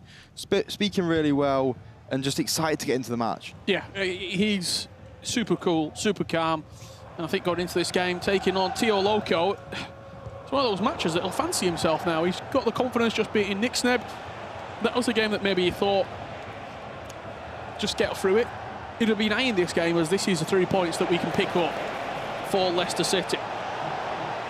Yeah, and he's just been on a break, but let's look at the other side, Richard. Tio Loco with a 5-0 win in the previous round. He'll be feeling just as confident as Shorey, and it'll be interesting to see who does win the game. Short corner played here by Shorey, looking for the player lock, but just gets away with it. Ahmad will knock it off his thigh, and that will give us another chance for Shorey to create something from this corner. Bruno Fernandes into Lavia. Pinged pass into Erling Haaland. Recycling possession into Son, outside the right boot. Shorey has come to play at the EPL 2025. Prime Shorey might be back, Richard. That goal was spectacular.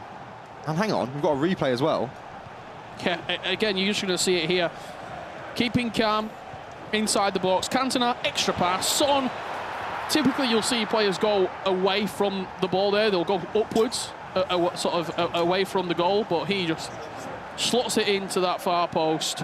This is what's happening on the Xbox. Leicester City, you talked about distance. Broomy, 1-0 up against Brig Army. What is going on? Rich, we talk about 2022, Norwich. They got off to a good start, and people thought, oh, is it just one round of madness? Is it a day of madness? They turned up in the knockout stages and were just as good. Leicester City are looking like a favourite right now. You can't argue with that. From what we've seen, they're the form team right now. If you want to get that support in, if there's anyone who is in the chat right now supporting Leicester City, get it in there. Whether it's Shorey, whether it's Broomy, whether it's the team combined, whether it's you're a big Leicester City fan and you want the Foxes to bring home the ePremier League, get it in there. We'll get you on the stream and we'll shout you out. Right now, this is so surprising what we're seeing. It's made me speechless. We mustn't forget as well, Leicester have had their round off. That's hard. It is. They've had their round off. So that would be 12 out of 12, providing they win both of these matches. That would be unheard of. And this is quote-unquote the hardest game coming off of the break. Nearly everybody else that we've seen, they were playing well, they had the break, they come back after that game. Even Liverpool early on today, one of the most experienced teams we've ever seen in the EPL. They struggled after the break game. This is what's just crazy to me, because if you can pick up the points after the break, hang on, we've got a goal here. West Ham United, touch, shot, near post, Rich, that's so effective, the near post shot.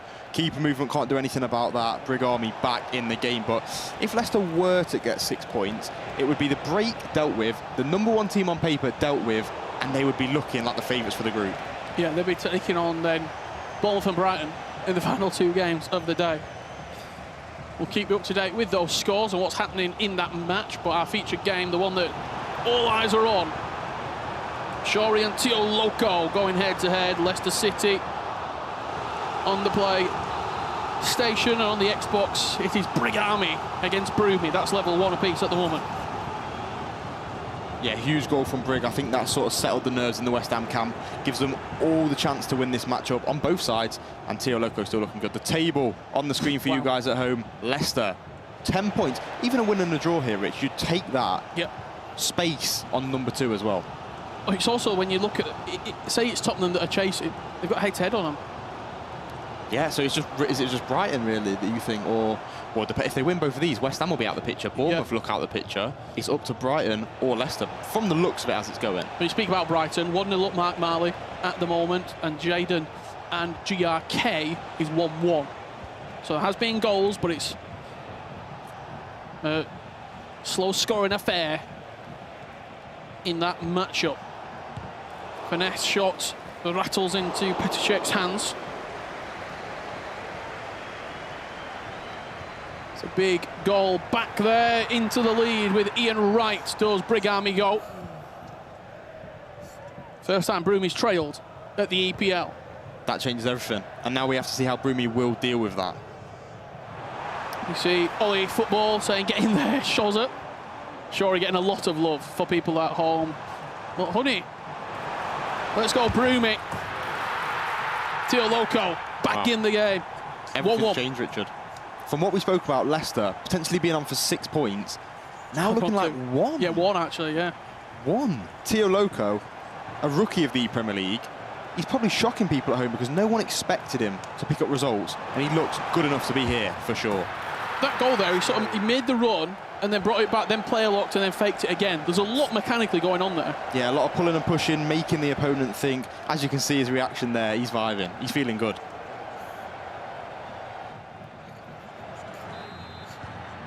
Let's head back into Shorey and Tio Loco.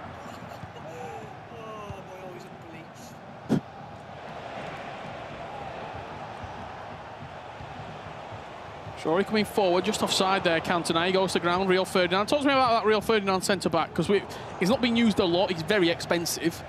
Yeah, he takes a big portion of the budget, and I think it depends what you want to spend budget on, Rich. We've talked about this when we introed the show yesterday. Do you want to go all out on a striker, or do you want a more secure defence? Me personally, I think the striker's the play, the attacking options. But a lot of people going Ferdinand.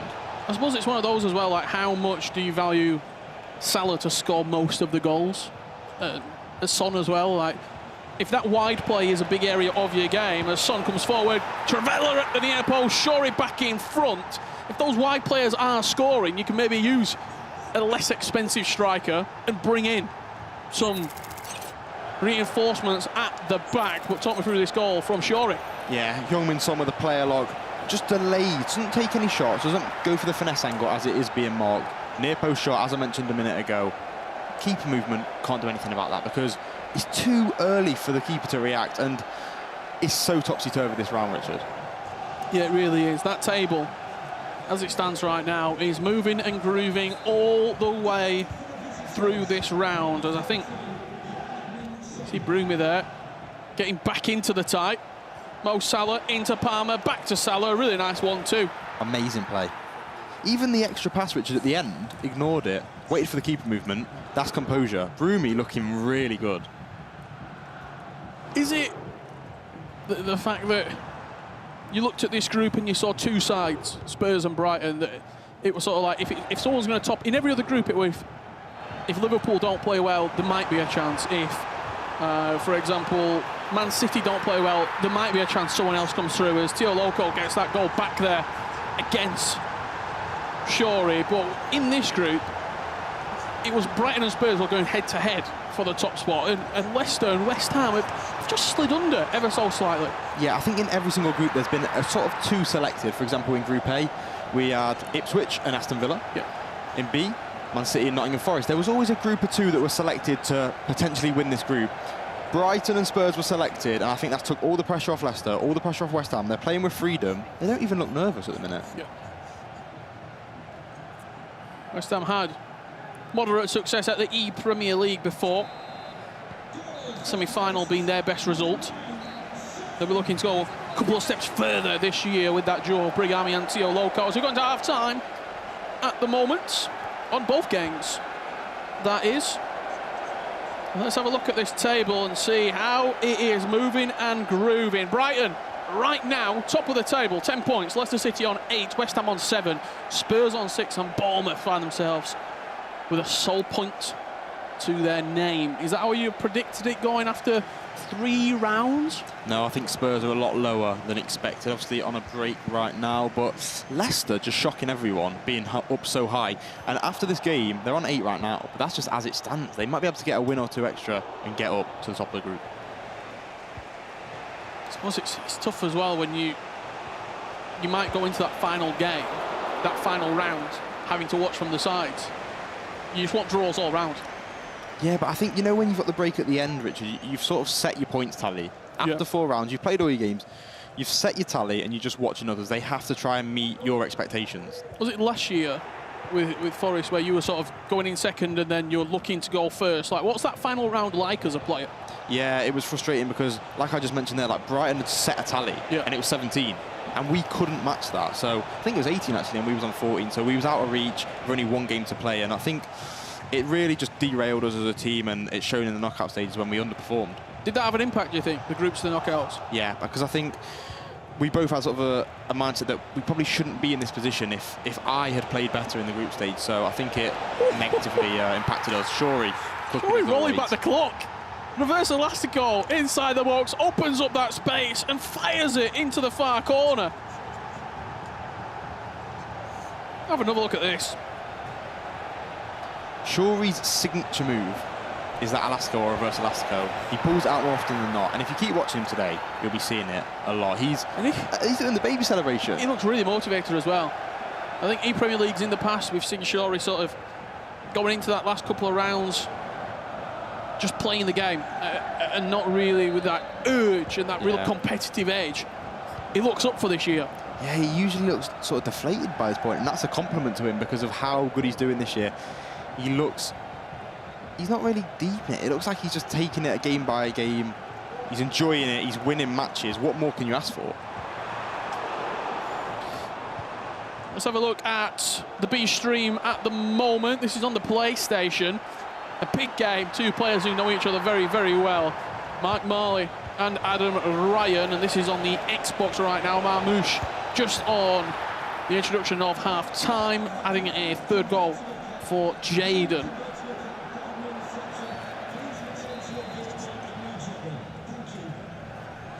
Two-thirds completed in this matchup.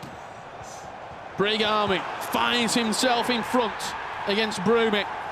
3-2, both games right now, 3-2 in their respective ties.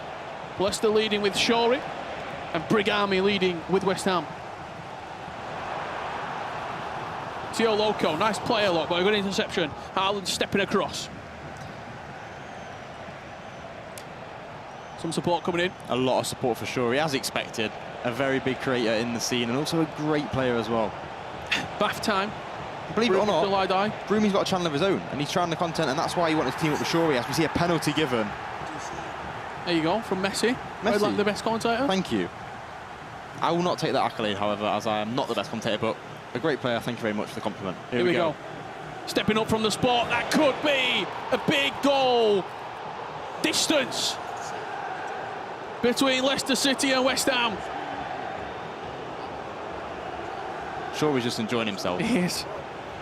I don't know if we can get a mic in that booth by any chance. We can pick it up, but I'm pretty sure he was doing like a Gary Neville impersonation there as he scored that penalty. He's just enjoying himself so much. There's only so many times I can say it.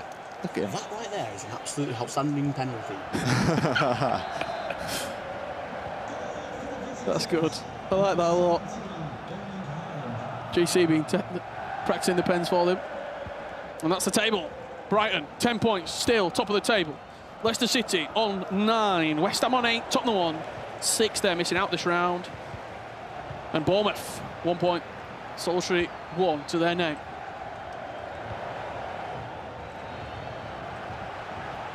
Disappointing from Bournemouth standards, I think. 2 experienced players. Yeah, they'd have been wanting more. GRK becoming a regular in the Premier League finals, and he's not really showing his ability today. Do you have the knockouts to get that right? 3 weeks. But I mean, as you said, having a bad group will impact you. I know it's easy to shake it off and say, oh, it doesn't matter too much if we're not first, but that just lasting impact Yeah, sticks in the back of the mind. It's a bit of like inside info, but what happens is when you get assigned your teammate, when you both win the qualifier, ooh, Shorey, I told you about that Elastico.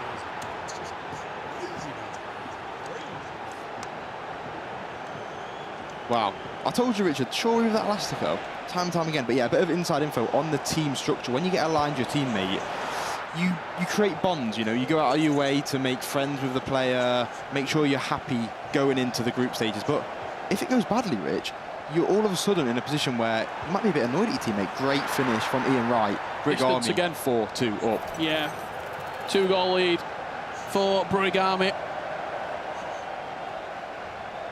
As West Ham and Leicester will trade wins as it stands right now, unless Broomy can pull something out of the locker, unless Tio Loco stops the Shorey train dead in its tracks. But I don't see either really happening at this moment. Yeah, both with a healthy lead, 2 goals and 3 goals respectively, and all 4 players playing well though. I don't think anyone's playing badly. It's just a standout performance from Shorey. Getting his skill moves out like he used to previously. Oh, and a cross. It's unfortunate. Good defending from Tio Loco. Brighton and Hove Albion. Maximum points from this round. I'm hearing a 3-1 and a 5-1 result on PlayStation and Xbox respectively. That game still winding down on the Xbox side of things. Full time between Adam Ryan and Mark. I think an input. Oh, hang on. Got a replay here of the goal. 5-2 now. Yeah. Cole Palmer, step overs, cancelling, dribbling, speed boost, player lock, pass. Ian Wright, great finish. Yeah, really good play.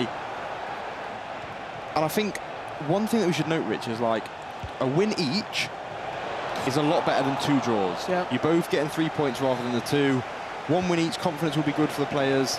Shorey looking in his prime. I mean, what's happened here with Tio Loco? He just won 5-0, now he's losing 5-2. We talk about momentum a lot, we talk about confidence, but Shorey's the form player right now in this group. Shorey's the man to beat. Prime Shorey is back. And I never thought I'd say that again, truthfully.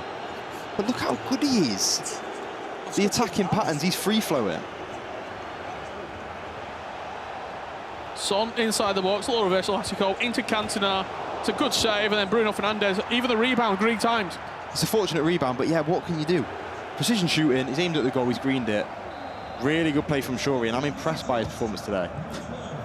Just saw someone in the chat saying, spin the wheel, Loco. What a win. It's nice to see Shorey enjoying himself. It is. It's also, I mean, it's nice to see him back at the ePremier League as well. He's not always, I mean, what were it, 12 months ago? Maybe not even that. Talking about maybe not competing anymore, not having the love for it or wanting to do other things. If he's playing like this, why not compete? Why not play at the very highest level? It might also give him confidence going forward. Yeah, goal back for Leicester as we see Shorey on for a 7th. Travella shot, green time. Shorey is absolutely cooking, and like you say, he took a break from them online cups. He doesn't play online anymore, but look at him. He's smiling away, enjoying himself. He scored 7. What can't you love about this, Richard? I mean, look at his game coming up. Brighton taking on Jaden. Sorry, with Mark on PlayStation. And then Adam Ryan. Well, he's on 6 points out of 6. I think he'll be confident playing against anyone right now. He'd fancy it, wouldn't he? He would definitely fancy it. 7-2. He's beat Nixneb, who qualified for the FC Pro Open, so... On paper, he's his hardest game. Yeah. But the game's sadly not played on paper for Shorey, but I think he's looking confident and really good going into them next 2 games. And there you have it. 7-2 victory for Leicester City. Shorey, maximum points so far for the Foxes. 6 out of 6. As Broomy has a look over. Looks like a full time between him and Brig Army, and I would imagine by that reaction that Brig has evened the playing field with a win for West Ham. Big performance for Brig. Yeah, 1 win each. I think they'll be happy with that. Brig needed that after the GRK game, I think a draw wouldn't have made him satisfied, especially against Jaden as well. We see myself last year, Richard, 4 draws wasn't good enough. He'd got 2 already, needed to pick up a 3 points there. We're just waiting for a full-time whistle between Bournemouth and Brighton. And I think we've just seen it out the corner of my eye. Maximum points for Brighton and Hove Albion, 6 out of 6 in round 3. This plans to be a very, very action-packed final couple of rounds. Leicester City doing all they can. Coming up next, the Hammers taking on Spurs.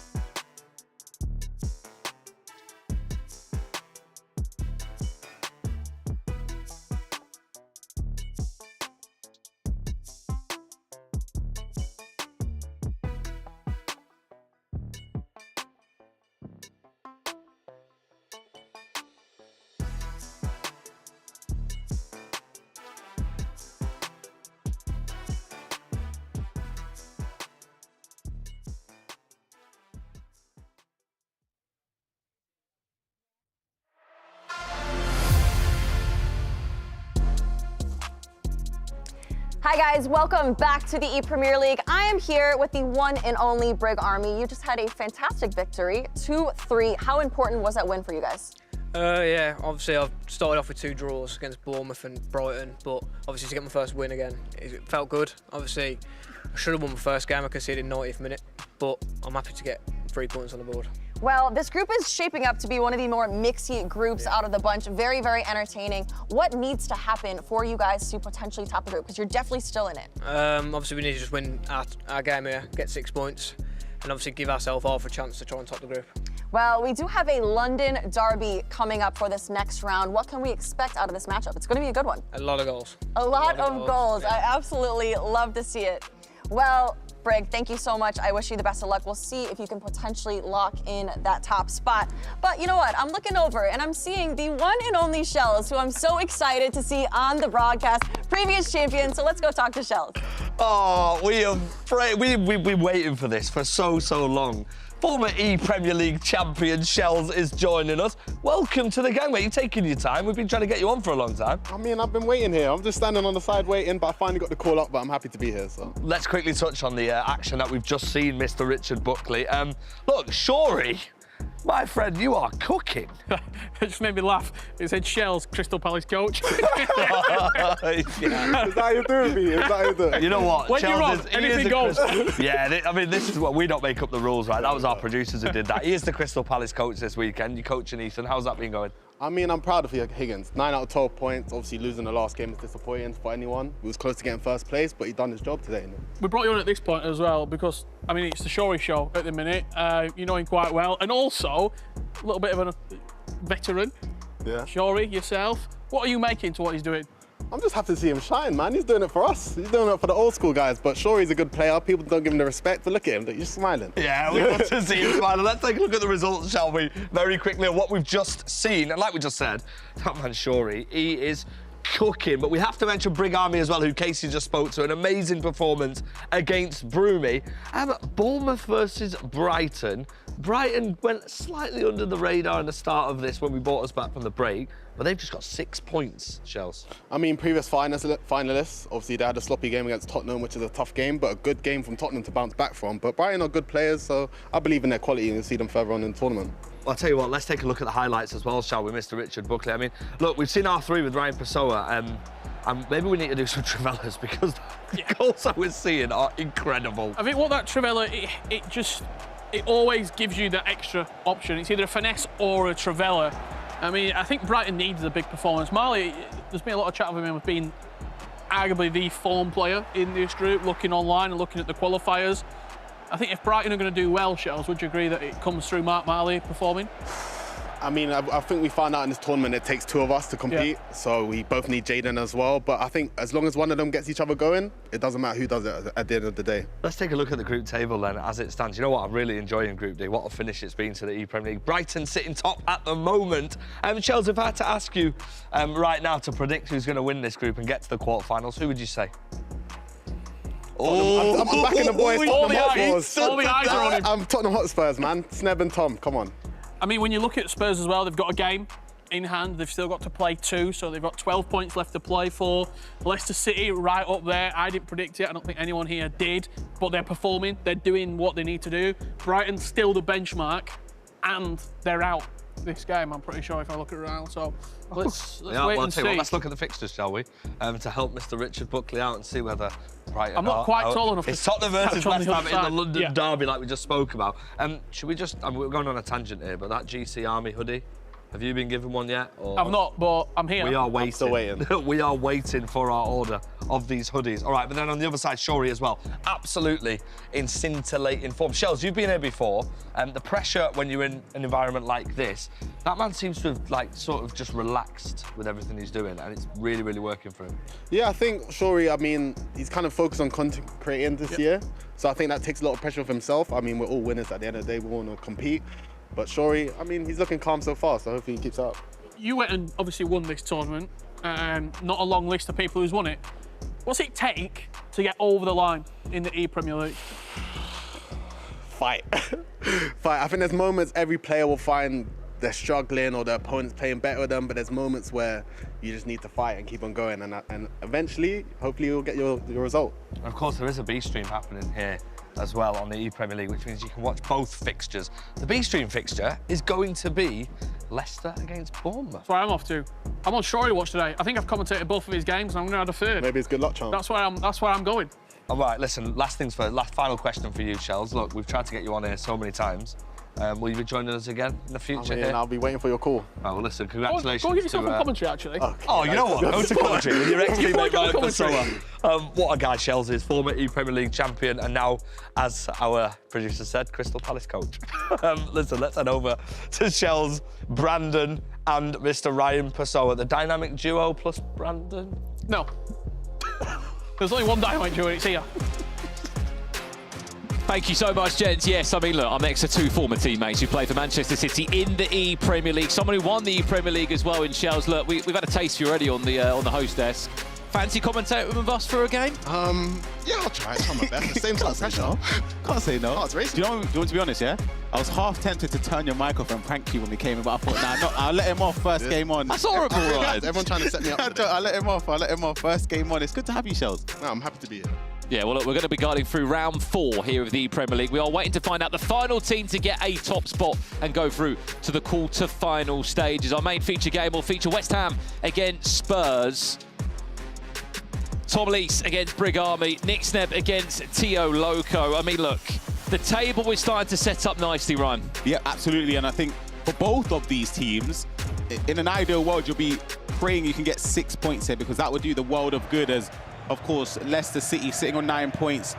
They're and about. Spurs, 6 points from their first 2 rounds, so they need to get 6 points, in my opinion.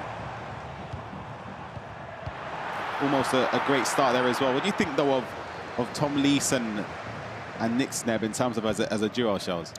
I mean, as a duo, they're two of the most, well, individually, they're two of the most best players in the UK. We all know Tom Lees has been around since 2017 when I started, so he's been around for years, champion. And Snebb, I can say it here, I let him down last year, but hopefully... Hello, could be an early start. Brig Army. Happy with that start there. He's making it look quite easy, to be brutally honest. I did not expect that. It was an unbelievable first time through ball. Heung-min Son, you've already know he's got a finesse plus play style, let alone if he needs to use it.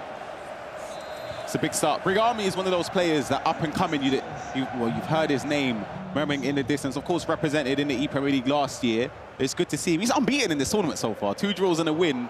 And if he gets something here, it could definitely put a spanner in the works for this competition. Well, he had a decent... We love Travella, isn't it? Yeah, Us too. You Ryan see it? is A lot of people don't see that one there, you know. The Travella opens up. Once you get an angle, people think you just need to be all over on the right side or further on the left. You can do it from the middle. There's a goal again over on the PlayStation side of things. Nick Snebb. West Ham. Wow. Are not going to make this easy.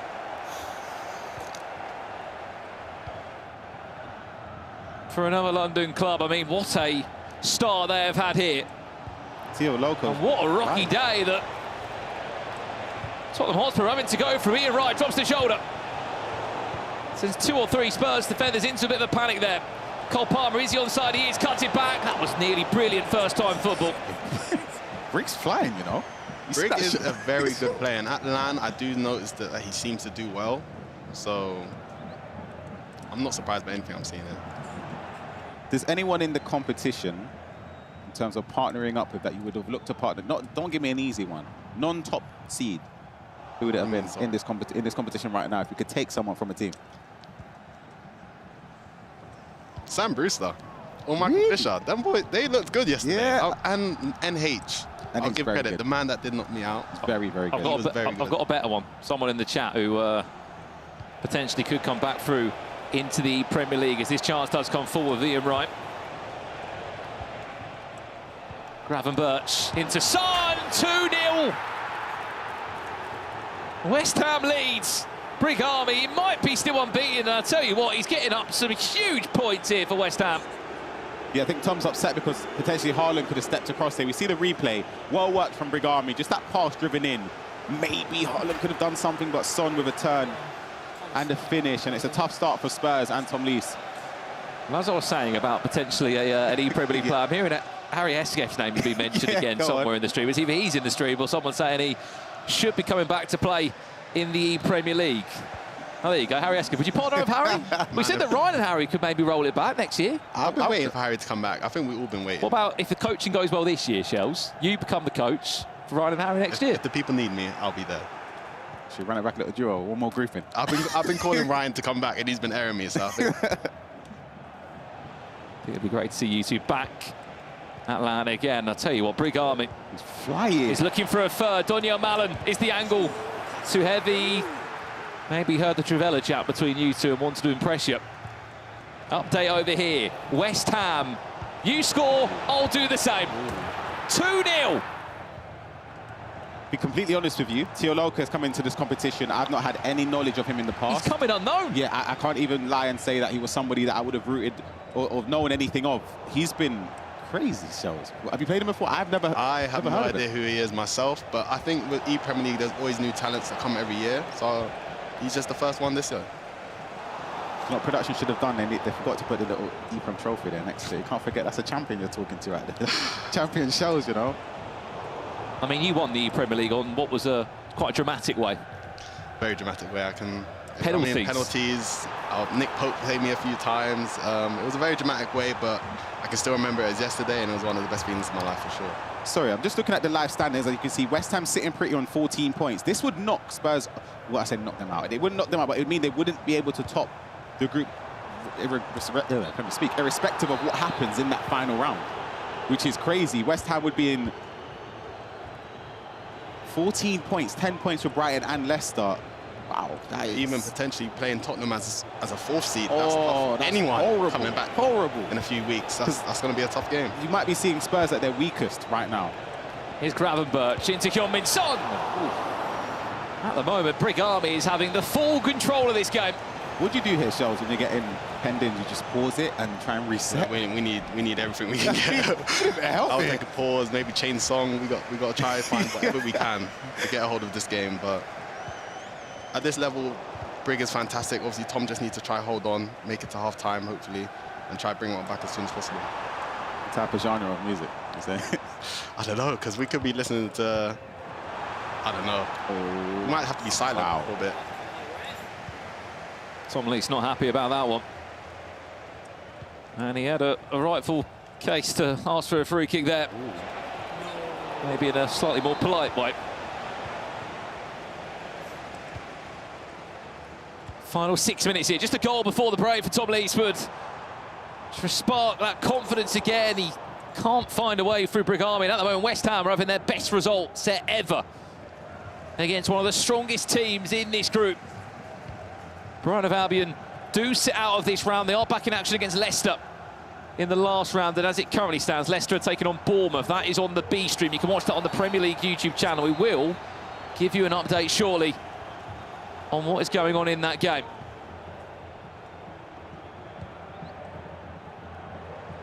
Well, I didn't really expect this, Shells, from West Ham. I mean, I thought Tom was going to bounce back. He looked very sharp in the game before. But Brig is a very good player, and I think he looks ruthless. And when you talk to him behind the scenes, he's very jokey, very trolly, but when he's in game, he's a very serious player, and he takes his chances very well. And look at him go. Here he is. Could be on for a third here, Ian, right? I spoke to him earlier, just before his group started, and he just says he just wants this over and done with. Put him out of his misery. Literally, those are his words. And he's 2-0 up at half-time against Spurs. A mountain to climb for Tom Lees, and if they want to keep the option of, or potential, I should say, of finishing first in the group, they're going to have to get something from this game. I mean, Shells, you've got one of those trophies. Where is it at home? Is it on a mantelpiece? Or It's still right there behind my screen, behind on my desk. On my screen itself, you can see it nicely presented. When I wake up, it's the first thing I see. When I go to sleep, it's the last thing I see. So I need to clean it, actually. Needs to clean. Getting a bit dusty, is it? A bit dusty. Of course, Shells with us on commentary here, a former ePremier League champion. That's the table as it stands now. This is West Ham winning both of their games against Spurs. I mean, the crazy part is here, Brian, as you just said, is that, yes, if Spurs don't top the group, all the teams go through to the knockout stages. Someone's going to be given a Spurs matchup in the knockout bracket who's maybe not already had a bad who's already had a bad tournament, sorry. That's the well done you get. Horrible stuff. You don't want to play Spurs early in the competition because we know what they're capable of. Albeit today they've not performed up to the standards, but yeah, it's going to be tough if you look towards that stage. It's still not done yet, though. There's still a second half to be played for Tom and Nick to bounce back, but Brig Army, from what we've seen, has been incredible.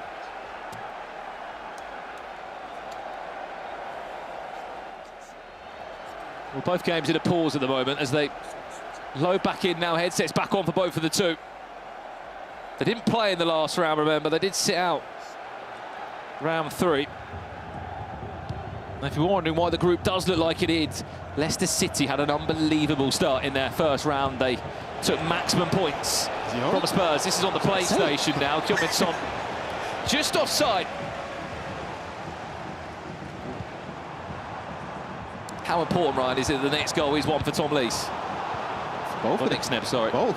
Has to be. Tio Loco, we'll see it.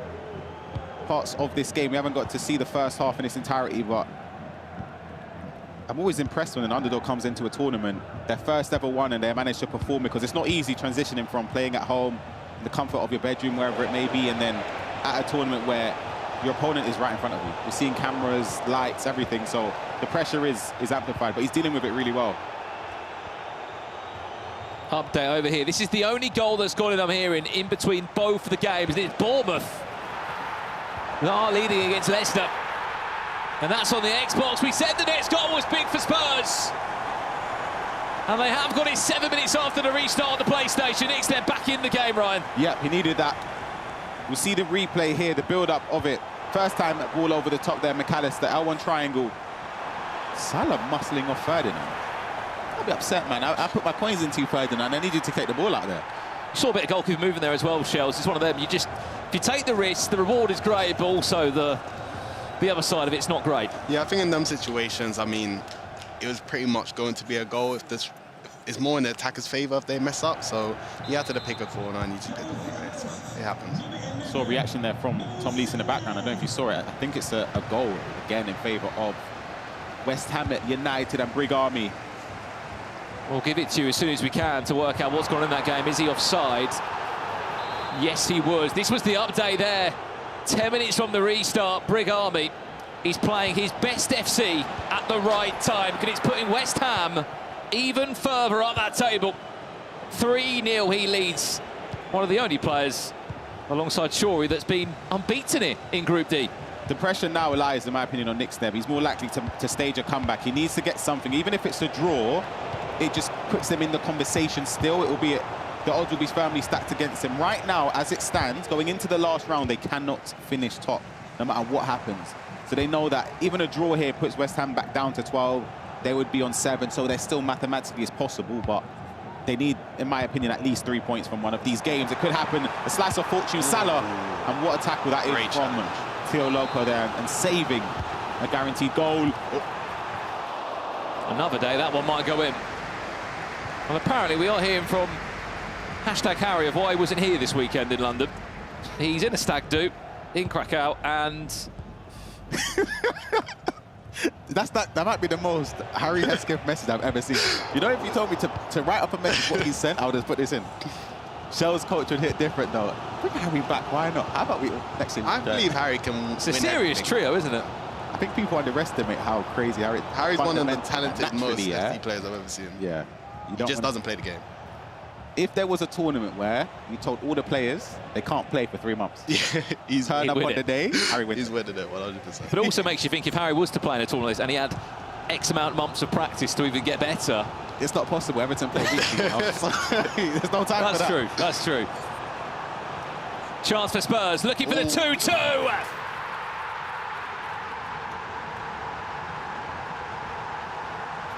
Nick Snebb.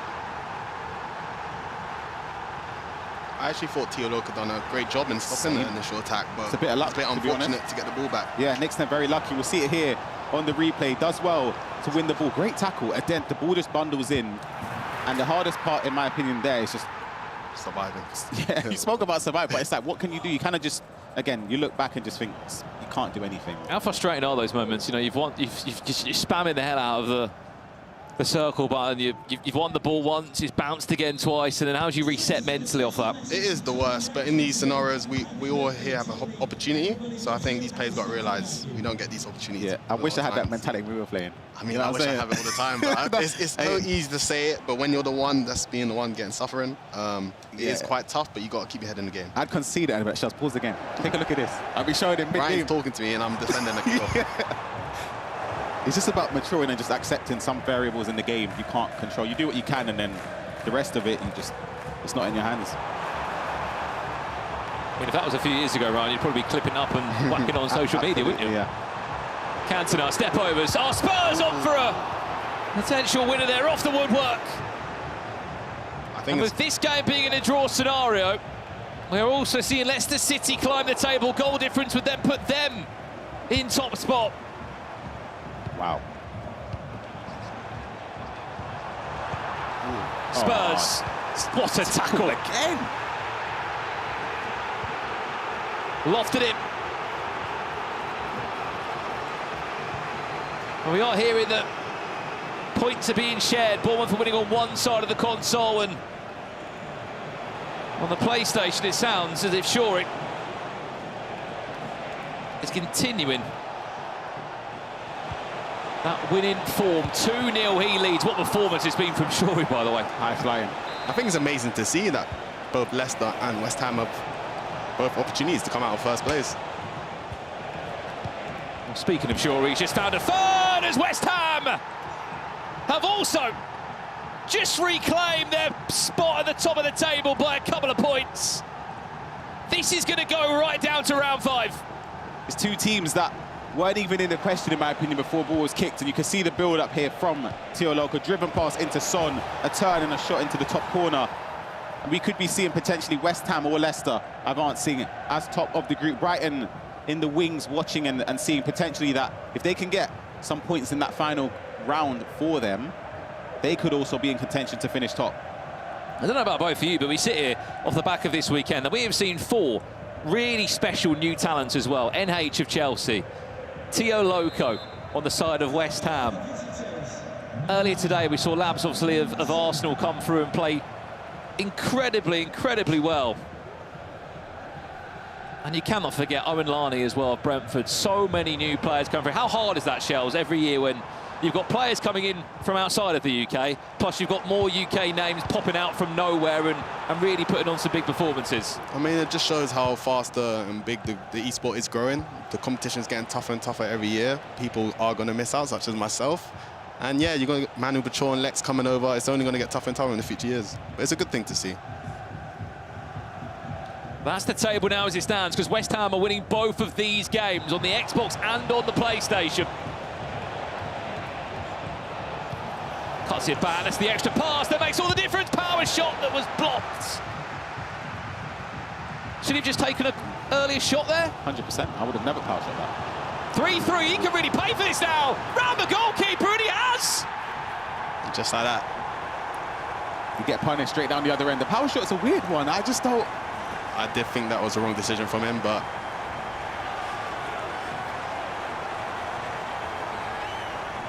West Ham are looking very strong. I think they might be the team. How many times have we seen this today, Ryan? Just counter-attacks. Yeah, you can see there, look at that. Just timed the perfect pass there. Poking it past the keeper. 3 minutes left. Is there a match winner, or are the points going to be shared? I think a draw here benefits Brighton more than anybody, and Leicester, if I'm being honest. I don't think it benefits either team. It just keeps Spurs in the conversation mathematically, but I don't think they'll top the group. And then for West Ham, it just pulls them back further in the mix-up. Because unfortunately for West Ham, right, it's their last game. Yeah, so they kind of need the 6 points if they wanted any chance of topping it. But Brighton and Leicester, in my opinion, will be the winners if this scoreline remains the same. Well, they've been given a very healthy 3 minutes of added time. Both of these two teams to pick up some more points. Ooh. Mistake at the top. Back to you, Nick Snap. 45 in-game seconds left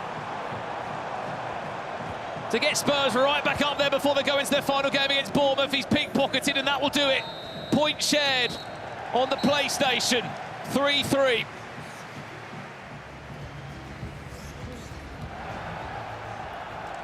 Full-time results elsewhere as well. That's 4 points from West Ham, but it's their last game and they're going to play here. Only 1 point on the board from Spurs from that round. And it's all going to be on round 5 now. Bournemouth play Spurs, but the big one, as you said, Brighton of Albion taking on Leicester. We haven't concluded the Leicester-Bournemouth game yet. I think that'll be Shawry's toughest game on paper.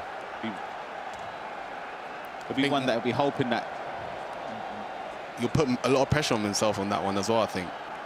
I think the other games he's been able to just be a bit chilled, relaxed, but this game is a very important game, so it'll be interesting to see how he plays it. Yeah, slight clinical pause there between Adam Ryan and Shawry.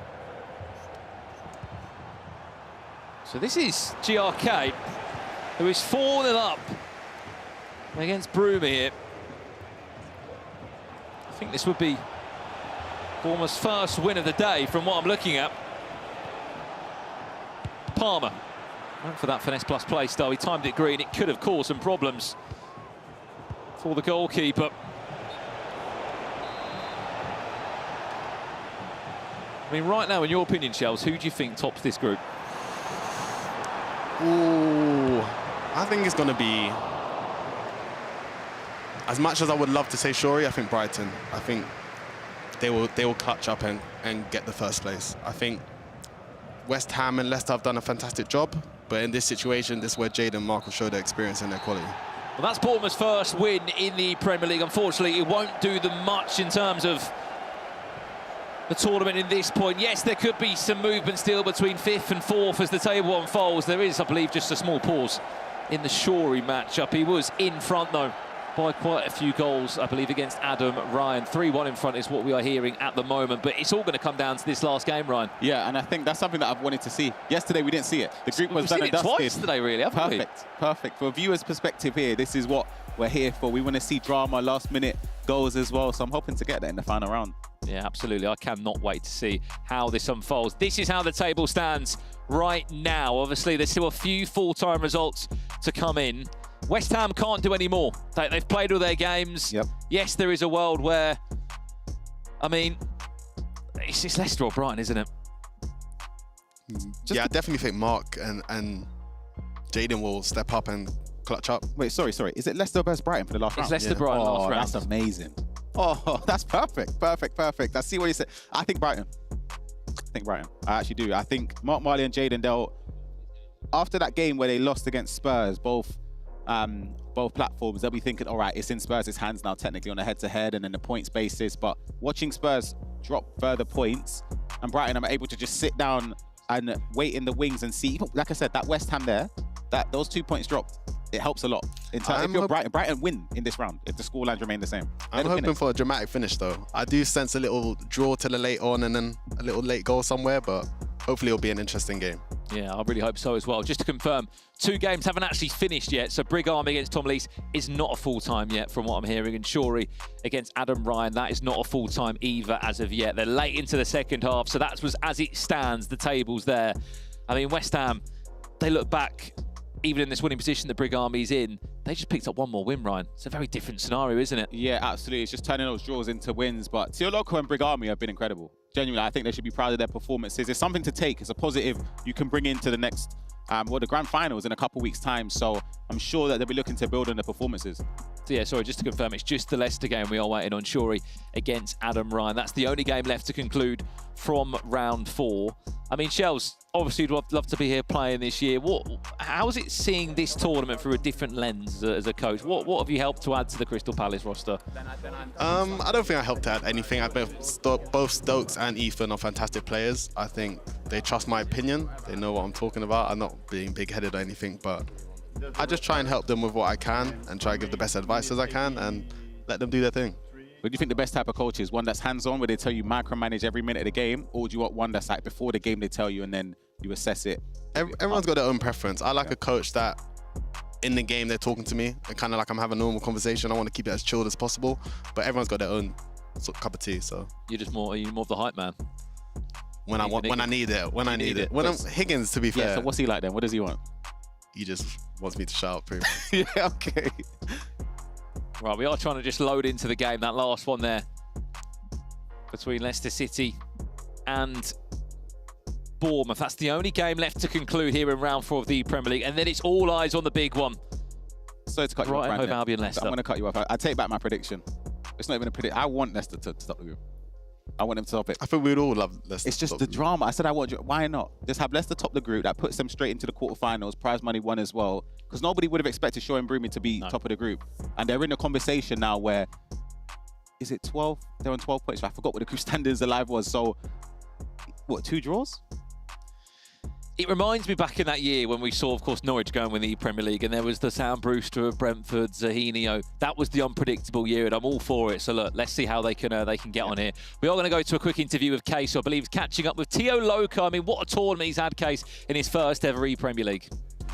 Yes, I am joined by Teoloko. It is his very first ePremier League, so congratulations. You have officially gone through the first group stage. Unfortunately, you cannot lock in that #1 spot. But overall thoughts on your experience so far? Yeah, it was fun, enjoyable. I admittedly thought it was going to go worse, but yeah, it went somewhat okay.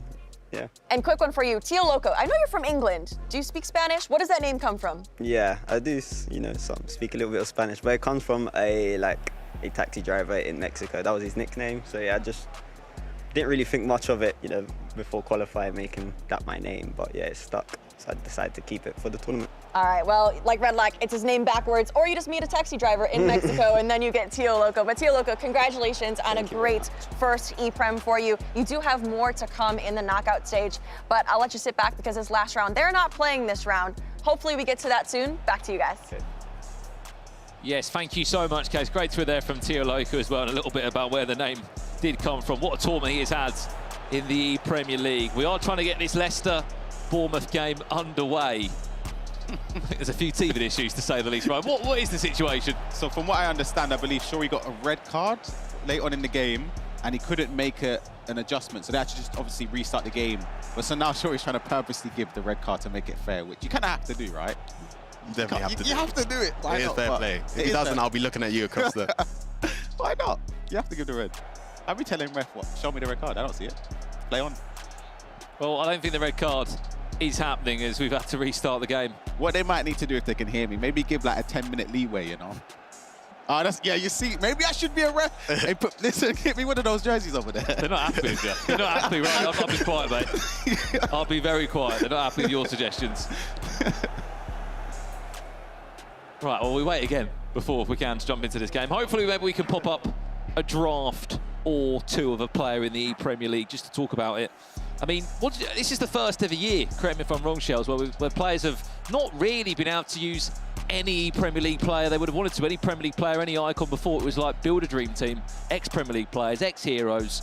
This year, they've sort of been put into a bit of a budget hole. Do you like that or not? I definitely do like it. I think I definitely like it as a viewer.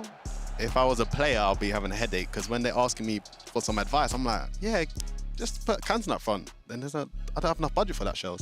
I was like, But I think it's a good idea. It spices some things up. I guess there's a lot of new cards being used, items that we are being used, which we'd love to see. So it's a definitely good idea. One player that you've enjoyed watching in these teams? Bruno Fernandes. I mean, he's the most picked player, isn't he? Yeah, rightly so. The passing play styles, even his play style plus is obviously with the passing. I think it's what, long ball and tiki-taka. Yeah, incredible play style. So for me, one of the best players. He'd be in the team. He'd be probably the first one. No, like that's a lock. First number one pick for sure. Yeah, that's a lock.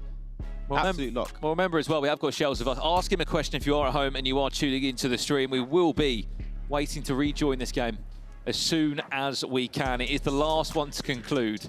As you can see a few players around the arena just waiting to get it done so we can jump into our last final matchup. Again, the question is, who is going to be topping the group? I hear that we are actually going to go to a quick break while this does get resolved because we want to get round 5 underway as soon as we can. When we're back, it's the big round. Brighton take on Leicester, Bournemouth take on Spurs, and we'll find out who's going into the quarterfinals.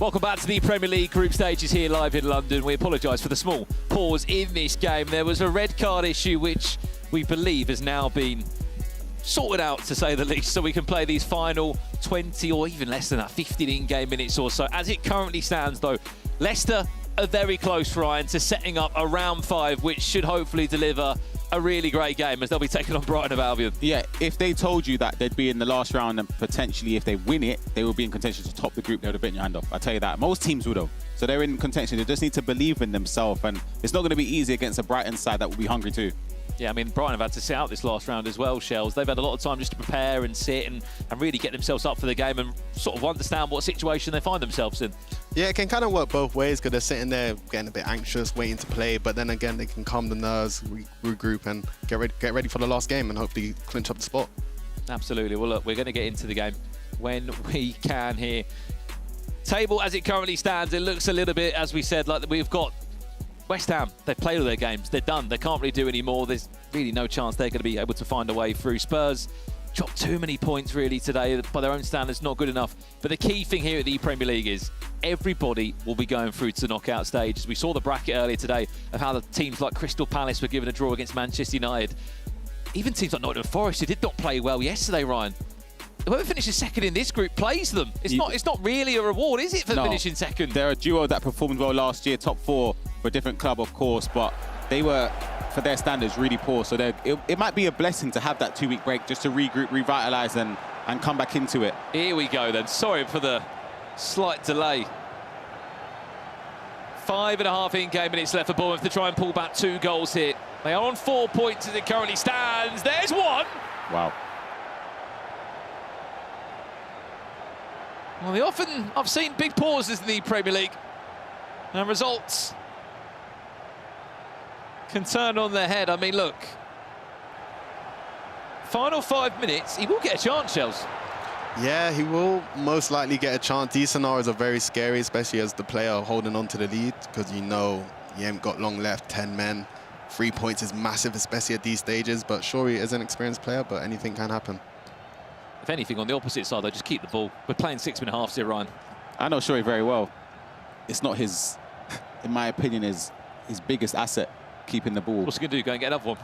I wouldn't either. So it's kind of just like, hopefully Shorey's just brushed up a little bit on it and just he knows now it's just discipline and making the right choices in the right areas. I think the worst thing to do, in my opinion, is, I was going to say, keep the ball in your defensive area. Don't do that. I think it's very important to take a positive touches going forward and holding it in your corner flag and then slowly going back. But I was going to say, I just saw Petr get the ball fizzed back into him for a second. I was a little bit worried of what heavy touch we're going to see, but looks like Shorey's managing this very well. Adam Ryan being aggressive on the line.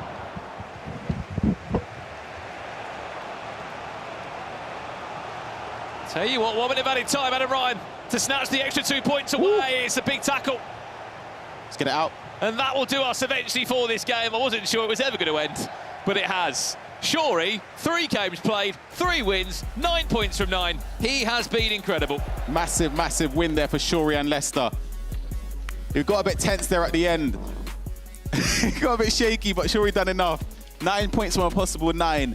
He's absolutely flying in this group. He is. I mean, look, Brig Army's also unbeaten here in the ePremier League, but he's the only one who's won every single game so far. That is round 4 concluded. He might not believe the run that he's having here, but he's 1 win away potentially from topping the group. We're going to pass it back over to FG Case and Shells, who is, at this point, he's just running around the studio. He's doing what he wants. You know what? Funny story about that. He literally just walked past us and we stopped him for no reason, apart from the fact we wanted him here. It's great to have you on the broadcast. First things first, Shorey, 3 wins out of 3. He got a red card. There was a bit of an issue in the game. He went back in the game, tried to get a red card and couldn't get a red card. How did you get the red card in the first place, Case? It was a poor tackle, I guess. I don't know. Honestly, so much happened in that last game. I'm hoping it doesn't affect him going into this last round, because that can be a bit frustrating. It takes a while, you know? He looks like he's pretty chilled out, Shorey, at the minute, doesn't he? He looks really relaxed. He's had a great day so far.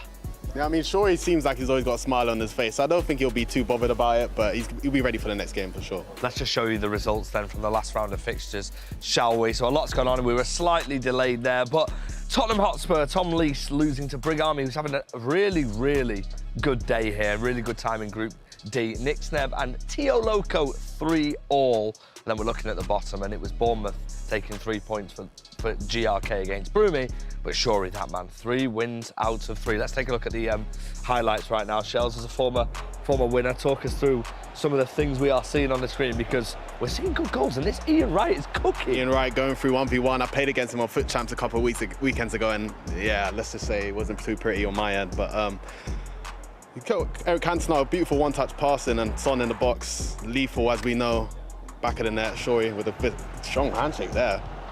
Strong handshake, and then it was Cantona, and then it was into, is that Mo Salah, as always, that we keep seeing, Case? I believe so, and I just want to say, big shout out to Brig Army. They may not be in contention for that #1 spot, but he had such a good day. I think it's 2 draws, 2 wins, so undefeated for Brig Army. Fantastic day. Yeah, an amazing day. I mean, when you're at this stage, and you know that there's no eliminations today, but top place gets the quarter-final spot, you can just take the positives out of this, can't you, and just continue moving on to the finals, because everyone's back for finals weekend.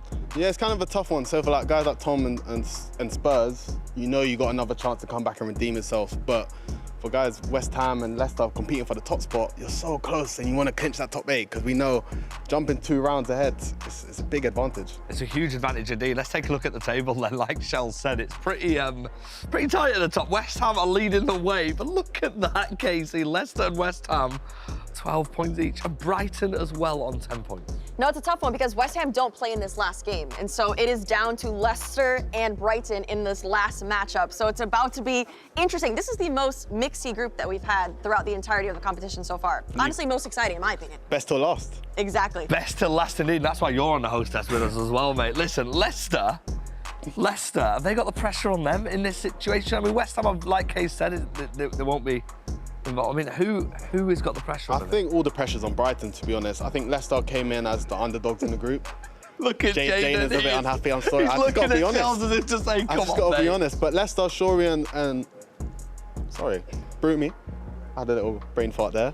No one really expected them to be considering for first place. So seeing them this close, all the pressure's on Brighton. I'm sorry, Jaden. You know what the beauty is, right? The beauty is, in this studio, I wish we could maybe show you on one of the cameras. Jaden's about 5 yards away from us, and he looked like he was... Yeah, you're on camera now, Jaden, so you feel free to tell Charles how you're feeling. But, yeah, so we're talking about pressure. I mean, but realistically speaking, when you're that close to getting to the top and you miss out, Case, it's a tough one to take because, like Shell said, you go 2 rounds forward. You go into the quarter-finals on finals weekend. Yeah, it's really all or nothing. That #1 spot, you need to get that. Yes, seeding does come into play with the rest of the group, but you really only want that. It's more money at the end of the day as well because you're automatically going to lock it. I think it's a minimum 5K. But yeah, going straight into the quarterfinals, pressure is off you. You sit back, relax. In a couple of weeks, you want that #1 position. You know when you won the ePremier League?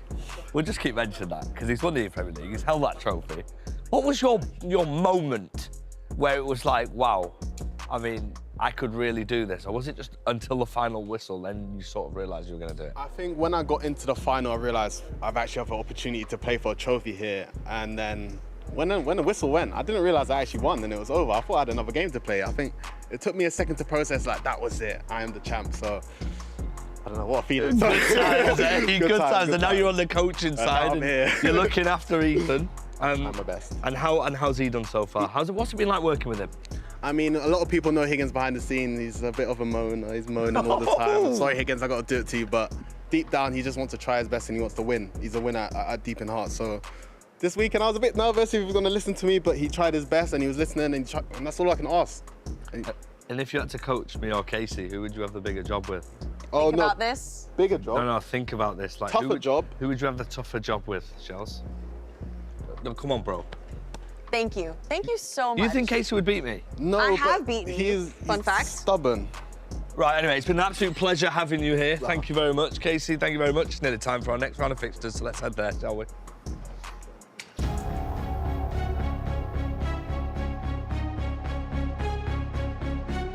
It's time to write our own history. Just try and stop us.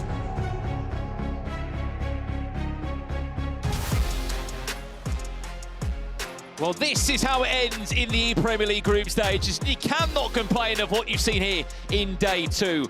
It went to round 5 in Group C. It goes to round 5 in Group D. It looks as if it's going to be Leicester or Brighton of Albion to top the group, Richard Buckley. Yeah, I can't wait to see how this group rounds out. And I'm also pretty sure I've commentated every single Leicester City game today with how it's been, if I've been on the A stream or the B stream. All I've done is watch Shorey and Broomy all day. I want to ask you as well, to bring the table in live now, how did you describe what was going on in that Leicester-Bournemouth game with the red card scenario? Was you commentating on it as the red card was trying to be given? No, at first I was like, what is happening here? What am I watching? But we got there in the end. We played the rest of the game out, and that's how that table is looking. West Ham United wrapped up their game, 12 points. Leicester City, second on 12. Brighton on 10. They play against each other now.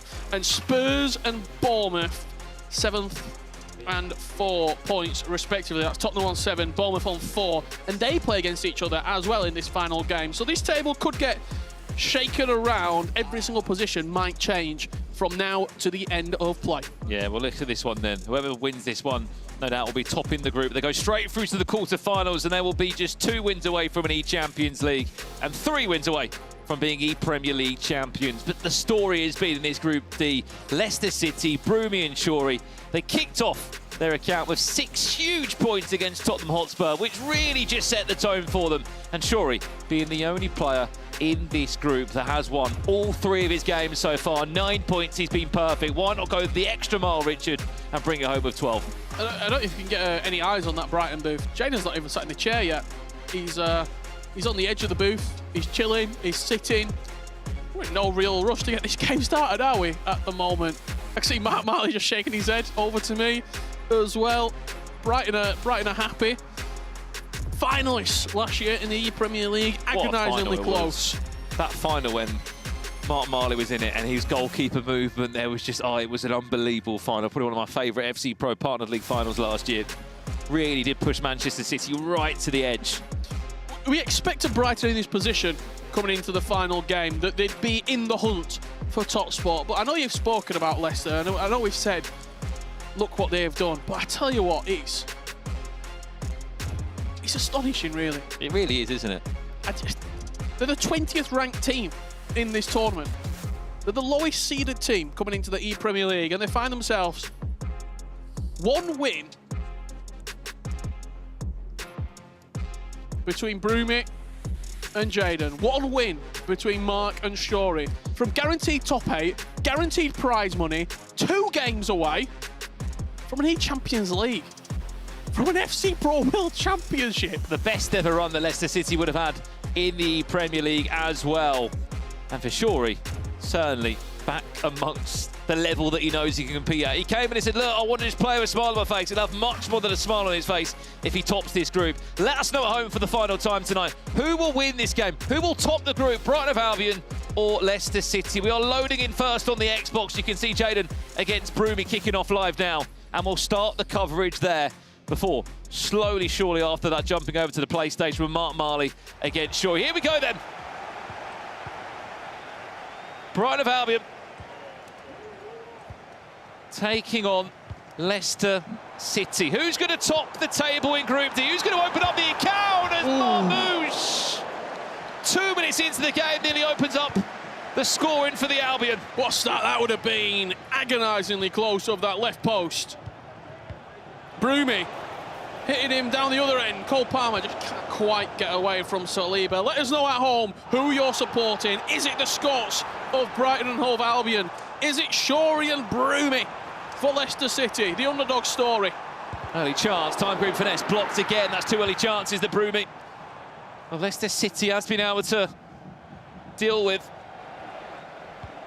You see a change there as well in formation. Those wingers just look to be dropping in ever so slightly. Maybe a 4-4-1-1. We'll get all the tactics at the end of the day. If you want to copy how these guys are playing. You can just see Mark Marley in the background there. He's loading into his game now against Shorey. We'll jump between both games as best we can. 3rd shot on target in 8 minutes for Brighton, still goalless. I think you'll see a lot of looking across in this game because the results might impact how you play. If you see your teammate losing, you might go on a little bit of a press. The other way around, you might see your opponent winning and try and hold out for a draw and guarantee points in the bank to top the table. All Brighton so far in these first 11 minutes. We see Broomy get back into that form that we saw earlier from him. It's only 1 win today, first game of the day versus Tom Lees. 71% of you think that Leicester City are going to top the group and can basically complete this fairy tale story it's been for them in the group stages. If it stays like this, they will be doing enough. And this is 2 games in drawing scenarios. I know it's probably not going to end like this, but we can start building what is to happen. I tell you what, Tottenham finishing 4th. I was just speaking to Stokes on the B stream. That would mean, I believe they play Chelsea, and then the winner of Crystal Palace Man United and the winner of Spurs Chelsea play each other in the next knockout game. Tottenham Palace before the quarter-finals, if that finishes as it does. And another day, it could be a semi-final, a grand final. There is no reward, really, depending on where you finish in the group, unless you top it.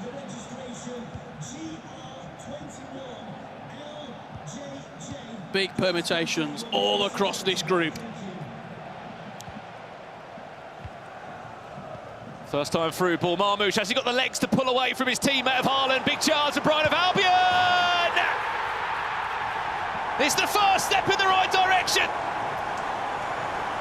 And I don't know if you saw there, just in the corner of the shot, it looked like Shore was getting a handshake.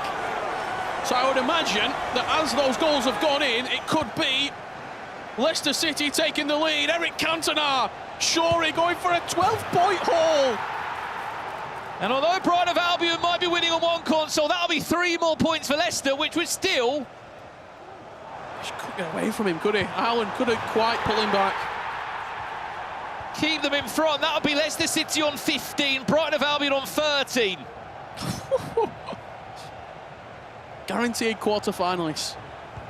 Leicester City. And boy, does that group shake up the rest of the pack in the bracket waiting. There's a time to pull your weight in the team and to really bring out a big performance. It's now. That's the table as it stands. He's in. Could be another chance. Marmoush on for a second. Travella off the post and into the back of Petr. Still just the 1-goal lead. But it's been all Brighton of Albion on the Xbox. I'm just having a look across, Brandon.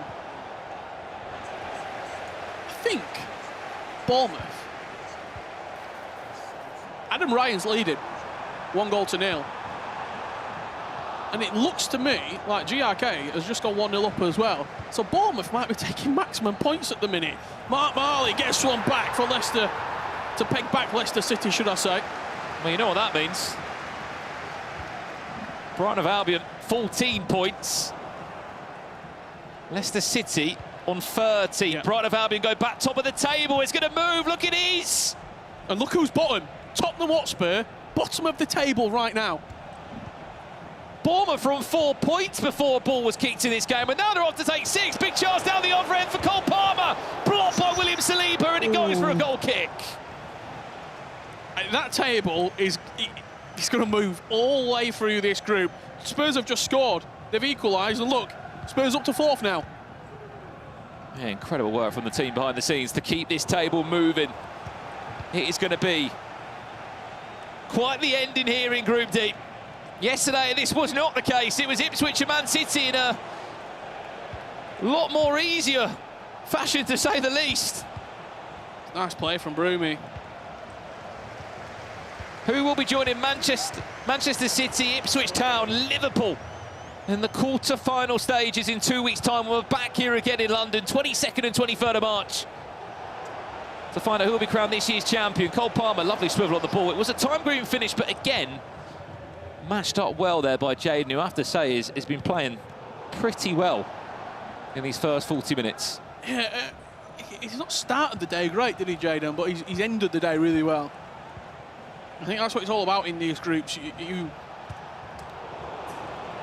have to just take something from a game, whether it's a draw, whether it's a win. Let's have a look at this. Mark Marley against Shorey gets a penalty. Is it followed up? It certainly is. Top corner hit, and Brighton create some distance in the groups. Absolutely, would put them on 16 points. It's offside. And we'll even give them a bit of breathing space at the top. Again, that's as it stands now. And look at Leicester, they were first going into the game. They're third now. And no matter where you finish, it will affect who you are playing in 2 weeks' time. Lofted ball across, Marmouche. Stopped by Petr. There will be just enough time to play this corner. Extra pass. That's going to fall back. It still is going to fall back. Lampard, Marmouche, 2-0.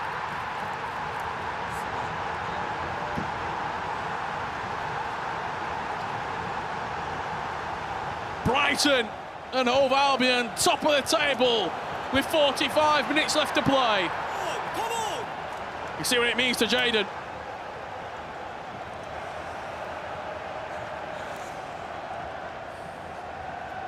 Well, they're both pulling in a really impressive performance. And last year they topped the group as well. The same duo you're looking at now. They picked up 17 points, which gave them this same advantage which they could be getting here tonight. A fast-track ticket through to the quarter-final stages. Let's jump over then and see a bit of this game live. This is Mark Marley against Shorey, Richard, and it was a penalty we just saw that have put Brighton in this situation. And look, Shorey's been the catalyst to Leicester City's success here in the groups. 9 points so far. Mark Marley standing in his way and saying, not today, you're not getting the maximum haul. But this game's not finished yet. Shorey's well in this game. That's a long throw down the line, actually, quite direct, but he might get a chance here. Salah, finesse, wins a corner.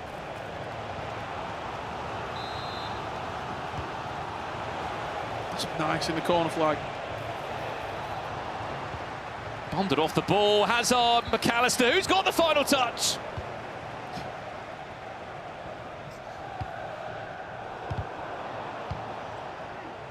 Just kicked off the second half on the Xbox. We'll stay with this one, though, until half-time. Chance to break away, needs to make the most of this one! It will be Mohamed Salah for Shorey. A player he knows only too well. It's always Salah for Shorey. Left-footed, finesse, it's all about the touch here. Have a look at this. The player looking to him, that touch there, just takes it away from Saliba. Nothing he can do about it. Keeper comes out, opens up the body, and a finesse shot comfortably past the keeper.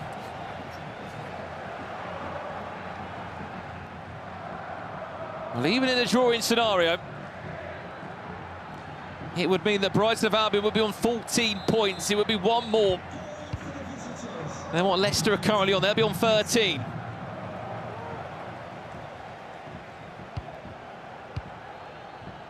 If Leicester just win one of these games, it's enough. Yep.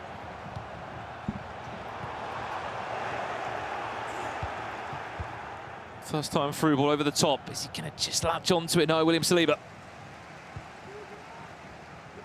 does enough. Added time of 2 minutes. This game will finish slightly after the Xbox game. That's well underway in the second half. Last time we saw it, it was Jadon comfortably leading as well. And it was Jadon scoring in the additional time period of the first half, which Mark Marley might fancy a bit of that as well. We've overplayed the time. Bruno Fernandes, and that should do us for the half-time period there. We'll leave them two to have a quick break. Just having a look in there. Broomy locked in versus Jadon. Second half is underway and it's still 2-0. Nearly 20 minutes already gone. So it's going to be all eyes on Shorey and Mark.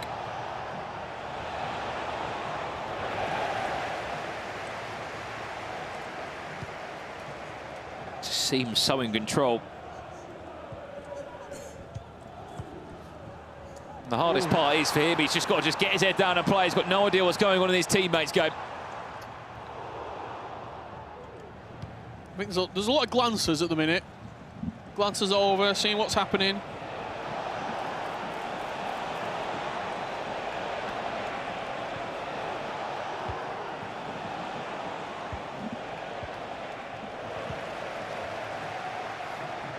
Final 20 minutes, Brighton of Albion. Are they getting that top spot for a second year in a row?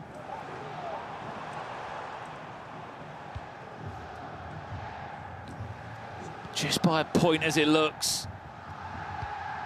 And Spurs, by the looks of it, Richard, about to win in ways. It doesn't change much, though, does it? In the grand scheme of things, still going to be 4th. Chance now, Bruno Fernandes play a lot. Manu trying to play! Oh, it's beautiful! And you can say that's probably game over. Jadon doing the business when he needs to most for Brighton. Hazard with the finish. The extra pass, superb. Come on! And every time he scores, he looks over. He's glancing at Mark's game. He's not even glancing, he's watching Mark's game like a hawk, like a seagull.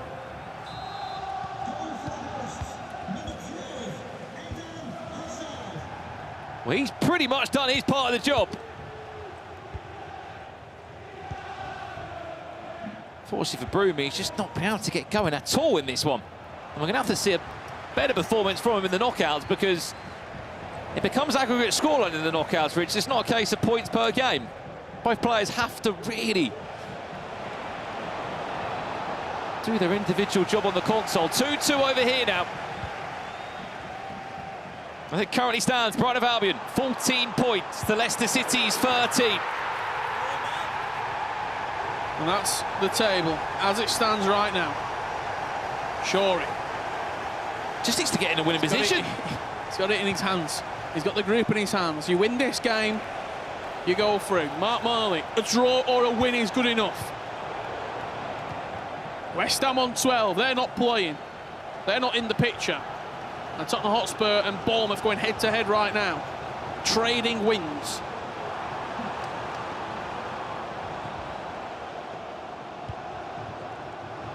Power shot to Travella. Distance. Oh, you're going to power shot it. I find it fascinating, even though sort of the power shots have been nerfed drastically. You just never see them. Chance, Brighton of Albion. Does he need a one more pass? It could have been there. Salah was just hanging up a run. Quick corner comes in. The Seagulls are soaring. And maybe they're on their way. And it was Jadon who celebrated Mark's goal. Jadon didn't score then. He let out a let's go because he looked across and saw Mark Marley sticking the ball in the back of the net with Lenny Yoro. Well, he missed it also, Richard, because Jadon scored another one. He's 4 them up.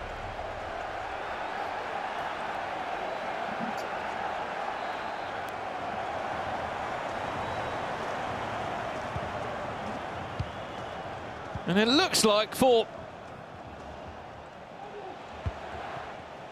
a handful of those teams, if it stays like this, Richard, 3 out of the 4 same Premier League clubs from last year getting that fast-track spot in the quarterfinals. Yep. Liverpool, Brighton of Albion and Manchester City. The Luton Town of last year swaps in with Ipswich Town. 2 of those teams with the exact same roster as well, Brighton and City.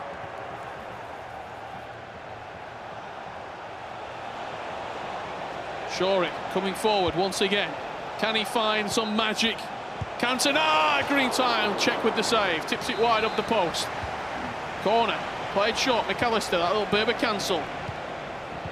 Lavia, Cantona, Haaland, Salah, Yoro, Cantona! 3-3! Leicester City are not out of this one yet. Well, they're still a point behind. Brighton of Albion would get 14 from this round still. But if Shorey can get himself in a winning position, it would be enough. Unfortunately, in the Broomy Jadon game, I think it's 4-0 now to Jadon. That's out the window, that's out of the question. That's full-time done. Just seeing the full-time result come through. It's all on Shorey's shoulders. He has to just turn and watch now. Can Mark Marley, a veteran of the Premier League, he's played in every single year of this competition.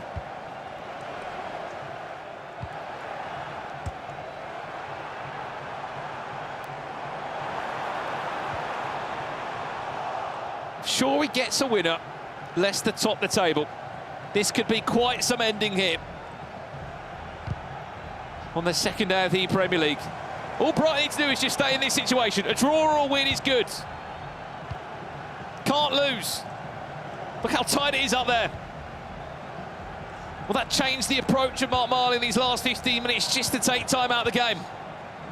We'll surely be able to get one more chance, one more roll of the dice at it. Still time, 15 minutes left to play. There's still a couple of attacks for either player. Now's not the time to rush.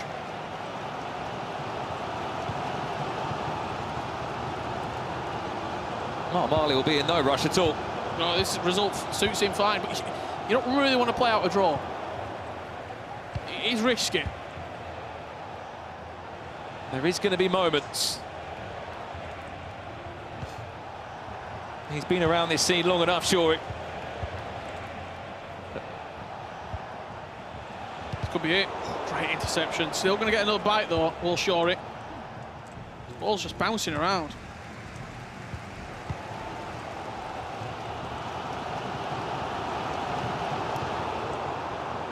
Mark just making a couple of mistakes in possession. This game's really, really edgy. Both players losing the ball a couple of times, and even the last attacks. Pause coming in from Leicester, if they'll even see the pause. Mark Marley. He'll know that Shorey wants to make changes now. He won't let him, though, will he? With 6 minutes left on the clock, Brighton of Albion on their way to a quarter-final spot. Allen bundled off it by Salah. 5 minutes away from doing so. Leicester City. Will they get time? 3.5 in-game minutes. Gets his pause, though. Got Jadon in the back. He's feeling every single second of it. We can tell you, both games between Bournemouth and Spurs, 2-2 and 4-4, respectively. Points shared. And that's how the table finishes. Bournemouth bottom on 6, Spurs 4th in the table on 9, West Ham on 12, and we're fighting for the top spot. Leicester and Brighton. Who will go through first? It's not making any subs. Or put a press on or anything. I think. Like, I'm happy to drain a bit of stamina and like start it earlier. I mean, sure, he loves the last 20 minutes, doesn't he? But unfortunately, we might find ourselves in a scenario again of a pause in this game. It's not done yet. That's how the table stands. This is the only game left to conclude. The final 6 in-game minutes, 3 in-game minutes.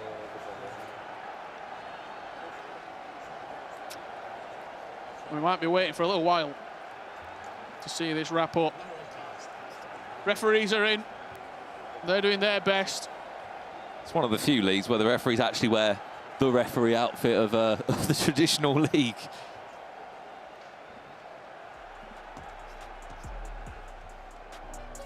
Well, then referees are in, and we will resume this game for the closing moments. Jayden watches on. He just wants to get this done and work out if he's topping the table or not.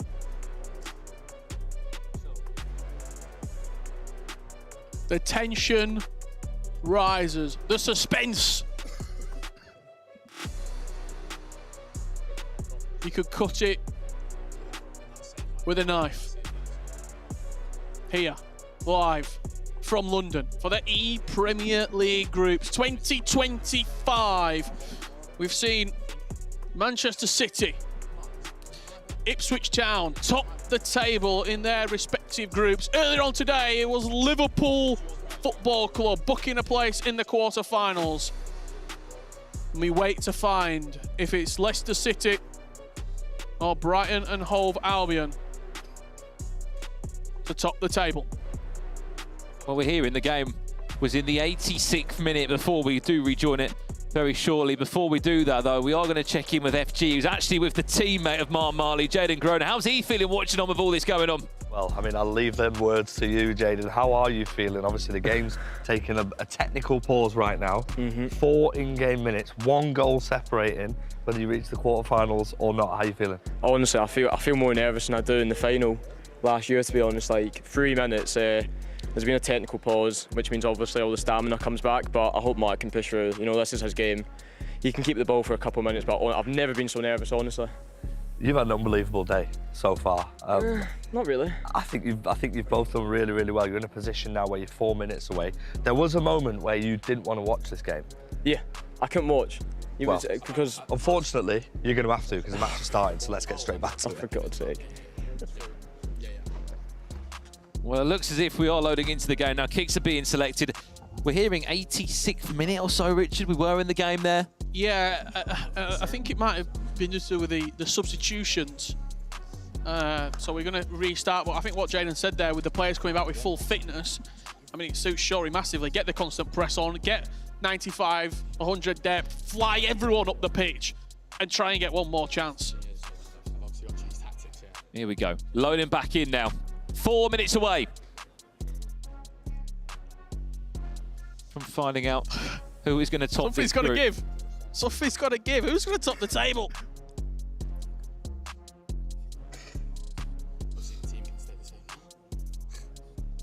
Just the last few words from both coaches going in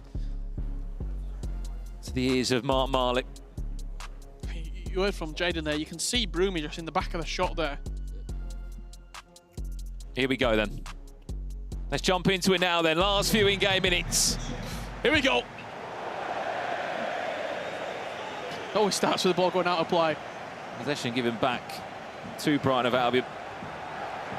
3 minutes just hold on to the ball. It's going to be a really heavy press from Shorey. Can win it now and get a very generous sum of added time. There might be a chance. Well, Brighton going to top the table again for a second year. Well, there's going to be no added time. So we've restarted in the 86th minute, so it's pretty much going to be wrapped up as soon as 90 hits, you would think. One chance. Has he got enough time to even get the ball up the pitch? It's got to go. Salah. That's it.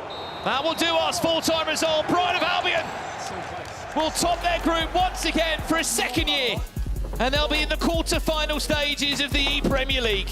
Oh my days, man. We got there eventually, didn't we? It was a nervy finish, but Brighton and Hove Albion top the table, quarter-finalists, alongside Liverpool, Ipswich and Manchester City. What an outstanding day it's been for Shorey. 10 points out of 12 for Leicester City. So close, but so far, and they go into that knockout bracket. Absolutely. That is it from all the games here at the Premier League group stages. For now, it's back to the guys on the desk to break down what has been a really exciting second day here. Yes, thank you so much to Brandon and Richard. I mean, wow, that was absolutely incredible. Whilst we get our breath back, let's take a look at the table straight away. Ryan, this is absolutely amazing. It went down to the last few minutes. There was one goal in it, and it was Brighton who made it through. Yeah, it proved to be actually a great group. Probably my favourite of the tournament so far, and I'm going to go as far as say Shorey Player of the Weekend for me. Oh, wow, that's a fair call. He was absolutely brilliant. Casey, as we look at the table, which we'll get up right now, did you expect Brighton to do this in Group D? Honestly, I did, but did I expect the rest of it to go in that way? Absolutely not. Leicester have exceeded everyone's expectations, but I would say Brighton were expected to do it. Well, Brighton are in the quarterfinals. Let's take a look at the bracket, shall we, Redlack? When you're looking at the four players who have made the quarterfinals, I think you'd probably say Liverpool, Manchester City and Ipswich were expected, and Brighton did very well. I think there were fair money as well going into Group D. Yeah, I'm really surprised about, the three favourite teams all going through the group with ease, No real struggles there. Brighton maybe upsetting Spurs on some people's radar. We've got a massive few games there, Rich, haven't we? What does Shorey, I don't know if he's listening, Shorey and Broomy get rewarded with? Nottingham Forest, first round of the knockouts. Harvey Walton, Luke Downing. That's an incredible game. And that top section, if Spurs and Palace both win their respective games, they go head-to-head, and it's not even a quarter-final tie. Brandon, Fulham against Arsenal as well, Aston Villa against Everton, West Ham against Wolves. Which other fixtures are standing out to you here? Crystal Palace, Man United, Chelsea, Tottenham. I think even teams like Aston Villa, I think the great thing is this weekend, we know the quality in a lot of these teams, FG, and we haven't seen it. Back to Richard's point about that Leicester Forest game. Yes, they weren't great in Nottingham Forest, but they've got 2 weeks to get it right, and they'll be back and they'll be up for it. And look how blessed you are for getting into the quarterfinals. Yeah. Top in that group. A lot of people may be saying, well, if you don't finish first, like, it's not that bad. If you do finish first, you're rewarded. You don't have to play 2 gruelers. And also, FG, on top of that, we could see a same final as last year. Brighton and Man City are on opposite sides of the bracket, so we could maybe see that final again. Yeah, we could indeed. And listen, I know a lot of you at home have been waiting for our player tactics. Casey, which ones are you going to be taking from day 2? You know what? I would like a Shawry or a Broomy. I would love that. I want to see them because they came out here swinging, so I'm going to take both of those down. I mean, look, I think for Shawry, I'll take Shawry's. I'll take Shawry's. Sorry, Broomy. Not today. Do you know what? Tio Loco, why not? Switch it up a little bit. Okay. Yeah, I think he played really well. Brig Army played incredible as well, both of those two. I didn't want to go with the easy option of any Brighton player or someone that topped the group. Both Brighton players, both equally very good. Like, we didn't have someone sort of fly away and win every game 5-6-0 as we have in previous years. But just consistency prevails once again. Consistency prevails indeed, and what an opening weekend of the Premier League it's been. We'll be back in a couple of weeks. I look forward to seeing every single one of you. Thank you all for your amazing work through the weekend, and we look forward to seeing you where the stakes get higher at the ePremier League finals weekend in a couple of weeks. We'll see you then.